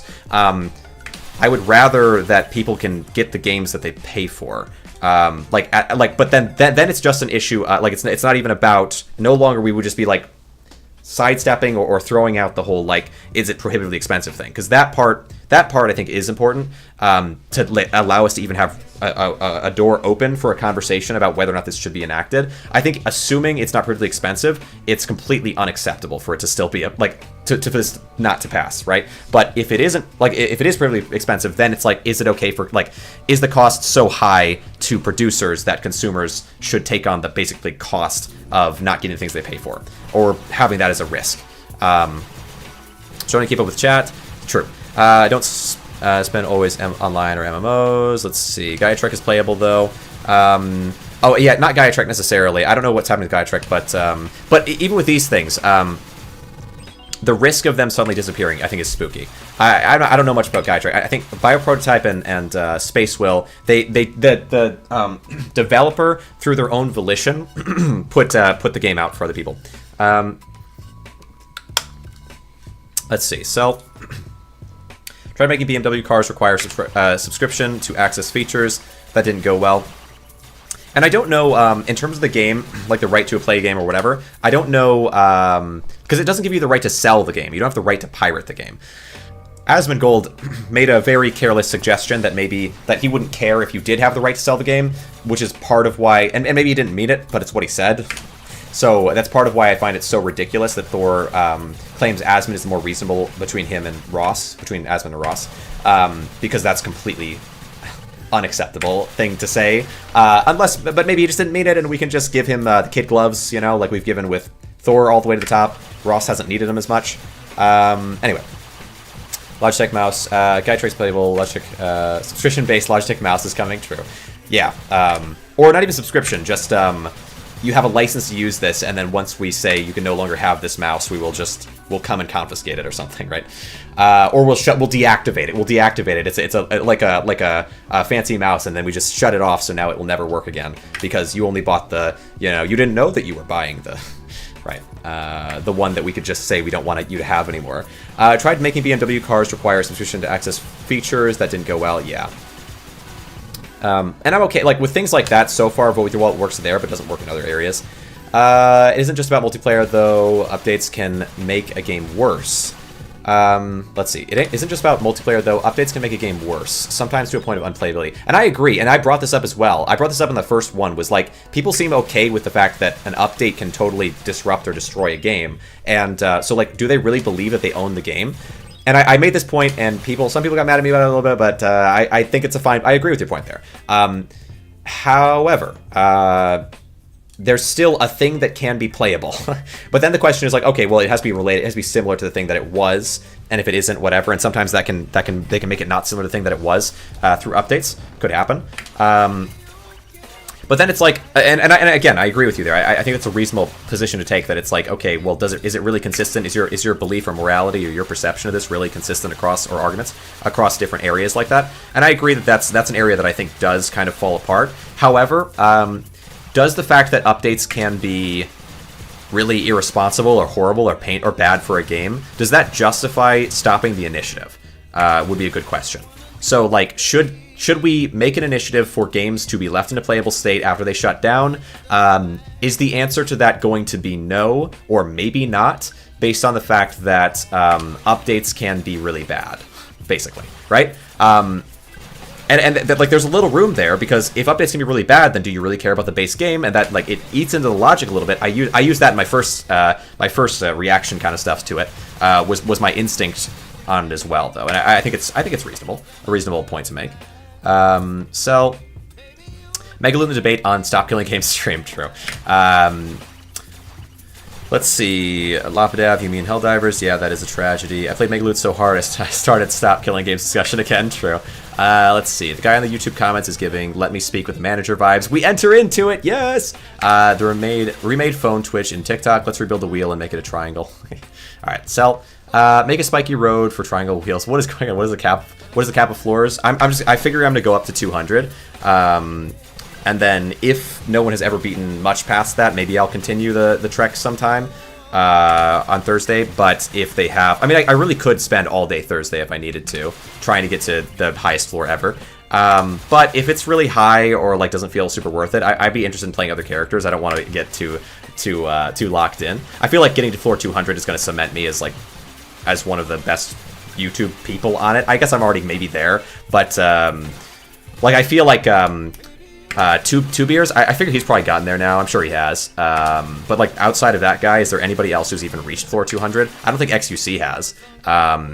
Though only 4 of his streams are up, and none of them are even past floor 60, I don't think. So it's not very representative. My understanding is that he's gotten quite a bit further than that. Trail wheel spinning hard enough can work quite well. Interesting. Oh yeah, because it's almost like a wheel, because there's always a point that touches the ground, I suppose. First Infinite stream, right? Yes, the subathon or whatever, right? Megaloot-a-thon, right? Yeah, right. He'll probably end at floor 200. Don't worry about it. The best way is to engage with dense people is not to. I generally agree with you. On this topic, I was getting like 20, 30 comments a day for a few days there, so I was just like engaging with everybody. I do try not to. Like, there was a guy. Don't, like, give any hate. I don't know. It's not that important. I'm sure they meant it in all good well. And actually, constructive criticism-wise, it's not terrible. Relative to everything else that I'm used to, it's quite a lot better. So, okay, a lot, because this is not the same. Like, if you go to that comment and you say, hey, you're an idiot, don't do it, but, like, I don't care. That guy pisses me off. That they just wouldn't understand no matter what I said, and kept saying, oh, you don't understand what I'm saying. Oh, I never said this. Oh, he never said this. It's like, come on, we're on the same side. Can you please listen to me? Anyway, but this guy, more so, I thought was pretty reasonable.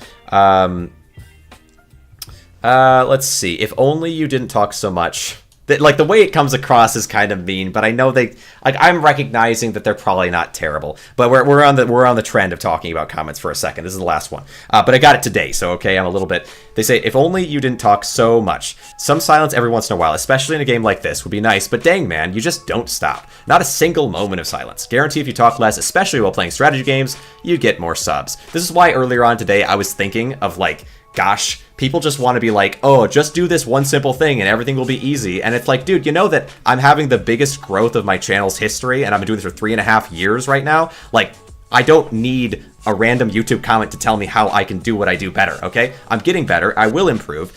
But you don't know anything. You don't know anything about what you're talking about. You have no experience. So I was kind of pissed off initially. But then I think about it, I'm like, okay, if I had gotten this when I was way earlier on in streaming, this would be like the best comment I had literally ever received because it has something to say. And it's not just I guess the best criticism comment I've gotten. So as much as I was initially, like legitimately my first response to this, I replied to it and I said, don't come back. Smile, like grin face. You know my grin face that I do all the time? I did that. And then I thought about it and I was like, no, that's not how you handle it. Don't handle it that way. Because it's just kind of mean and they didn't have to comment and they were probably trying to be nice. They just don't know how to be. So I said, I've been adjusting how I do things over time. My voice and presentation will continue to evolve. I may have pauses at some point, etc. Your comment about how I'd get more subs is irritating because it's baseless. Baseless as in you don't know what you're talking about. You would have subs if you knew how to get subs, you would just go get them yourself. Anyway, if you don't like my style of content, I find something you do like. If I adjust my method and you like it, feel free to stick around until you don't. I think that's pretty reasonable. Right? That's pretty good. I haven't read this yet. That's the issue. There is no other up-to-date beating the game on Impossible and long play fashion like you, so the content I want to view is already limited. But serious question, okay, wow, okay, fuck you, dude. Alright, interesting. So I'm going to either delete this comment or carry on in some other way. Interesting. I'll go over it later. Maybe it's not as bad as I'm reading. Holy cow. Anyway, we carry on. Alright, I'm irritated a little bit there. That's fine. What do we got? And if we're 200, don't worry about it. The best way is to engage with dense people is not to. Or I tried with this guy. I tried to engage in a way that's like, hey, like you're probably a good person, and I'll give you the benefit of the doubt to not just like don't come back you. I'll say something positive. Let's see. Listen, Discord. Don't worry about it. It's the best way to engage. Let's see. Or uncondense them, decompression, XD. Post a list in your Discord. Oh, nice. Hey, thanks. Appreciate it. I want to talk about the initiative to the LOR community, but I think I will literally break the community like I did Beltroy. Yeah, don't bring up drama in other communities. Come on now. You wouldn't download a car now, would you? Yes, 100% times. Yes. Right. Yes, I would download a car. Public trifecta, Asmund, Thor, Ross. The Thor, Ross, Asmund. All right. Father and son in the spirit. True. Let's see. Twitch logged me out, then said that to log in, I need a code from Authenticator app. I have no idea what they're talking about. I requested some messages instead, and they just don't send it. Google Authenticator, downloaded, it's good. I get in Twitch on my phone, try disabling the two-factor. They are asking for a code. Sell. Just get the auth. What is that? Oh, well, good luck. Good luck to you, I guess. What do you mean, get the auth? Let's see. We're going to put this in. Dismantle. We got some Divine Gloom. That's nice. Talking is why, let's see. Why I'm lawyer subscriber. Don't argue the fool. He has more experience than you at being one. Let's see. Google auth, but on a different account. Shouldn't have brought him back to the Karen or Steve. Seriously tried to pull off. You seem mentally undeveloped, so you were wrong. Yeah, crazy. Crazy. I gave them so much wiggle room. You saw it happen live. You saw me justifying a better and more reasonable response live. Why do you gotta let me down like this, commenter? Alright, well, fair enough. Fair enough, you know. I guess don't come back will be the response. But maybe I'll read the rest of it. I'll probably get pissed off, but I won't do it live because that's not fair to them. I thought I was going to be fair and nice and read it out, and it would just be like, you know what, it's fair. And then they would have responded like, you know what, legitimately, that first thing. But I have no other options. I thought they were going to be saying, you know, no one else is doing what you're doing right now. How about that? Isn't that something to be positive about instead of using it as a weapon? What are you doing, dude? All right, interesting. Coming in with vitriol at the beginning. I know, and I was vitriol at the beginning, but I was like, you know what? It's constructive criticism. Most people who criticize are just like, you're so annoying, you're so stupid, whatever. I don't normally engage, but with this guy, I was going to be like, I was either just being like, just don't come back, or I was going to delete the comment, and I was considering these, and I said, don't come back, grin face. and I posted it in my content creator kind of Discord, talking to other people about it. And I said, should I just delete? And then I thought about it for a little while. I deleted it from that Discord, and I tried the nice route. I tried the nice route because I can see a route where this person is somewhat reasonable, and then in seeing it at the bottom, I was so sure it was just going to be like, nobody else is doing what you're doing right now. Like, I'm just trying to make it better for myself and others. I know you're doing the best you can, something like that. I thought that's what I was just gonna read, and it ended up being that instead. Okay, biggest betrayals in anime, dude. What the heck? Let's see. I know. Well, a lot of people don't. Okay, a lot of people don't have fluid, good, whatever. But let's see. I'm a go. Good luck. I appreciate you coming around. Lop it out. Thanks for coming around. Coming in with Vitriol at the beginning. I know. It really that has been my stated position lately, or for a while here, is don't get into internet arguments. But oof, I caught up. Yes. Hello. Here I am. Amongst you. All right. Attack. Whoa. Oh, unexpected. Okay. Anyway. Okay. It's okay, it's okay. I'm already mostly over it. Although when I read the comment, I know I'm gonna be really pissed off because I'm sure like I can't believe that, because I saw in the bottom corner of my eye that he was saying you're the only one doing it, and I was thinking, like, because generally he's giving me constructive criticism. I respond in a good way. You're kind of dying. Oh, am I? I respond in a positive way. 3 HP. Oh, did I really have 3 HP? Oh, okay. Attack. I feel like I'll be okay, probably. We'll keep getting dazzle. It's all right. Chats when he has thousands of followers. Mesher reads all the chats when he has thousands of followers. Come on now, I agree with you though. Like I do try to be very open to criticism and very open to like response in these ways. I think it's a good approach. I even have kind of encouraged it with other people. 2 HP. Did I really? I think maybe look at my armor. My HP is probably okay. Am I really at? Am I? I'm not. I'm good. What do you mean? I think we're fine. Maybe I'm not. I don't see it. Anyway, okay. What a crazy thing to happen live. The HP. Is it really? Is it 61K? What do you mean? This is fine. Left half, top right. What am I missing here? Don't read all the chat if you must. There are people who will troll and showing weakness. Just go. Yeah, I agree with you. I'm still learning it. I'm getting a sudden spike. Although it was on a video that's not like what I'm getting a spike on. Left half, top right. Maybe you're talking about this, the poison. I'm not sure. Okay. Holy cow. We sure do have. Yeah, we are getting to some dangerous territory. Maybe. I don't know how. You know I don't troll, right? Actually, kind of. Yeah. I thought you were. There has been so many times when we first started talking, I thought you were trolling. But you're not, and I know it now. And so now I approach you with that in mind. How are you doing, Cody? How you doing? You just missed some ranting. But welcome. I appreciate you coming around. Megaloot. Yes, it's been massive. Massive, and very fun as well. Doesn't know what. Oh, it's a need penetration rate. Oh, what is this? What does this mean? I don't know what it means. Bar next to floor number. Oh, that's not my HP. Gosh dang it. No, it's my. That's the. Gosh dang it. Ow. All right. I need some penetration. Oh, I do. Oh, I might. Yeah, maybe you're right. Is my penetration too low? No, I don't need penetration. No, I'll be all right. So maybe I should get penetration. That might make sense, actually. Yeah. Kappa. Oh, it is. Okay, gotcha. Thought it's your lives. Oh no, we're good. You need penetration, maybe. Are you just repeating what they said? Gosh dang it. I might need penetration at this point. I might need it because we are very easily able to maintain every other like bit of damage, whatever. Echo, yeah, true. Precision, we're gonna do penetration, PEN, 96%. We already got 96%. How much more do I need? Let's see. All right, how you doing? Okay, we're killing it though. We're killing it. Let's see, and then, wow, very unexpected. Oh, I can't look at it now. I don't know. Yeah, with comments like that, I can. You gotta like. I try. So I like. I don't know. I don't know if I should. Maybe I need more damage. I could just get more damage. Might be a good idea. Attack this. Infinity armor. Yeah, I'll just grab myself some more damage. Dazzle instead of demon to be safe. We're okay on armor and health. We just need some damage. So I'll get some faith or something, or maybe more turtle. So,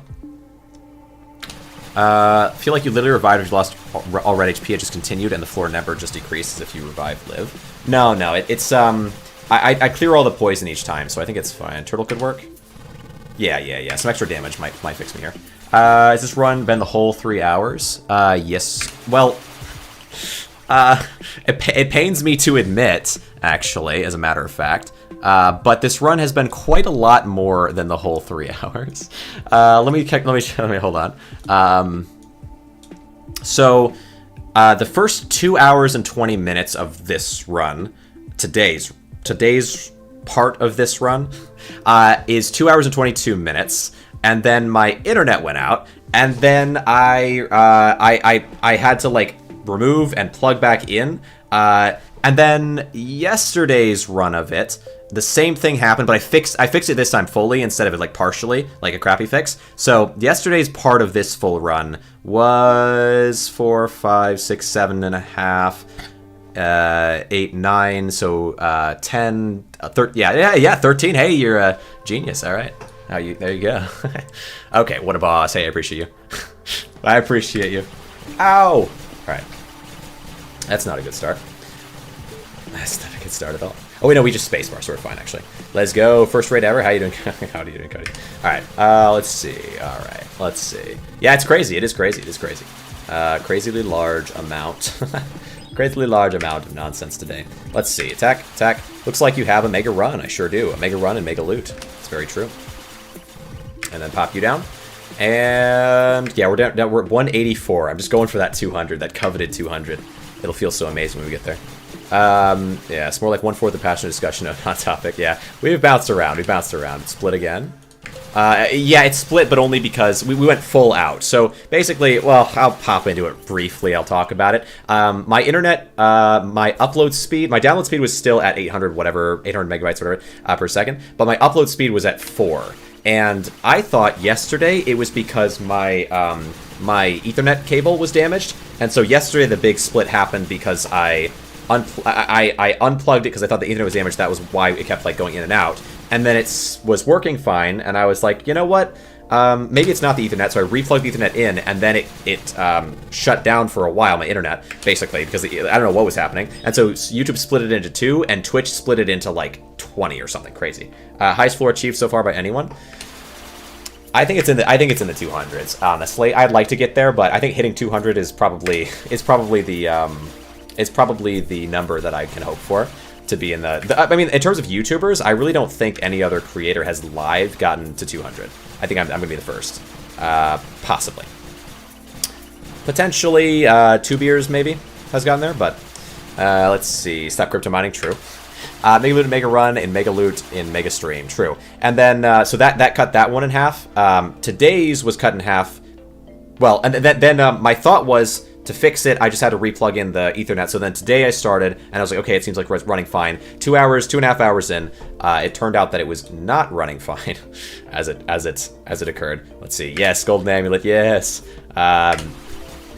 So it went out again, and I was like, what in the world is causing this? So I closed down the stream, because it was really just shoddy. It wasn't actually out. So I closed down the stream, and then I fully I tested it. It was at 4 upload speed, 4 megabytes per second. And then I moved my router, and it moved it up to, well, 3 megabytes per second. That's pretty good, huh? And then I unplugged it from the wall, basically, not the power cord to it, but the connection, it's wired in. Melting live, yes. So then we're gonna go. Yeah, we'll go with armored for the most, I think. Armored attack. What's armored attack at right now? Armored is at 3.9k, and then what's faith at? 5k. Yeah, so armored is better. How many attacks do you have now from leather? 20. 27. 27 total now. We're in some crazy, because it's every 8 waves. Let's see. Ooh, do I want this strap? Yes. All right, so. Anyway, and so now finally, then finally, when I replugged it in, it was up to 40 something megabytes per second from 4 or 3. So it is pretty nice. It can hit really hard. Yeah. Yeah, we're doing good. We're doing pretty good, I think, at this point.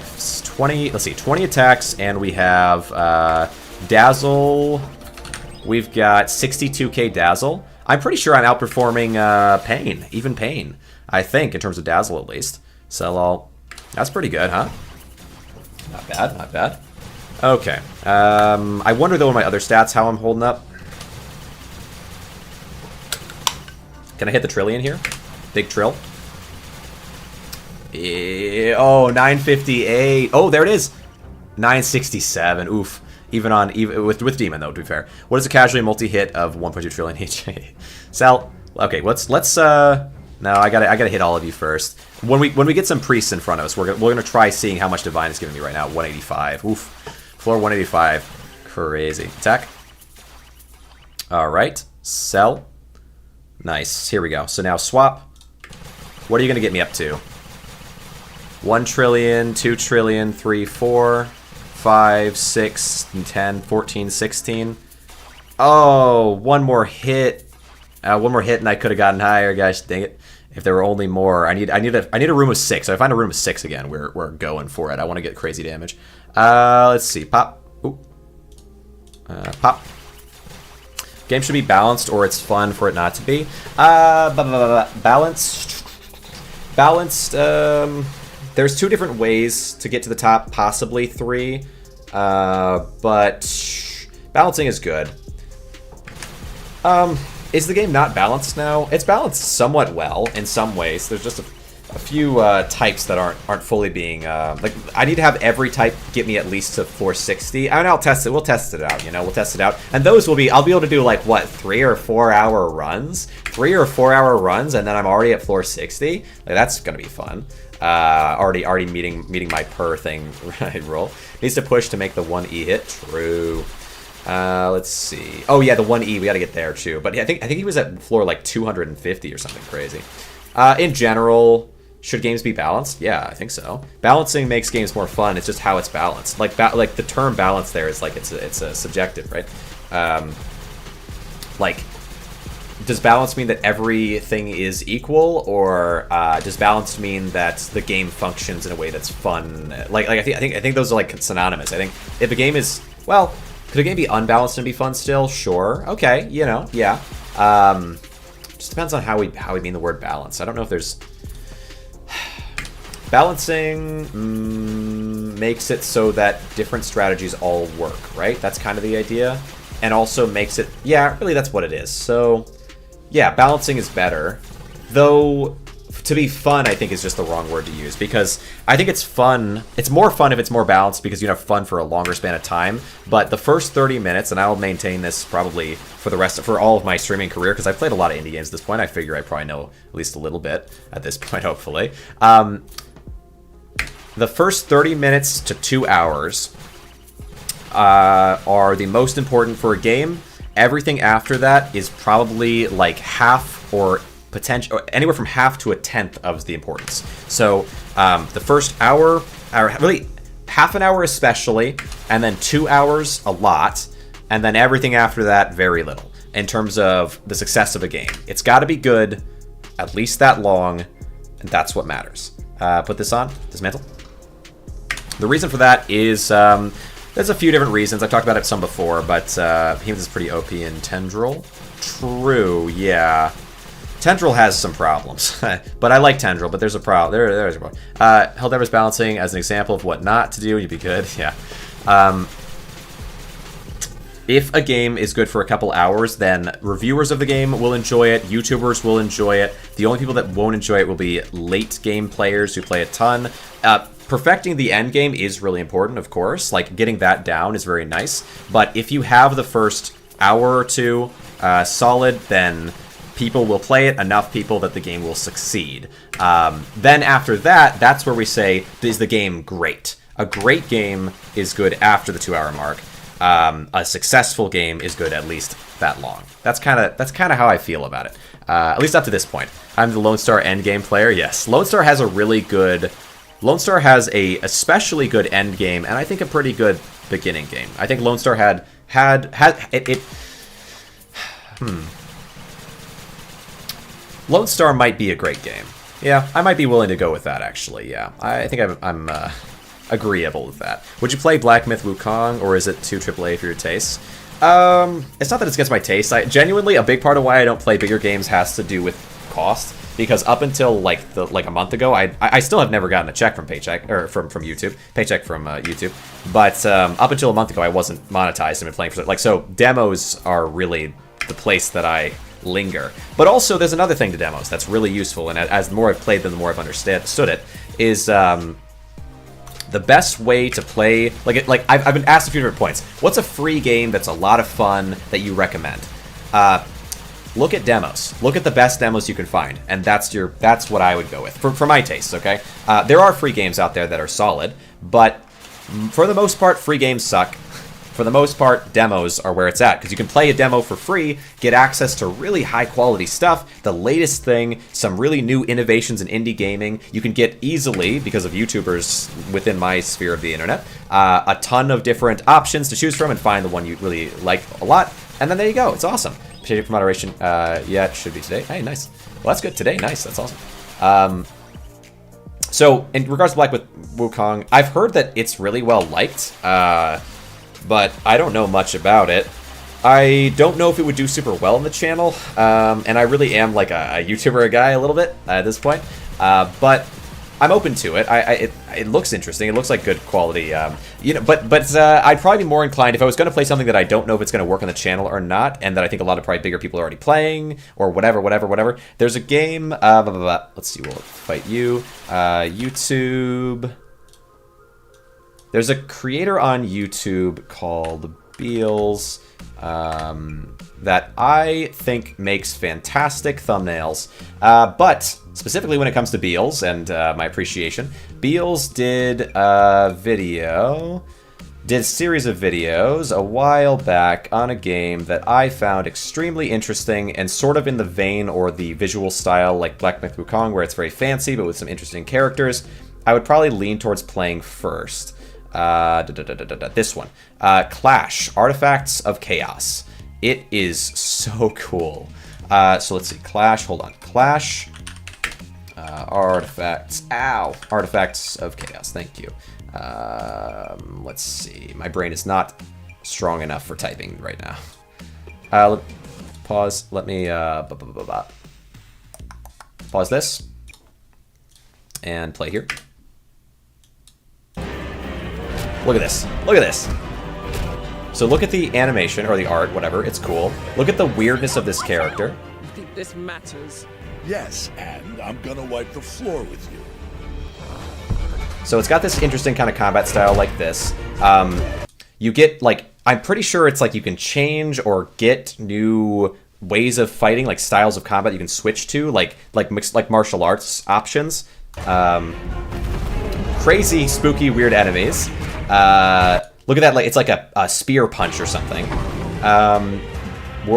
Spectacular world, whatever. It's got really cool animation. It's very like unorthodox. But there's also like the story is what's really cool about it. Despite this all, I mean, I think it looks pretty cool and it's of a particular era. Art style is cool, yeah.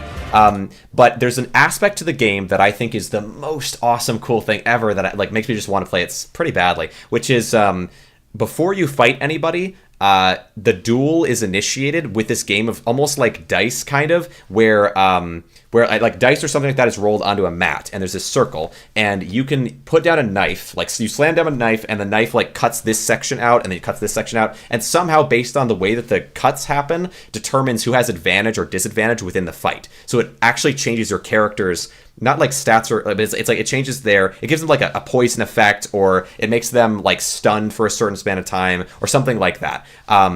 Amazing. Just an amazing concept within a game that already has beautiful animation, interesting story, really great dialogue, and like it's really something. Out of nowhere, true. Beals makes a lot of content on Skull, which is cool, but it's been around a long time. It's probably also on Astral Ascent, which I played Astral Ascent a decent amount. It never did that well on the channel, and it was good though. I enjoyed my time with it, whatever. But then he makes these videos on Clash, and it's just this like out of nowhere, incredibly interesting game, and he's so passionate about it, and like so it just totally sold me. So very much highly recommend this. Even just the videos, watch the videos. So I'm considering maybe someday I would do that, but I don't know when. I don't know if I do. But I think about it. I would think about it. It's probably before Sun Wukong, just because I have less ties to that. Unless someone has a good argument for one should be interested in it. I'm sure it's a good game. Let's see. All right, so just a friendly neighborhood rant about a different game than the one you suggested. Okay, you know of Kenshi? One dude made it, and now they're working on a sequel. Kenshi. Oh yes, this game was huge. This game was huge. I think maybe uniquely like the biggest game of its type, or like the most like the broadest scale and the highest quality. So Kenshi, for those not familiar, you might recognize the if I said images. Hopefully this is fine. Yeah. Basically, you play as like a whatever, any different type of a thing you get to choose from, and then you wander the desert trying to gain more gear and loot and survive against enemies that are unbelievably strong. And like that, it's just like it's awesome. It is very cool, yeah, for sure. A sequel to that'd be interesting. I haven't played it. I have played it actually. I was going to make a video on it at one point, but it would have taken so much work. But I had this idea of what I wanted to do. I don't even remember what the idea was anymore, to be honest. People enjoy the nugget runs. Yeah. Yeah, you're like playing as like a character that's like what, super weak is kind of the idea. Crawl Tactics Moonwatch is like Chronosphere game. Gotcha. Oh, shoot me him over on Discord if you've got like a ton of recommendations. And no arms, oh yeah, no arms, no leg. I think there was a run like that. I think I might have actually seen that a video on it. You know, that I thought was really cool. 'Cause yeah, it's such a fun idea for a game to be able to just like start from anything, and like the enemies are all interesting. The speed runs for it, to my understanding, are interesting. I think I watched like one of those little like documentaries, sort of like Summoning Salt type of thing on it at one point. Yeah, very cool, very cool. But it's been a while, so I don't remember any information anyway. All right, the constant dilemma. Ambiguous Amphibian made a run. Ah, yeah, that sounds familiar. That name sounds familiar. That's probably what I saw it as. Let's see, pop. Sell. We'll move. I'll do you maybe. Sell. Purchase metal. All in haiku poem form. Oh, cool. That is cool. Oh, that sound. Yeah, that sounds. Oh, that does sound right. It was kind of strange, but awesome. It was really cool. Like a lot of work went into it. So, all right. Pop. All right. So, let's see. But yeah, for sure. Very, very cool set of games. Yeah, it's interesting. I think with Beals, I had sent the guy that played Clash that showed that off. He had some type of like Q&A thing I left a comment on forever ago, asking like for different pieces of advice and so on. He gave me this really well structured response, and I never responded to it, which feels kind of bad. But like it was great. I very much appreciated that he did, but. I think I just either got busy or like life was hectic at the time, but I really did appreciate his response and like that he actually spent the time to it, because I think it's something with YouTubers that I kind of now understand that I didn't understand before, is like just that they're like, it's a funny thing to say. I think the bigger I get on YouTube, the more I'll understand it and the more alienated it'll make me from my audience, I suppose, in this way, of YouTubers just being people. Like, we're just all people. It's just, like, for me, I can usually appeal to that concept, and I know how to because I've watched YouTube a long time. It's very easy for me because I can just say, like, I've never made money from this. It's just something I do, and I appreciate it. Like, a lot of people at my size, they aren't as willing to listen to ideas. They aren't as reasonable, whatever, like, or whatever. Try to be like with this person, the person that commented. Like, I probably shouldn't have been as reasonable. I don't need to be. I really, my instinct was to be a lot less reasonable. But I was like, no, I will, because I want to benefit from it. I want to learn. I want to be open to things. I don't want to be closed-minded and so on. I was let down a little bit, I feel like, but I'll read it through and see if there's something I'm missing in there, you know, or if maybe he's just insensitive in his speaking, but he has a real positive something. But anyway. But I think at the size of my channel right now, I can continue to be like, I continue to kind of say like, yeah, I am just a person, I'm doing a thing. Of course, I do want to be a big channel, but there's nothing wrong with that. But then this, like the people I was talking about before, the person that was talking about pirate software in very unfair ways. The website they're from hates content creators, and there's like, I'm going to have to contend with that as I get to a bigger creator, where there's just going to be like this resentment of just the fact that I exist, I guess. I also found it's tough, I think, as a smaller creator. There was a big conversation online, maybe you're familiar, maybe you're not, at one point in time that was about whether YouTube is, like, YouTubers, their job is hard, was the conversation. And after all the time that I've spent working on it, while still having a job and for a long span of time having some chaos in my personal life, I think it to me at the time anyway, it felt kind of I didn't like, I guess. I didn't like that people were so like, oh, YouTube, it's not a real job. It's not anything. You don't do any work, whatever. It's like, I worked fast food. I hate fast food. It is terrible. I now work in accounting. It's a lot better. I'm very lucky to have a job, whatever. In a field that I do, that I can work from home, that can be possible for me to do the things that I really care about, like YouTube. Where's online, right, chat? But yeah, like I understand the distaste for the hardship of life and work and whatever. But then when it's like, I do both. Like for a while there, I was working full time. I was also selling things on eBay as like a side job, and I was also doing YouTube for like 8 hours. Like I was, well, at the time when I was working on the road, I was traveling all over. I was driving like 12 hours every weekend. And I was doing YouTube for 3 videos a week, all of which were edited, all of which, I would record on the one day, and then I would edit the next day, and then the morning of, before work, I would create a thumbnail quickly, and then after work that day, I would be recording again. And I did that every week, and then drove 12 hours every weekend. And so for people to be like, oh, YouTube, it's like so easy, and you just sit in your butt playing video games, was infuriating. However, I understand that my position and what I was doing is not the same as the people that were being criticized. I get that. Still, like, yeah, there's definitely something there in my mind anyway.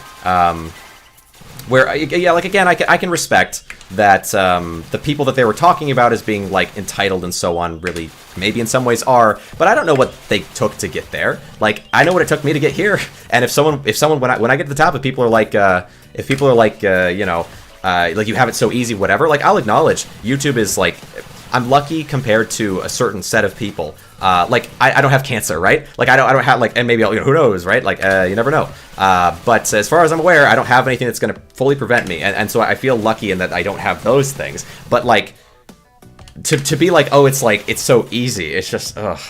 A social life post work and YouTube must have been healthy. Yeah. Let's see. Yeah, I mean social life, right? Yeah. So you didn't give me strike for doing that. Well, hold on. What am I looking at? Nowadays, I play a lot of space engineers, love building ships, cars, places, and actually using them on a survival scenario. Yeah, that is interesting. Enjoying the racing community. That's cool. Yeah, racing games I think are surprisingly fun and addictive. I'm very easily hooked on like records and things like that. I can't help it almost. YouTube list of 650 videos of games to look for. Interesting how YouTube didn't give me a strike for doing that. Well, I mean, as long as it's not something you're not allowed to do in any capacity, I wouldn't imagine they would. Always weirdos online. Let's see, social life. Thankfully, you only lost some hair. True. Yeah, look at The Rock and Bruce Willis. Yeah. True, we'll be fine. All right. Pop. Let's see. True. All right. Yeah, it's been interesting, I think. I mean, I was worried. I think anyone would be. I was worried for sure for a span of time before I just was like, okay, it's fine in terms of hair loss, whatever, or in terms of going bald, that whole thing. I feel like for a while though it was like, but there's a lot of self-perception. Everyone has that. I don't plan on becoming like a speaker for the people or whatever because it's obviously very common. But still, yeah, I think it's normal. To feel that way, but it really is nice. Like honestly, not having hair has been, it's like nothing. But like I think people express it in that way, which doesn't really help people that are worried about it. More realistically, how to say it? Haven't really addressed this kind of topic before. Totally related to me. What do you do if I suddenly slept for 7 hours after dinner so I don't have to sleep this night? Oh, not totally related. Sure. Some people enjoy it. Also, it helps keep you for swimming, less drag. True. Yeah, it's been surprising to me how little. But there's something I think, in terms of people's concerns around these sorts of things, a lot of it has to do with like I think for one the idea of youth or like. Well, you know, there's obvious things to it, like attraction or whatever, like this sort of idea, like worrying about how people will perceive them, how they'll perceive themselves, and all these sorts of things. It's just how it goes, but I think it matters a whole lot less. It matters a whole lot less than you might expect. People are generally pretty positive, and people are understanding of that, I think. Spacewell, let's see. Sell all of that like potential insecurity. People can be pretty understanding. It was fun though. It was fun. Little hair will go full woodcutter beard. Looking at my old man, he's still fine, so I think it will too. Yeah, you'll probably be fine. Yeah. My dad doesn't have hair, so I kind of have known that eventually it could happen. Actually, when I was 17, there was like a major amount of like sudden like I think it's on looking back probably pretty obvious in my older videos. Let's see. Though receding versus, like it's whatever. There are people who have it worse for sure. Like I remember there was a kid I went to school with who had, by the time he was 19 maybe, had nothing all the way back, but didn't shave. Like it was just how it was. So like I wasn't in that position, but I don't really want to be in that position, especially like people comment. Except like the thing is, there is an advantage to not having hair that having receding hair doesn't get, which is that if people say ha ha ha ha, you're just like, yeah, that is what it is. Okay, like where if you are trying to hide it or you think that you'll look better if you don't, whatever, then people, if someone like goes ha ha ha, you've got to be like no. Right, which is it's not a or you have to just ignore it, right? You have to just not acknowledge it, right? Like this is not a comfortable way to live your life. Although I can obviously understand the anxiety that can happen. Need to spend on shampoo? Yeah, true.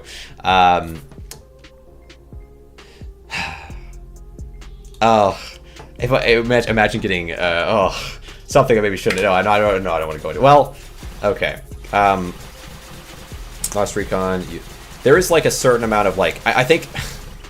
When I was 17, I started losing a lot of hair, and I think that there's a lot online about like how to avoid maybe doing that, and shampoo and conditioner they say is, well, shampooing every once in a while is good, but if you shampoo a lot, for example, like shampooing very consistently can be harsh on your hair, though I don't know if any of that stuff really matters. Like I think if you're losing hair, that's kind of how it's going to go either way.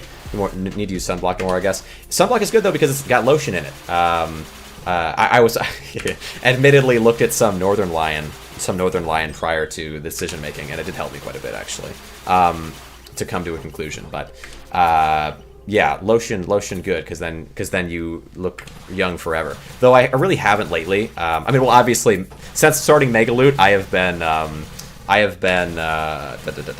been dedicated to just Megaloot, but technically, yeah, I haven't been shaving, right? Like you can tell, so I've considered trimming instead of shaving. I'm not sure if I will or not. Like I think I look all right with like stubble. I don't really particularly want a beard, but so far I've only ever been just shaving fully down throughout the streams, and then lately, of course, not doing that at all. But I will. I probably will Tuesday, Wednesday, whatever. Let's see, 189. Okay, we're getting there. Put together chat. Appreciate it. Let's see. Appreciate it. Oh yeah. Oh, Northern Line. Yeah, I do. I think so. Northern Line actually does. Yeah. Northern Line has talked before though about how he has like round. I have round. I'm good. I'm lucky because. But I'm pretty sure. No matter what you do, if you're wearing stuff like this, you'll get a divot a little bit going. It is what it is, right? Let's see. But yeah, there's like also yeah, definitely though for a little bit of time I was considering because there's hair systems, which I think it'd be good for it not to be stigmatized. Like if somebody wants to wear a hair system, it's good for that to be an option. At this point, I haven't thought about it, but I was thinking about it a lot for a minute. It's all good regardless. But I think if someone wants to, I wouldn't stigmatize it, though it is expensive, and so it's a pricey decision to try to do. So I don't know about all that, but yeah, teach their own, right? Like if you have the money for it, and it's helpful to you. Let's see. Oh my goodness, I remember because I watched The Yard. So every night when I go to sleep, I put on The Yard as a way to fall asleep because it's funny and lighthearted, and I don't gotta think about it. Whatever, it's nice. But let's. Oh gosh, we're entering a little bit of annoying territory there. Okay, I can't amp myself up anymore. Thank you very much. Pop, and then you. Come on. Break down the shield. Do enough damage. I like building games, focusing. Let's see. And Slime on The Yard, who is a bald fellow. Hairless, hand the head. he has he got a hair system at one point in time, and like live on the show, he lost a dare or something, and so I got to hear all about this this situation. Heat set dent. Yes. All right. When I have time, check out Lone Star. Oh, Lone Star. Yeah, I'll second that. Lone Star is super solid. My mods added that to my command, so I just had to check. Oh, I don't know how it works. Heat set dent. What is that for? Heat set dent. Huh. Is that like, I'm guessing referring to the dentage that happens to head? Let's see. Mods added as my command set. That's funny. Gotcha. All right. Let's see. Mods. Oh, that's interesting, Mr. Clutch. If you're open, you don't no pressure if you don't particularly want to talk about it. But as the channel grows, I'm considering like where to go with certain things. Like I have a Discord person who, like a person that's a fan, whatever, that is a mod. Mostly just because I have tried to learn more with Discord and tried to improve it, but this person is very knowledgeable at coding and things, and so they're able to do a lot more than I can, and they're like, hey, I'll do it, and I'm like, okay, I mean, no pressure, you don't have to, because I don't want to, obviously you gotta be kind of careful with how you communicate with those things. But they're like, no, it's fine, it'd be fun for me. So anyway, so I have a person who does moderate on the Discord, just adding things like that, but how do you go about... Oh, headset. Yeah. How do you go about selecting mods? How do you go about making sure things are safe with mods? Like, how does that work? Where with mods, some can actually steal entire channels. Right, stuff like that. This isn't Twitch. Oh, true. Yeah, it's true. It's. I mean, I'm also live on Twitch if you need it for this. But yeah, like, cause I it's not that I don't. I mean, you can't try, but like the person is very very positive and very nice and helpful and so on, and so I don't want to come across like I don't, like, I'm like, oh, you can't be trusted or whatever, but obviously I'm not gonna, I gotta be careful still. And so so far, my approach to this, my solution to that potential problem, has been to, gosh, we have so many attacks right now, how many? 27, okay. My approach to that issue has just been, I will give you enough to edit the channel to a certain extent, and then I'll just kind of remove that or adjust that based on necessity, and just try to limit the amount, because I can really moderate my own channel. It's just the additions and the changing around that I think is very helpful. But it feels like there's got to be, like, I don't know. Like, do you get worried that like a mod will just destroy, like, delete your whole Discord channel, or I don't know if you have mods for YouTube or Twitch, and I don't know, I have no idea really how that works, but if you have any insight, let me know. If not, no pressure. It's a big question, but I am thinking about it. Or I don't know in terms of your channel what all goes down, but okay. Let's see. We'll pop through. Give me some power. Give me some strength. Let's see. Grab this up. Yeah. So far, that's really the only way that I've used mods. I don't have. I mean, technically with Minecraft, but yeah, really for the most part, I avoid. Mods as volunteer or as a job? Volunteer. I mean, I don't make any money, but and also, but like with the mod thing, oh yeah. Well, I guess with Clutch, if you don't mind answering, but you don't have to, if you're around. But volunteer or job would be an interesting question. But for what I'm doing, no, I didn't really ask to have a mod. It was just like a offering, and then it's like, okay, no obligation, no pressure whatsoever. I very much appreciate it if you're willing to, but if not, and never, like, no expectation, like very like that, because it's like, yeah, volunteer, very volunteer. And for the most part, I can take care of myself. But eventually, I mean, yeah, eventually, I guess you could certainly have mods and pay them and so on, and you would expect to, especially as the channel grows. I would think. I don't know if big channels do or not, but it makes sense to, right? Let's see, pop through. Yeah, but I currently I think everything would be, because like with Twitch, it was odd though. Actually, it's odd right now, I suppose. Twitch is actually getting a certain amount of viewership, which is nice. Plug patron here. Yeah, true. Normally, Twitch has never really gotten much viewership. If you are on Twitch, feel free to follow if you don't mind, if you like what you're seeing. If you like, I mean, generally I'll be focused on the game more than I am here because we're going for these massive floors, so it's a big part of it. But anyway, very much appreciate you guys coming around. Normally Twitch, I will say, is like one person, two people, something like that. And so 190, yes, we're getting there. And so because of that, I've never had to worry or think about Twitch. I just don't even think, no offense to anybody, okay? I apologize. I don't even think about you, okay? What can I say?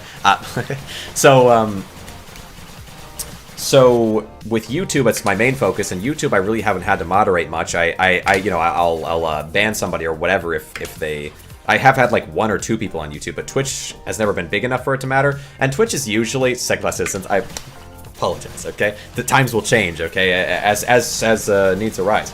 But pardon me.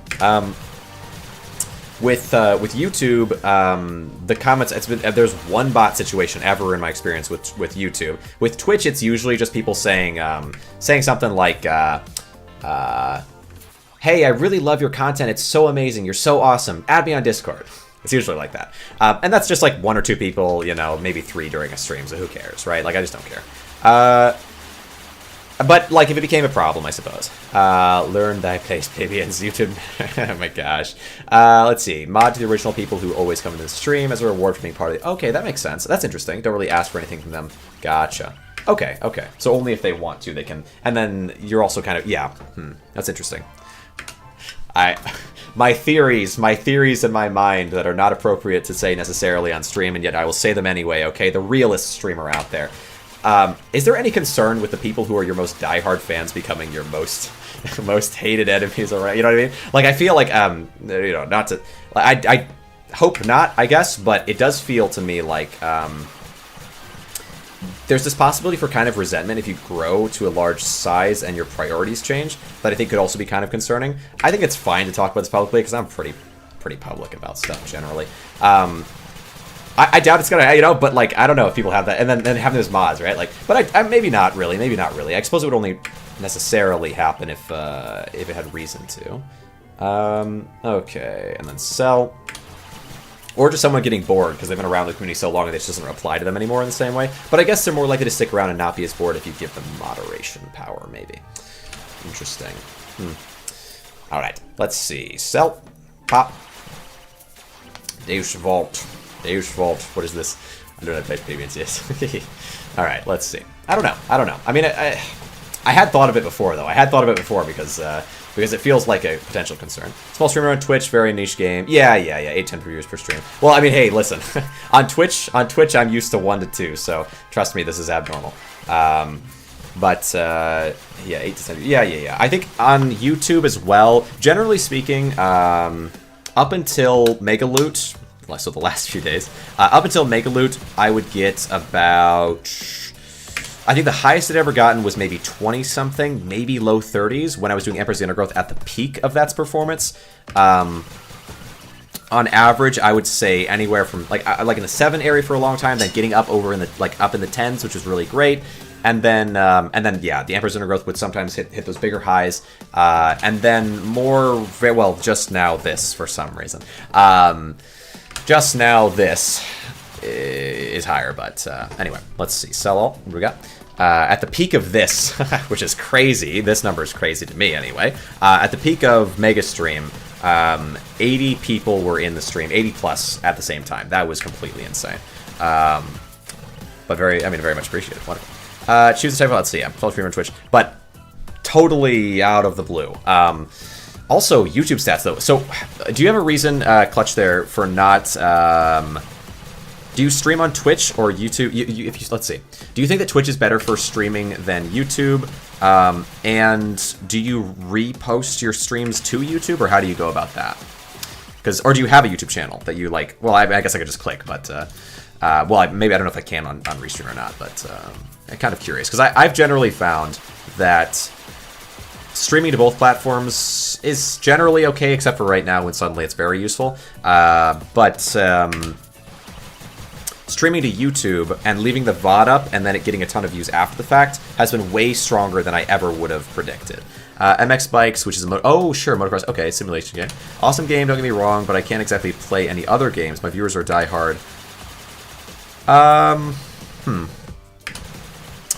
I wouldn't hold... I mean, okay, unsolicited advice, although you're saying here's my problem, so maybe it's a little solicited, alright, can I, I think you gotta just... If you want to do something and you think it could do well, you gotta go for it, and some people will stick around, and if people are so disinterested that they're not gonna watch anyway, no harm down, right? No harm done, how often do you stream?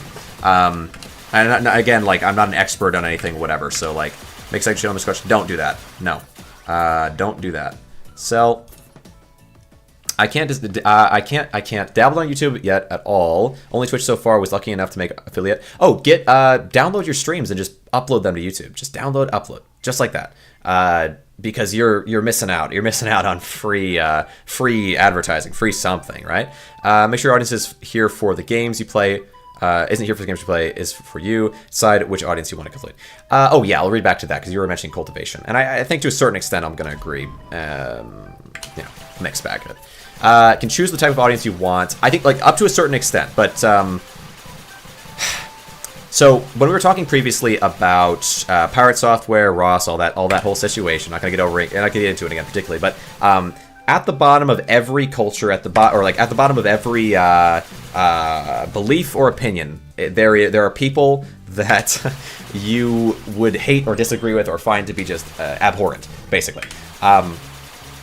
No matter what you believe, there are people who agree with you on that, who on some other topic disagree with you and defend or would argue with you in a way that's just disgusting. You would find awful. So, like within a YouTube community, you can cultivate an audience, but the bigger the audience becomes, the less control you have over what that audience is. You can control, and honestly you should, I think as a creator, the best of your ability, should try to make sure that it's a safe and welcoming place for people and so on, assuming that's your prerogative.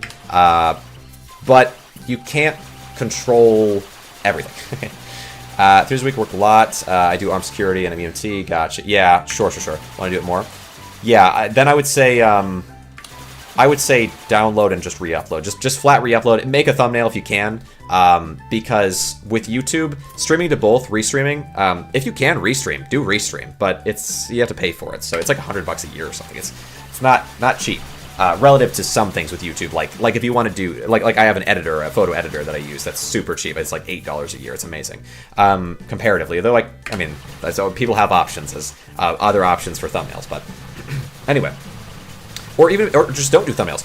But if you are willing to do restream, I do recommend it. I think it is very helpful because you stream to restream, and then from restream it goes to Twitch, YouTube, wherever else. Highly recommend something like that. Because you will build an audience that way, and then you will build another audience, or further audience through the success or whatever of the YouTube stream. And also, you got to get started. I mean, you got to get started on it, right? YouTube's a whole set, and also it's crazy. That's crazy to me. No offense, it's crazy to me because. It takes a lot of perseverance, I guess is a good thing to say, at least about it, to stick with Twitch, because Twitch, algorithmically speaking, compared to YouTube, is leaps and bounds worse. It's crazy. On YouTube, let's see what I want to say here. People talk about YouTube algorithm very negatively, and they shouldn't, because it is a godsend to creators. Because when you upload a video, it gets a test group that it's shown to, and then if they watch it, then it's shown to a bigger test group and a bigger and a bigger. If at some point the amount that watch this click-through rate, so the portion of people who see it, who click on it, is not high enough, along with the engagement on the video is not high enough, like the amount of watch time per person, or average watch time per person, then YouTube will say people don't like it, and then they'll stop recommending it. What this means is that as you accumulate more of an audience, those first barriers of they show it to this audience, they like it or not, show it to this audience, like it or not, that allows you to build and build and build that way. YouTube's algorithm also will recognize over time who likes what and what's similar to what and so on, and will direct your content straight to the consumer, right? It is killer. Twitch is, I don't really even know how the heck Twitch figures out what it wants to do, it feels like. So, although, streaming Twitch is nice too. But I would highly recommend YouTube. Not in terms of streaming solely. I would say if you can stream to both, fantastic. I just mean, for uploading after the fact, at the very least. I would say keep streaming to Twitch, right? Because you have a Twitch audience. But then download, upload. And if it doesn't go anywhere for a while, that's fine. I was on YouTube for...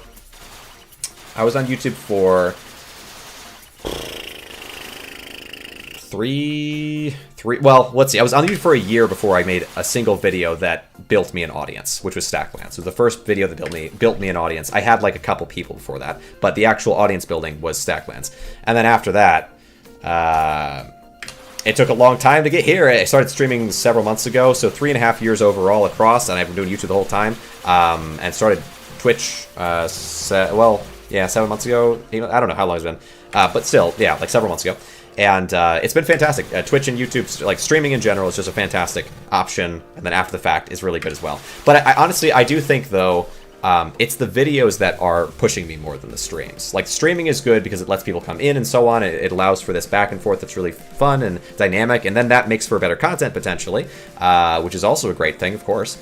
But it's the VOD on YouTube that pushes it way further. And you can, it might take a while, but you can benefit from that. And until then, much like what I do with Twitch, you can just take advantage of it without having to like fully lock into it, because until there's people there who actually are interested, like it's starting to be here, which thank you very much again, until that time comes along, you don't want to delve all your energy into it, but then you will. Anyway, I'm rambling, but just that's the best I can do on advice. I'm not used to talking, like this is my first time really selling this to a creator, or trying to anyway. 3 days a week because we're like, but that's fair. You can't really switch over to, like, I would love to not work my job and just do more YouTube, probably, really. Well, I mean, I'd love YouTube to become a job. It'd be crazy. I'm going to start making one, which is so cool. Anyway, but until you get there, yeah, you'd have to make sure you're making money, making a wage.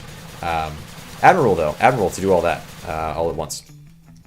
There is people who don't like what Michael Jackson allegedly did, but could also love his music. That is when you divide the art from the artist's blurry line. Yeah, true. I think YouTube is a lot less primed that way. So we were talking about Wilbur Soot a little bit earlier. Wilbur Soot will be fine as a musician, because with musicians, people don't care enough to be bothered. It's normalized for musicians to be interesting characters, and enough to the point where people just will not care. If they like his music, they'll say, screw you, I like his music. However, on YouTube, Wilbur Soot does not get the same level of forgiveness or not even really that, like lack of concern. People are a lot more upset on YouTube. Because when you connect with someone on YouTube, you're connecting with a person, and you feel that you know them in all these different ways. And in some ways you know, like, of them, and maybe even have conversations. Like, I think with chatting, it's a little different because there's a little bit more closeness of a conversation there, sure. But, okay, pop. Let's see. But I think it's very different from music in that way. Let's see, pop you guys, and then you. I mean, like, it's still worth bringing it up, but, because there's not, like, music is closer than YouTube, closer than some other things. Lead singer revealed, Minecraft YouTuber, let's say, and I can't listen to the music. That's fair. It varies. It does vary, but, did they lose? I don't know if they did, maybe they didn't. Or maybe they did, I don't know. But did they lose their audience? Are they no longer, like, did they lose all success from it? Also, though, Minecraft YouTuber is a different level of this than, let's say, Wilbur Soot. Because Minecraft YouTuber implies something that I think on YouTube you would never, ever get away from. Where Wilbur Soot's thing is something that on YouTube you might get away with. Depending on how you approach it. And with music, you would easily do it. No one would care. That's a good point. All right, I think he came back to 250k views. The thing is, and I talked about this a little bit earlier on. There's potentially, I was trying to think of, like, who is, because I went down a whole rambling set. We've been here for a while, as you can tell. I went down the whole rambling set of the different YouTube creators and who I think is kind of at the top, or who is relevant at different points in time throughout the history of YouTube. And Dr. Disrespect, I was trying to think of, like, who right now is the most relevant, like, creator who is what is YouTube culture and who is the face of it right now. And genuinely, it might be Dr. Disrespect. Not because people like him necessarily. Obviously, very big problem with him, whatever. I'm not a fan. I never really was a fan. Like, I can see the humor in some of what he does, but separating art from artists with something like that is something on YouTube that has never been accepted, and I'm fine with it never being accepted. But, okay, pop through you. Maybe I should get some penetration here. Oh, thank you. So, do we have your penetration? I'll get you as well. That feels fine. Yes. Okay. But, okay, what was I saying, though? Despite all of that, Dr. Disrespect, when people talk about, like, what's going on with YouTube right now, is kind of the name. Like, PewDiePie is gone, right? gone effectively. He's a dad now, and that's the death knell of YouTubers. In some ways, it doesn't have to be. You certainly can be a parent, but I think when you were not one, and then went through your whole career, and then become one after being successful, that shift in responsibilities at that pivotal moment tends to pull people away. It's also challenging. Nico Avocado, that's another good point. Yeah, I would say maybe, but not to the extent that Doc is right now, because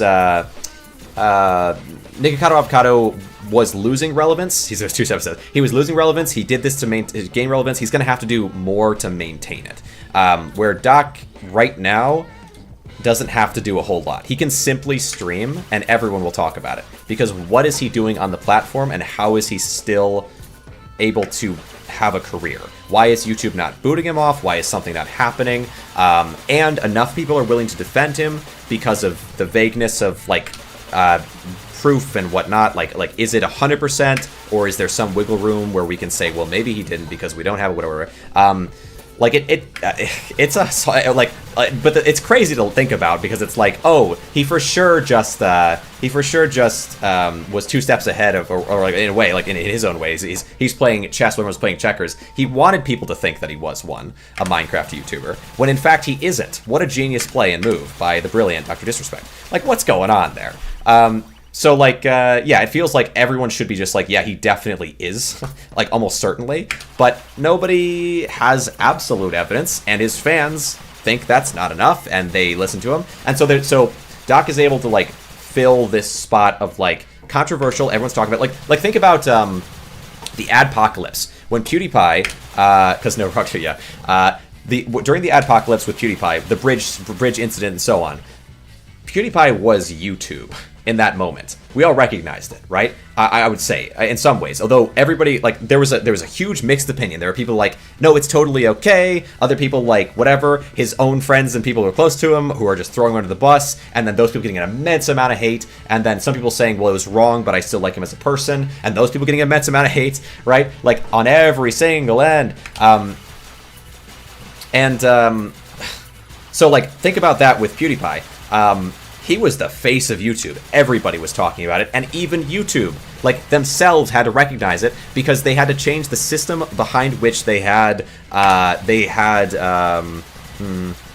change the system by which they had they use advertisers, like advertisers and marketing or whatever. Like, the main thing for YouTube, Twitter, all these different companies is to keep their advertisers, and they were losing them because of one guy. They were getting one guide out of billions of dollars. So, yeah, PewDiePie was the face of it, not just because of the most subscribers, but because he was the most problematic and the most defended and the most attacked, the most everything. And it kind of feels like where not so long ago, the face of YouTube would have been Jay Schlatt at one point, along with the other OTK members, like Mizkif maybe even. Ludwig was the face of YouTube/Twitch, especially when he came to YouTube, was the face of YouTube for a moment there, it felt like. There's different people you can point to leading up to this. All of them are gone from mass relevancy right now, and we're just left with the one person. What happened to Insta proven guilty? Let's see, 8 casts per stone. I think if you look at the situations of how it happened, it's not 100% that he did. However, he did this. So one thing was that he posted basically like a thing talking about what had happened, referring to a minor, changed it to individual, then changed it back to a minor when he got caught for changing to individual, and when referring to the situation. And then now is saying, well, he actually did that all on purpose because he wanted to bait journalists, which is like, okay, bait them into what? Bait them into saying you're a what, right? Like, what are you talking about? Even if he's not actually, like, that's what happened. Also, though, he also said and has made claims regarding whether or not, like, oh, well, maybe in the state that they were in, they weren't actually, like, it wasn't actually illegal, maybe. Who knows? Maybe that's true. But he doesn't actually confirm anything, and he's willing to go into detail now, finally. But the details he's going into are just so weird and suspicious. So, like, maybe he's not one. But it's like O.J. Simpson, okay? Come on. Like, it's like, yeah, like, I did it on a book cover with a shoe, and then it's like, if, in the corner, you know? That's how it feels right now. And in general, when you're in that type of a position, when everybody knows that you probably did it, usually people aren't going to like you. I think that's okay, right? That's fair. Seems reasonable. Even though, yeah, like, innocent until proven guilty, sure. But in the eyes of the internet, should you be? Like, I understand people are going to say, like, oh, like, cancel, whatever, sure. But, like, I don't really agree with that. I think if you probably are someone who did stuff, like, whatever, in that way, and you have a child audience, being like, yeah, this isn't right, you need to prove, you need to say something, there needs to be something, we need something before we think that this is safe for kids. That's fair, right? Come on. I feel like this joke's taken out of context. That's my guy, and yeah, he's now saying that he was playing Infernals. If he didn't break the law, I think he was off coach recently. It might have been. It might have been. It's just he made it sound like, yeah. I think he, in the way that he had handled it at the time, made it sound like it was really bad. But like maybe he's just really stupid. Like how much, like, you have to give him so much credence here of like maybe he's just like the worst. Like he. But maybe he is, you know, maybe he's just really dumb. Like there's we don't have evidence to say for sure, and that's fair. But again, it is like, we recognize that this is someone who has a child audience, that like people being uncomfortable with it or thinking this way is probably fair. Even if it might be the case that that he ends up being innocent or whatever, you know. Let's see. Though he probably will never have to prove it. That's probably how it's going to go. And again, I will say, I think he probably is the face of YouTube. Let's see. Pop. Let's see. And then you. Pop. Yeah, poison. But I'll clean it the first 2 turns, and then we'll just do this. Pop. And then we'll swap back over if needed. Okay. Yeah, was the poison even already? Yeah, it might have been. All right, pop. You know, I wasn't even trying to get into that direction, because my point was more focused on, my point was mostly focused on that he's the face of YouTube right now because he's got so many eyes on him in this direction, because he's like PewDiePie as an example. It's not that PewDiePie didn't do it, it's that the severity of what it is was potentially overdrawn. Depending on how you look at it, I mean, it's bad, right? Of course. But then, is it justified for YouTube to have to pull all their advertisers because just one creator does that? Like, can you really blame PewDiePie for the advertiser bailout exclusively rather than the situation of, like, the circumstances? You certainly could blame him for being, we could say, careless or impulsive or something in that direction. I can agree with that. But I think blaming him for the advertiser pullout is probably not fair. Let's see, pop you. Anyway. Let's see. Well, I mean, I've been around since early YouTube, okay? I can't help knowing all this drama. I mean, I was watching PewDiePie when it happened. I was watching Sky Does Minecraft and Basher and all that with the Basher stuff. And, like, a lot of these creators I was just actively there for. So the drama was just, like, it's a part of my, my formative experience. Let's see. But I'll admit, maybe I do like it a bit. Irrelevant to you if you're trying to get into it as a way of revenue. Also, yeah, relevant in a way. Let's see. Pop. This track record isn't the best, yeah.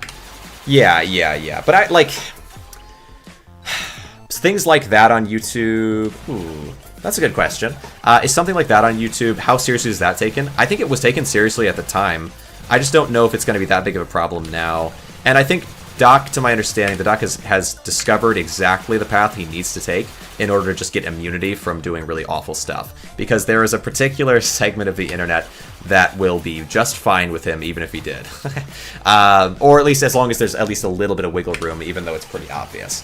And he has discovered them, and he will huddle in his corner, and it is what it is. But that's okay, you know. It's okay. It's the same thing Russell Brand is doing right now, actually. Which is crazy. See how deep the water is. Let's see. Pop. Let's see. It's relevant to you. Let's see. Boom, boom, boom. Yeah, I mean, there's a part to it that's maybe... But I think YouTube drama is more so just because, having seen so much, what did PewDiePie even do? Oh, it's forever ago now. But it's the bridge incident, you know?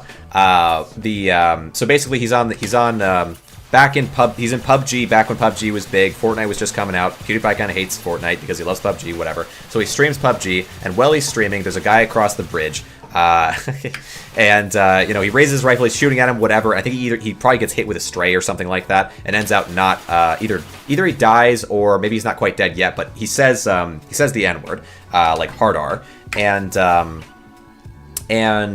then he's like, oh crap, right? Because he's Swedish, right? It's not like it's like his whatever. But still, obviously, he knows that it's not what he should have done. Then, as a result of this, a ton of articles get written that the biggest member of YouTube is a racist and so on.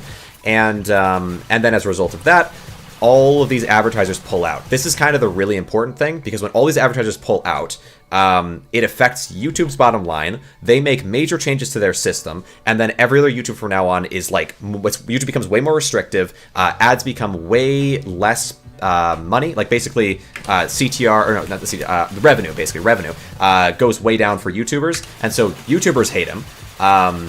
YouTube hates him, of course, as they already did, honestly, and because they always kind of hated PewDiePie back then because he was controversial slash and popular, but a little bit less less polished maybe, or he's from early YouTube and had managed to get to the very top, and so there was a certain point where he was no longer invited onto YouTube Rewinds. There's a whole drama thing from years and years ago, but well, actually I'll do this first. Give me some penetration. And then I'm pretty sure, so Jacksepticeye, Markiplier, and Cinematose Cannon, like all these different people are friends with PewDiePie. Not really Markiplier as much, but to a certain extent. And at least Jacksepticeye, and I believe the others, all were like, basically like, denounced him as like their friend and so on. Like they all did the circuit. And over time, the narrative shifted to where it was like, okay, like, yeah, it was a dumb mistake, but also, protected by YouTube at all costs, true. But also, well, this was before that too, though. But, I believe anyway, this would have been before even Vine was a thing, maybe, I'm not sure. Maybe Vine was around, but I don't believe that it had ended yet, so Paul Brothers weren't here yet. But anyway, so, but yes, they were more protected, certainly, than PewDiePie. Yeah, so PewDiePie gets sort of hated on based on this. YouTubers don't like him, YouTube doesn't like him, and generally comments don't like him because they're, I mean, well, it's, you know, it's a heated topic, and it was dumb. And so, yeah, it became like a whole mess. Justified or not, you know, that's up to the individual, but it sucked. Let's see, where was it going with that, though? I didn't follow that one. Let's see, pop through this guy. Okay. English speakers, most native tongue. Oh, sure, yeah. Yeah, well, it's yeah, sensitive topic and so on. But it does... I don't know. I think at the time, my perspective was intent is one part that should matter in almost any of these kinds of cases. So, like, it's not like he was saying it in a way that was motivated in that direction, if that makes sense. And so I don't think, like, I wasn't really...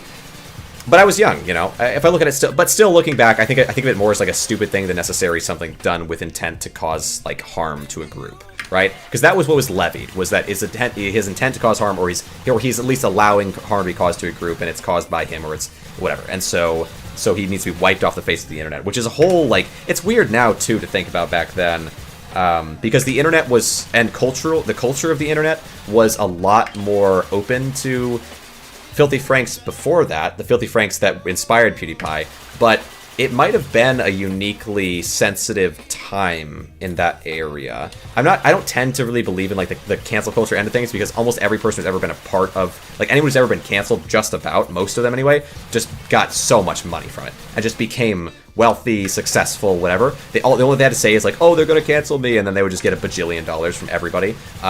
So, like, I don't really believe in it in that way, but I do think that specific time period might have had it to a certain extent. Because after that point, like, you look at things now, and you've got a whole group of people who have been profiting off of this concept of canceling since then. And so it's clear from these people, from the way that they talk and the things that they say, that they could say whatever they want, and it just no one would ever care. But in that, and then Filthy Frank, during that span of time, you had Leafy, you had Idubbbz, you had Filthy Frank, you had, like, all these different people who also could say whatever they want and no one cares. There's just this middle area where that wasn't the case. Of course, it also matters what audience you have. So if you say something, like, PewDiePie's audience was a mixed bag of just everybody because he was so massive, but if you were, I don't know, if you were somebody else in particular, there might be certain people that it wouldn't have been true for. Where people made their own websites and they were very unique. The old Lego websites and even Harry Potter were awesome. And now there's now it's all the same soulless website palette. That's interesting. Yeah, I think it's probably utility based. Like it costs a certain amount to do anything like that, and so they probably just don't care to take on the cost. Even though, I mean, yeah, it'd be nice. It'd be nice. Like variety and quality are really good things. I've also thought quite a bit about like with streaming versus with editing down videos. Generally speaking, like streaming or like think of it just like putting something out there that's consumable and accessible and available and whatever, that is generally going to be better than making a product and then leaving people without one for a super long time, unless the product is so good every single time that it always hits. And so in that way, where we talk about like, fancy websites and so on, like that was during a time where actually, as a good example, during that time, you could look at the Smosh website as a good example of this. The Smosh website, no one knew what would work on the internet. No one knew like what to focus on, what to whatever. And so the Smosh website was like they were building and constructing. They wanted to be good and changing this way and that way. And it was very, very creative and very unique. Which would have the Smosh website would have been 2002 or 2006, I think, one of the two. Because this was before YouTube, or around the beginning of YouTube. So Smosh, a little bit of internet history here as well, but Smosh was made, the earliest Smosh videos were on the Smosh website, then someone took them from the Smosh website, shared it on YouTube during the foundational moments of YouTube, or the very early moments of YouTube. It started getting traction there, but sharing it on YouTube meant it was like embedded, so it was still coming from their website, and they saw this huge boost in traction to their website, which obviously costs money at that, it's like a concern at the time, because they don't make any money, and so they're like, whoa, why suddenly, like, all of a sudden we're booming, this video is just booming in popularity, and they look it up online and they find a website called YouTube, and that's how Smosh began on YouTube, is that they discovered YouTube through someone else taking their thing from their website, like, and embedding it onto YouTube. Without their knowledge, which is kind of a crazy thing to think about. I mean, that's crazy. It happens, but still. So, Smosh website would have been pre-YouTube, which YouTube would have been, I figure, early 2000s. Let's see. So, and so in that time, the Smosh website, they would, like, well, of course, Lego would have been a bigger thing, but is Smosh still around? Yes. Yes, it depends on how you say, how you mean, I guess. So when Smosh was big, was the biggest channel on YouTube until 2014 or 15 when PewDiePie became the biggest. Smosh was still, of course, important. For me starting to hanging. Wait, is it lagging? Are we okay? Smosh around. Hopefully, are we good? Is it lagging? Can you see me? Oh, just double check. I want to make sure we're good. My bitrate says we're fine, but. Can you see me? We good? We good? Reaches the post 3 hour mark, it becomes more glitchy. Oh, gotcha. Okay, well, my bitrate seems okay. I don't know. Anyway, we'll carry on here, though. Attack. So, hopefully you can hear me and see me fine enough. Smosh was, I can hear you. Okay, good. Okay. All right, great. Wait, it's just choppy. That's not good. I wonder why. Moment seems good. Okay. Maybe just a little hiccup. It happens, I guess. So hopefully I can hope and believe. All right. So I still have the viewers on Twitch, so it wasn't actually a full hiccup because Twitch will cut out and run the second there's anything. Where YouTube will hold on for longer. I don't know why that is, because Twitch is supposed to be the better one in terms of streaming, but supposedly, I mean, that's they say it, but I don't know about it. Anyway, so Smosh. Smosh was the biggest channel on YouTube until 2014, 2015 when PewDiePie came onto the scene, and then Smosh continued for a little bit. Maybe check that for sure. Just neighbors borrowing the internet. Hopefully not. So then eventually Smosh got bought by, I forget the name of the company, I didn't follow it super closely, but Smosh sold itself to a company so they could get a bunch of money, but more importantly, it was stock. They sold it for stock in the company, which was disastrous. Don't store it, well, it's very true. Sell Okay, attack. So Smosh sells itself for stock in the company that buys it, which is unimaginably terrible, but they wouldn't have known at the time. This had never been done before. Much like when they had started, they were doing something that had never been done before. And so the idea was that with this company's backing, they would be able to make projects that were much bigger scale, which everybody wanted to do on YouTube. Everyone's like, Machinima was the first way to make money on YouTube. Then YouTube gives you the ability to make money through ads, and and then you also get the ability to make money through through selling like space basically in your video, and marketing, whatever. And then let's see, and then it's like, okay, how do we scale up from here? It's like, okay, well, what if a company buys us out, and then they have all this funding, and we can make TV shows? Remember what we talked earlier about The Annoying Orange. So, like, The Annoying Orange has a TV show. I believe Tobuscus wanted a TV show. PewDiePie had Scare PewDiePie, which the second season never got released because of some awful drama that sucks. It's all well past us now. And so everyone's looking for TV shows, everyone's looking for some new way to just hit everything big, and Smosh thinks they find it by going with this company. However, the company does, to my understanding, is not very, basically it says you need to have a new thing out, like, now. So they have like no time, just put something up with it. So they put out like a ton of shows, and almost all of them suck and flop, but some of them are okay. But like Smosh Babies is the biggest one, I believe. And so that's kind of the situation with Smosh at that point. It's sort of just disastrous. Let's see. And then, what happens from there? Smosh Babies. Finally, after a while of this, where they just keep failing, the company goes under and Smosh is evaporated. It's terrible.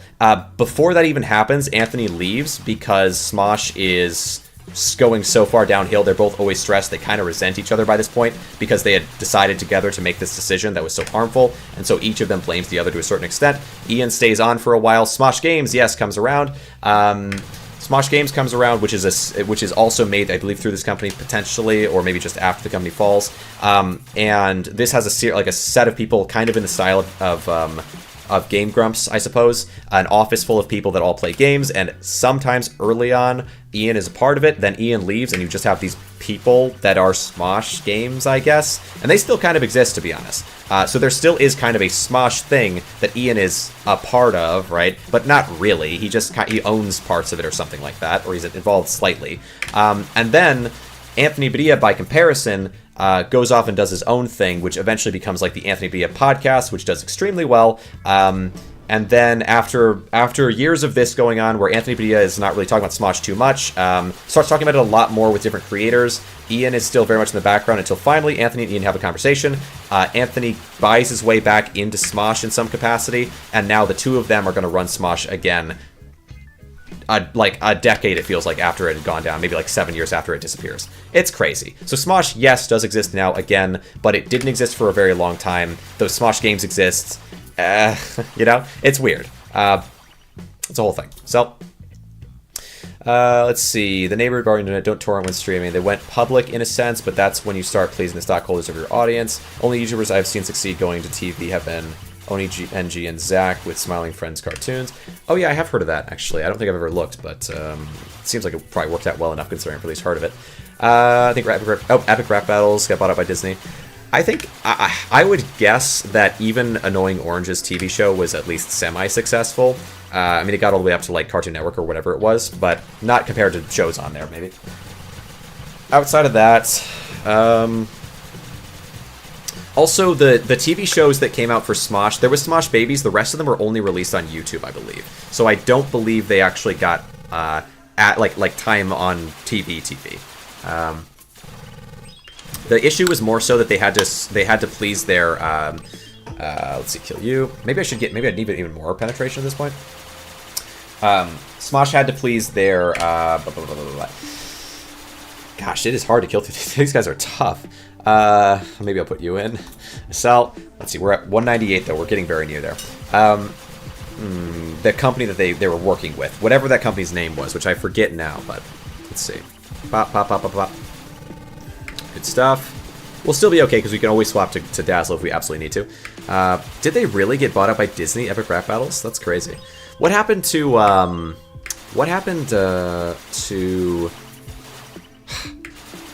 the battle where you've got like Death Battle. Do you remember Death Battle? I love Death Battle growing up. I don't know what the heck happened to them. You had Boomstick and the other one. I don't remember. Smiling Friends is really good. It carries that Newground cartoon soul really well done. Shows passion and love. That's nice. Awesome. Yeah, it's cool to see when YouTube projects work like that. A lot of the time they don't. You're right. Matt Pat was in 5 Nights at Freddy's, if that counts. And I thought it was all right. I mean, his appearance was short and fine. Death Battle still exists. Nice, yeah. I really like their old stuff. Maybe I should take a look at some point again. And then there was, but then now Markiplier's been working on Iron Lung for such a long time. I'm gonna have to see how that is. You know, it might be terrible. I'm hoping it will be good, but I was definitely like I watched Markiplier quite a bit for a span of time. Then he shifted out of doing YouTube content, and then my life kind of shifted around a lot to where I don't really watch Markiplier anymore. But every once in a while, like I watched the Chain Together one because Chain Together is fun and it's got Markiplier, that's cool. But he was for a while there just 100% Iron Lung. Now it feels like he's kind of splitting his time a little bit more, which I'm a little concerned about because I think being 100% Iron Lung was pushing it to. But it could, you know what it might be, is that it's in post production or something. You never know. Like I don't know what's going on behind the scenes. There might be a delay in some way. Who knows? But I'm really hoping Iron Lung is good because I know he put in so much time and effort. We'll see though.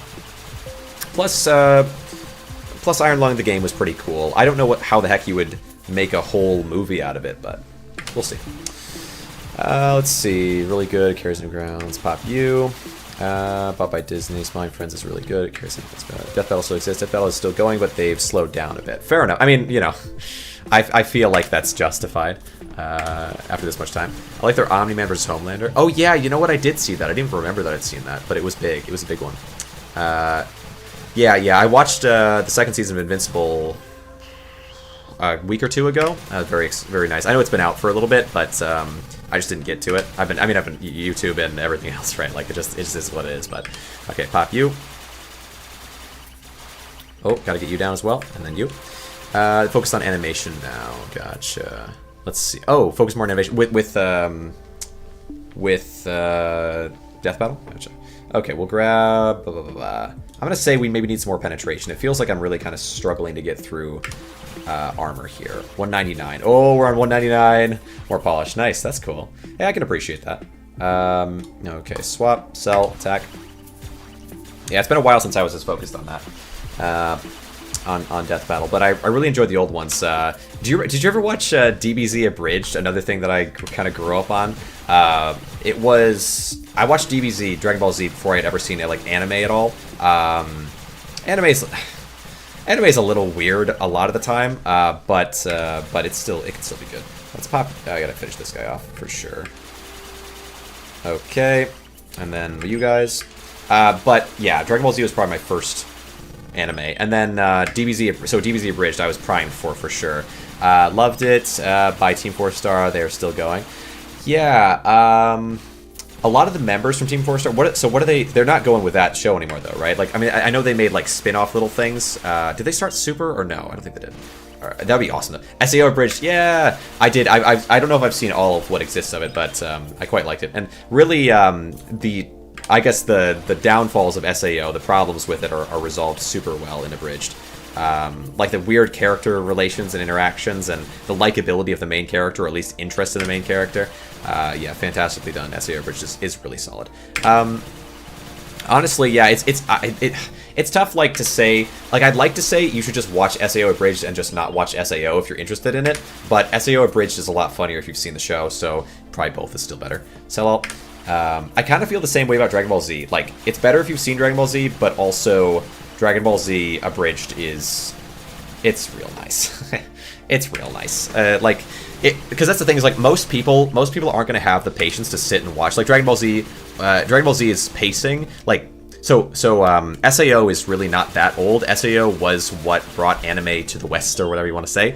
In a lot of ways, I mean, Dragon Ball Z did as well, of course, but it didn't really. I feel like with Dragon Ball Z, you got Dragon Ball Z here, and maybe you got you got Naruto and One Piece and Bleach here, maybe because of Dragon Ball Z and that end of things. But then from that, it's like, okay, you have nothing for a long time, and then very very suddenly it feels like when SAO came over, then it's like, then we also got Attack on Titan just after, which, like, if SAO opened, like wedged the door open, Attack on Titan bashed it open, and then from there it's just all the anime floods here, but, let's see, attack. Too much power creep. Yeah. But when it hits, you know, even old Dragon Ball Z, and I've also got Kai, of course, as well, which is probably the better one. Really, you should watch Kai instead of just base Dragon Ball Z. But okay, pop. Supposed to be a new anime for Dragon Ball, but I'm not sure how I feel about it, honestly. New anime for Dragon? Oh, the original Dragon Ball? Yeah, maybe they should. Maybe they should make a new. Yeah.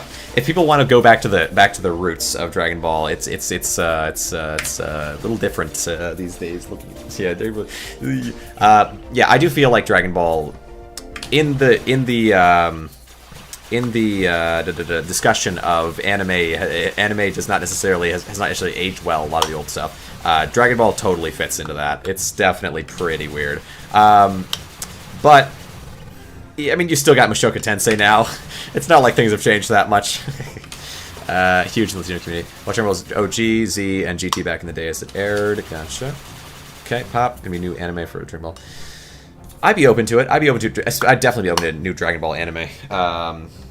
I mean, hopefully it's modernized and everything, right? See the high floors, but the gameplay seems at this point less interesting. I agree. I'll probably hit 200, and I probably won't continue to the 250 and whatever, because holy cow, it takes some time. But I do appreciate that we'll get 200. I think it's a big accomplishment in terms of yes, we're very near to the end actually. I wish we could. We'll beat floor 200 just to make sure we get that. But okay. Daima, I believe, and everyone in the cast will be turned into children, including Master Roshi. Oh, that sucks. Never mind. I hate that. No thanks. I could do without on that, actually. Thank you very much. Okay, we'll get a little more penetration here, and then we'll swap to this ring. We'll swap to this ring so we can get better damage all the way through to the end. We'll use some glimmer glamour, and see how it goes as we approach 1.2 trillion, 4, 5.8 trillion, 9, 10, 11, 17, 21, 23, 25, 26 trillion. See how high we can get across this. Pop. Let's see. It's going to be, I believe, yeah, that's really weird. I won't get a true continuation. True. I got to watch Bleach, or read Bleach or something. Because I know that one's amazing to my understanding. Like, I've seen video essays on it, but I haven't actually watched Bleach. Let's see. Pop. 27, 29. Okay, now I'm locked. Okay. Pop. 29.4 trillion current record. Okay. Pop. Okay. Pop. There we go. And then you. And then you. Gosh. Okay, we'll switch back to Demon after that. That's all I wanted to see. Just want to see big number. Big number make me happy. Not 100% because a lot of super... Hold on. GT might not have been the best, but thematically did have the best end of the series. Go back to his buddy. Yeah, I agree. The end of GT was really pretty good. The thing is, like, I understand people's dislike for GT, and I share it to a certain extent. But at the same time, when there was no super, and honestly, even with super... Oh, no, I like super... do I like super? I don't know. Reading it and then looking at the fight scenes of the anime is very filler. Gotcha. Okay, yeah, I'd definitely like to read it then. I'll have to take a look. I have seen some panels from Berserk. It looks fantastic. Let's see. Also, have you seen? If you've read Berserk, have you read Tokyo Ghoul? I know it's not like in terms of artistic mastery or whatever. It's not exactly, but Tokyo Ghoul, some of the art there is really nice, and I like it. It's entertaining. It's pretty fast paced. Anime I watched and I liked was Kaiju 9. It's a short story, but well done. Nice. I even liked the Tokyo Ghoul I have seen. I think even the anime is good. I understand the true hatred. I understand season 2 is a big shame, but season 3 and 4 I think just ignore season 2, don't they, and carry on the story. You gotta read the manga. It is one of those for sure where you gotta read the manga. Okay, we're going to swap over to this because apparently we actually are in this territory. Okay, interesting. Pop. Maybe it's because I didn't kill you first. Interesting. When I've seen all the anime, but you need to read it. Yeah, you need to read it. The manga is so much better. I'm not like it's like within Anitube because I was also a big watcher of that, if you can believe it, across all the things that I've already talked about being a big watcher of. But in Anitube, there's kind of this meme of like read the manga, but even people in Anitube who are now still in Anitube, whatever, who talk about it are like, yeah, you have to. It's amazing. Like Garin. Giguk, right? He has this video on why you need to read the manga, and it is pretty solid. Let's see. I mean, the anime is good, but you're missing quite a lot. Have you ever seen Parasite? Absolutely. Yes, Parasite is also fantastic. Have you? Okay, well, I'll get into Parasite. Have you seen? Will I get into that? Have you seen? Abnormalized. The song was in. Brain. What is the name of this thing? Wait, hold on. Parasite is good. Yeah. Crazy that I can't think of it right now. I can think of the song. I know the song. It's called Abnormalized. It's amazing. It's such a good song. It's the same people that made... Abnormalized was made by the same people that made Tokyo Ghoul's first intro. So it's in... The Tokyo Ghoul's intro is amazing and sounds amazing and is also amazing. This is also amazing because it's made by the same... musical artist. What is the name? So it's the anime where let's see, third anime, Full Metal Alchemist. Yeah, Brotherhood is amazing for sure. Attack you guys, and then pop Excalibur. Thanks. I don't really need the money, but we'll have some money. It's the anime where you can read someone's, like, I guess how Psychopass. Yes. Psychopass is fantastic. It took me a little bit to remember it, but I thought Psychopath, and that helped me quite a lot for obvious reasons, I guess. Psychopass is also really good, I think, within this sphere, and the intro is amazing. I feel like intros can kind of make or break a little bit in some cases, though Psychopass also is good. Psychopass's pacing sucks. It's so sad for me. Super futuristic cyberpunk, but it's amazing. It's a really good anime.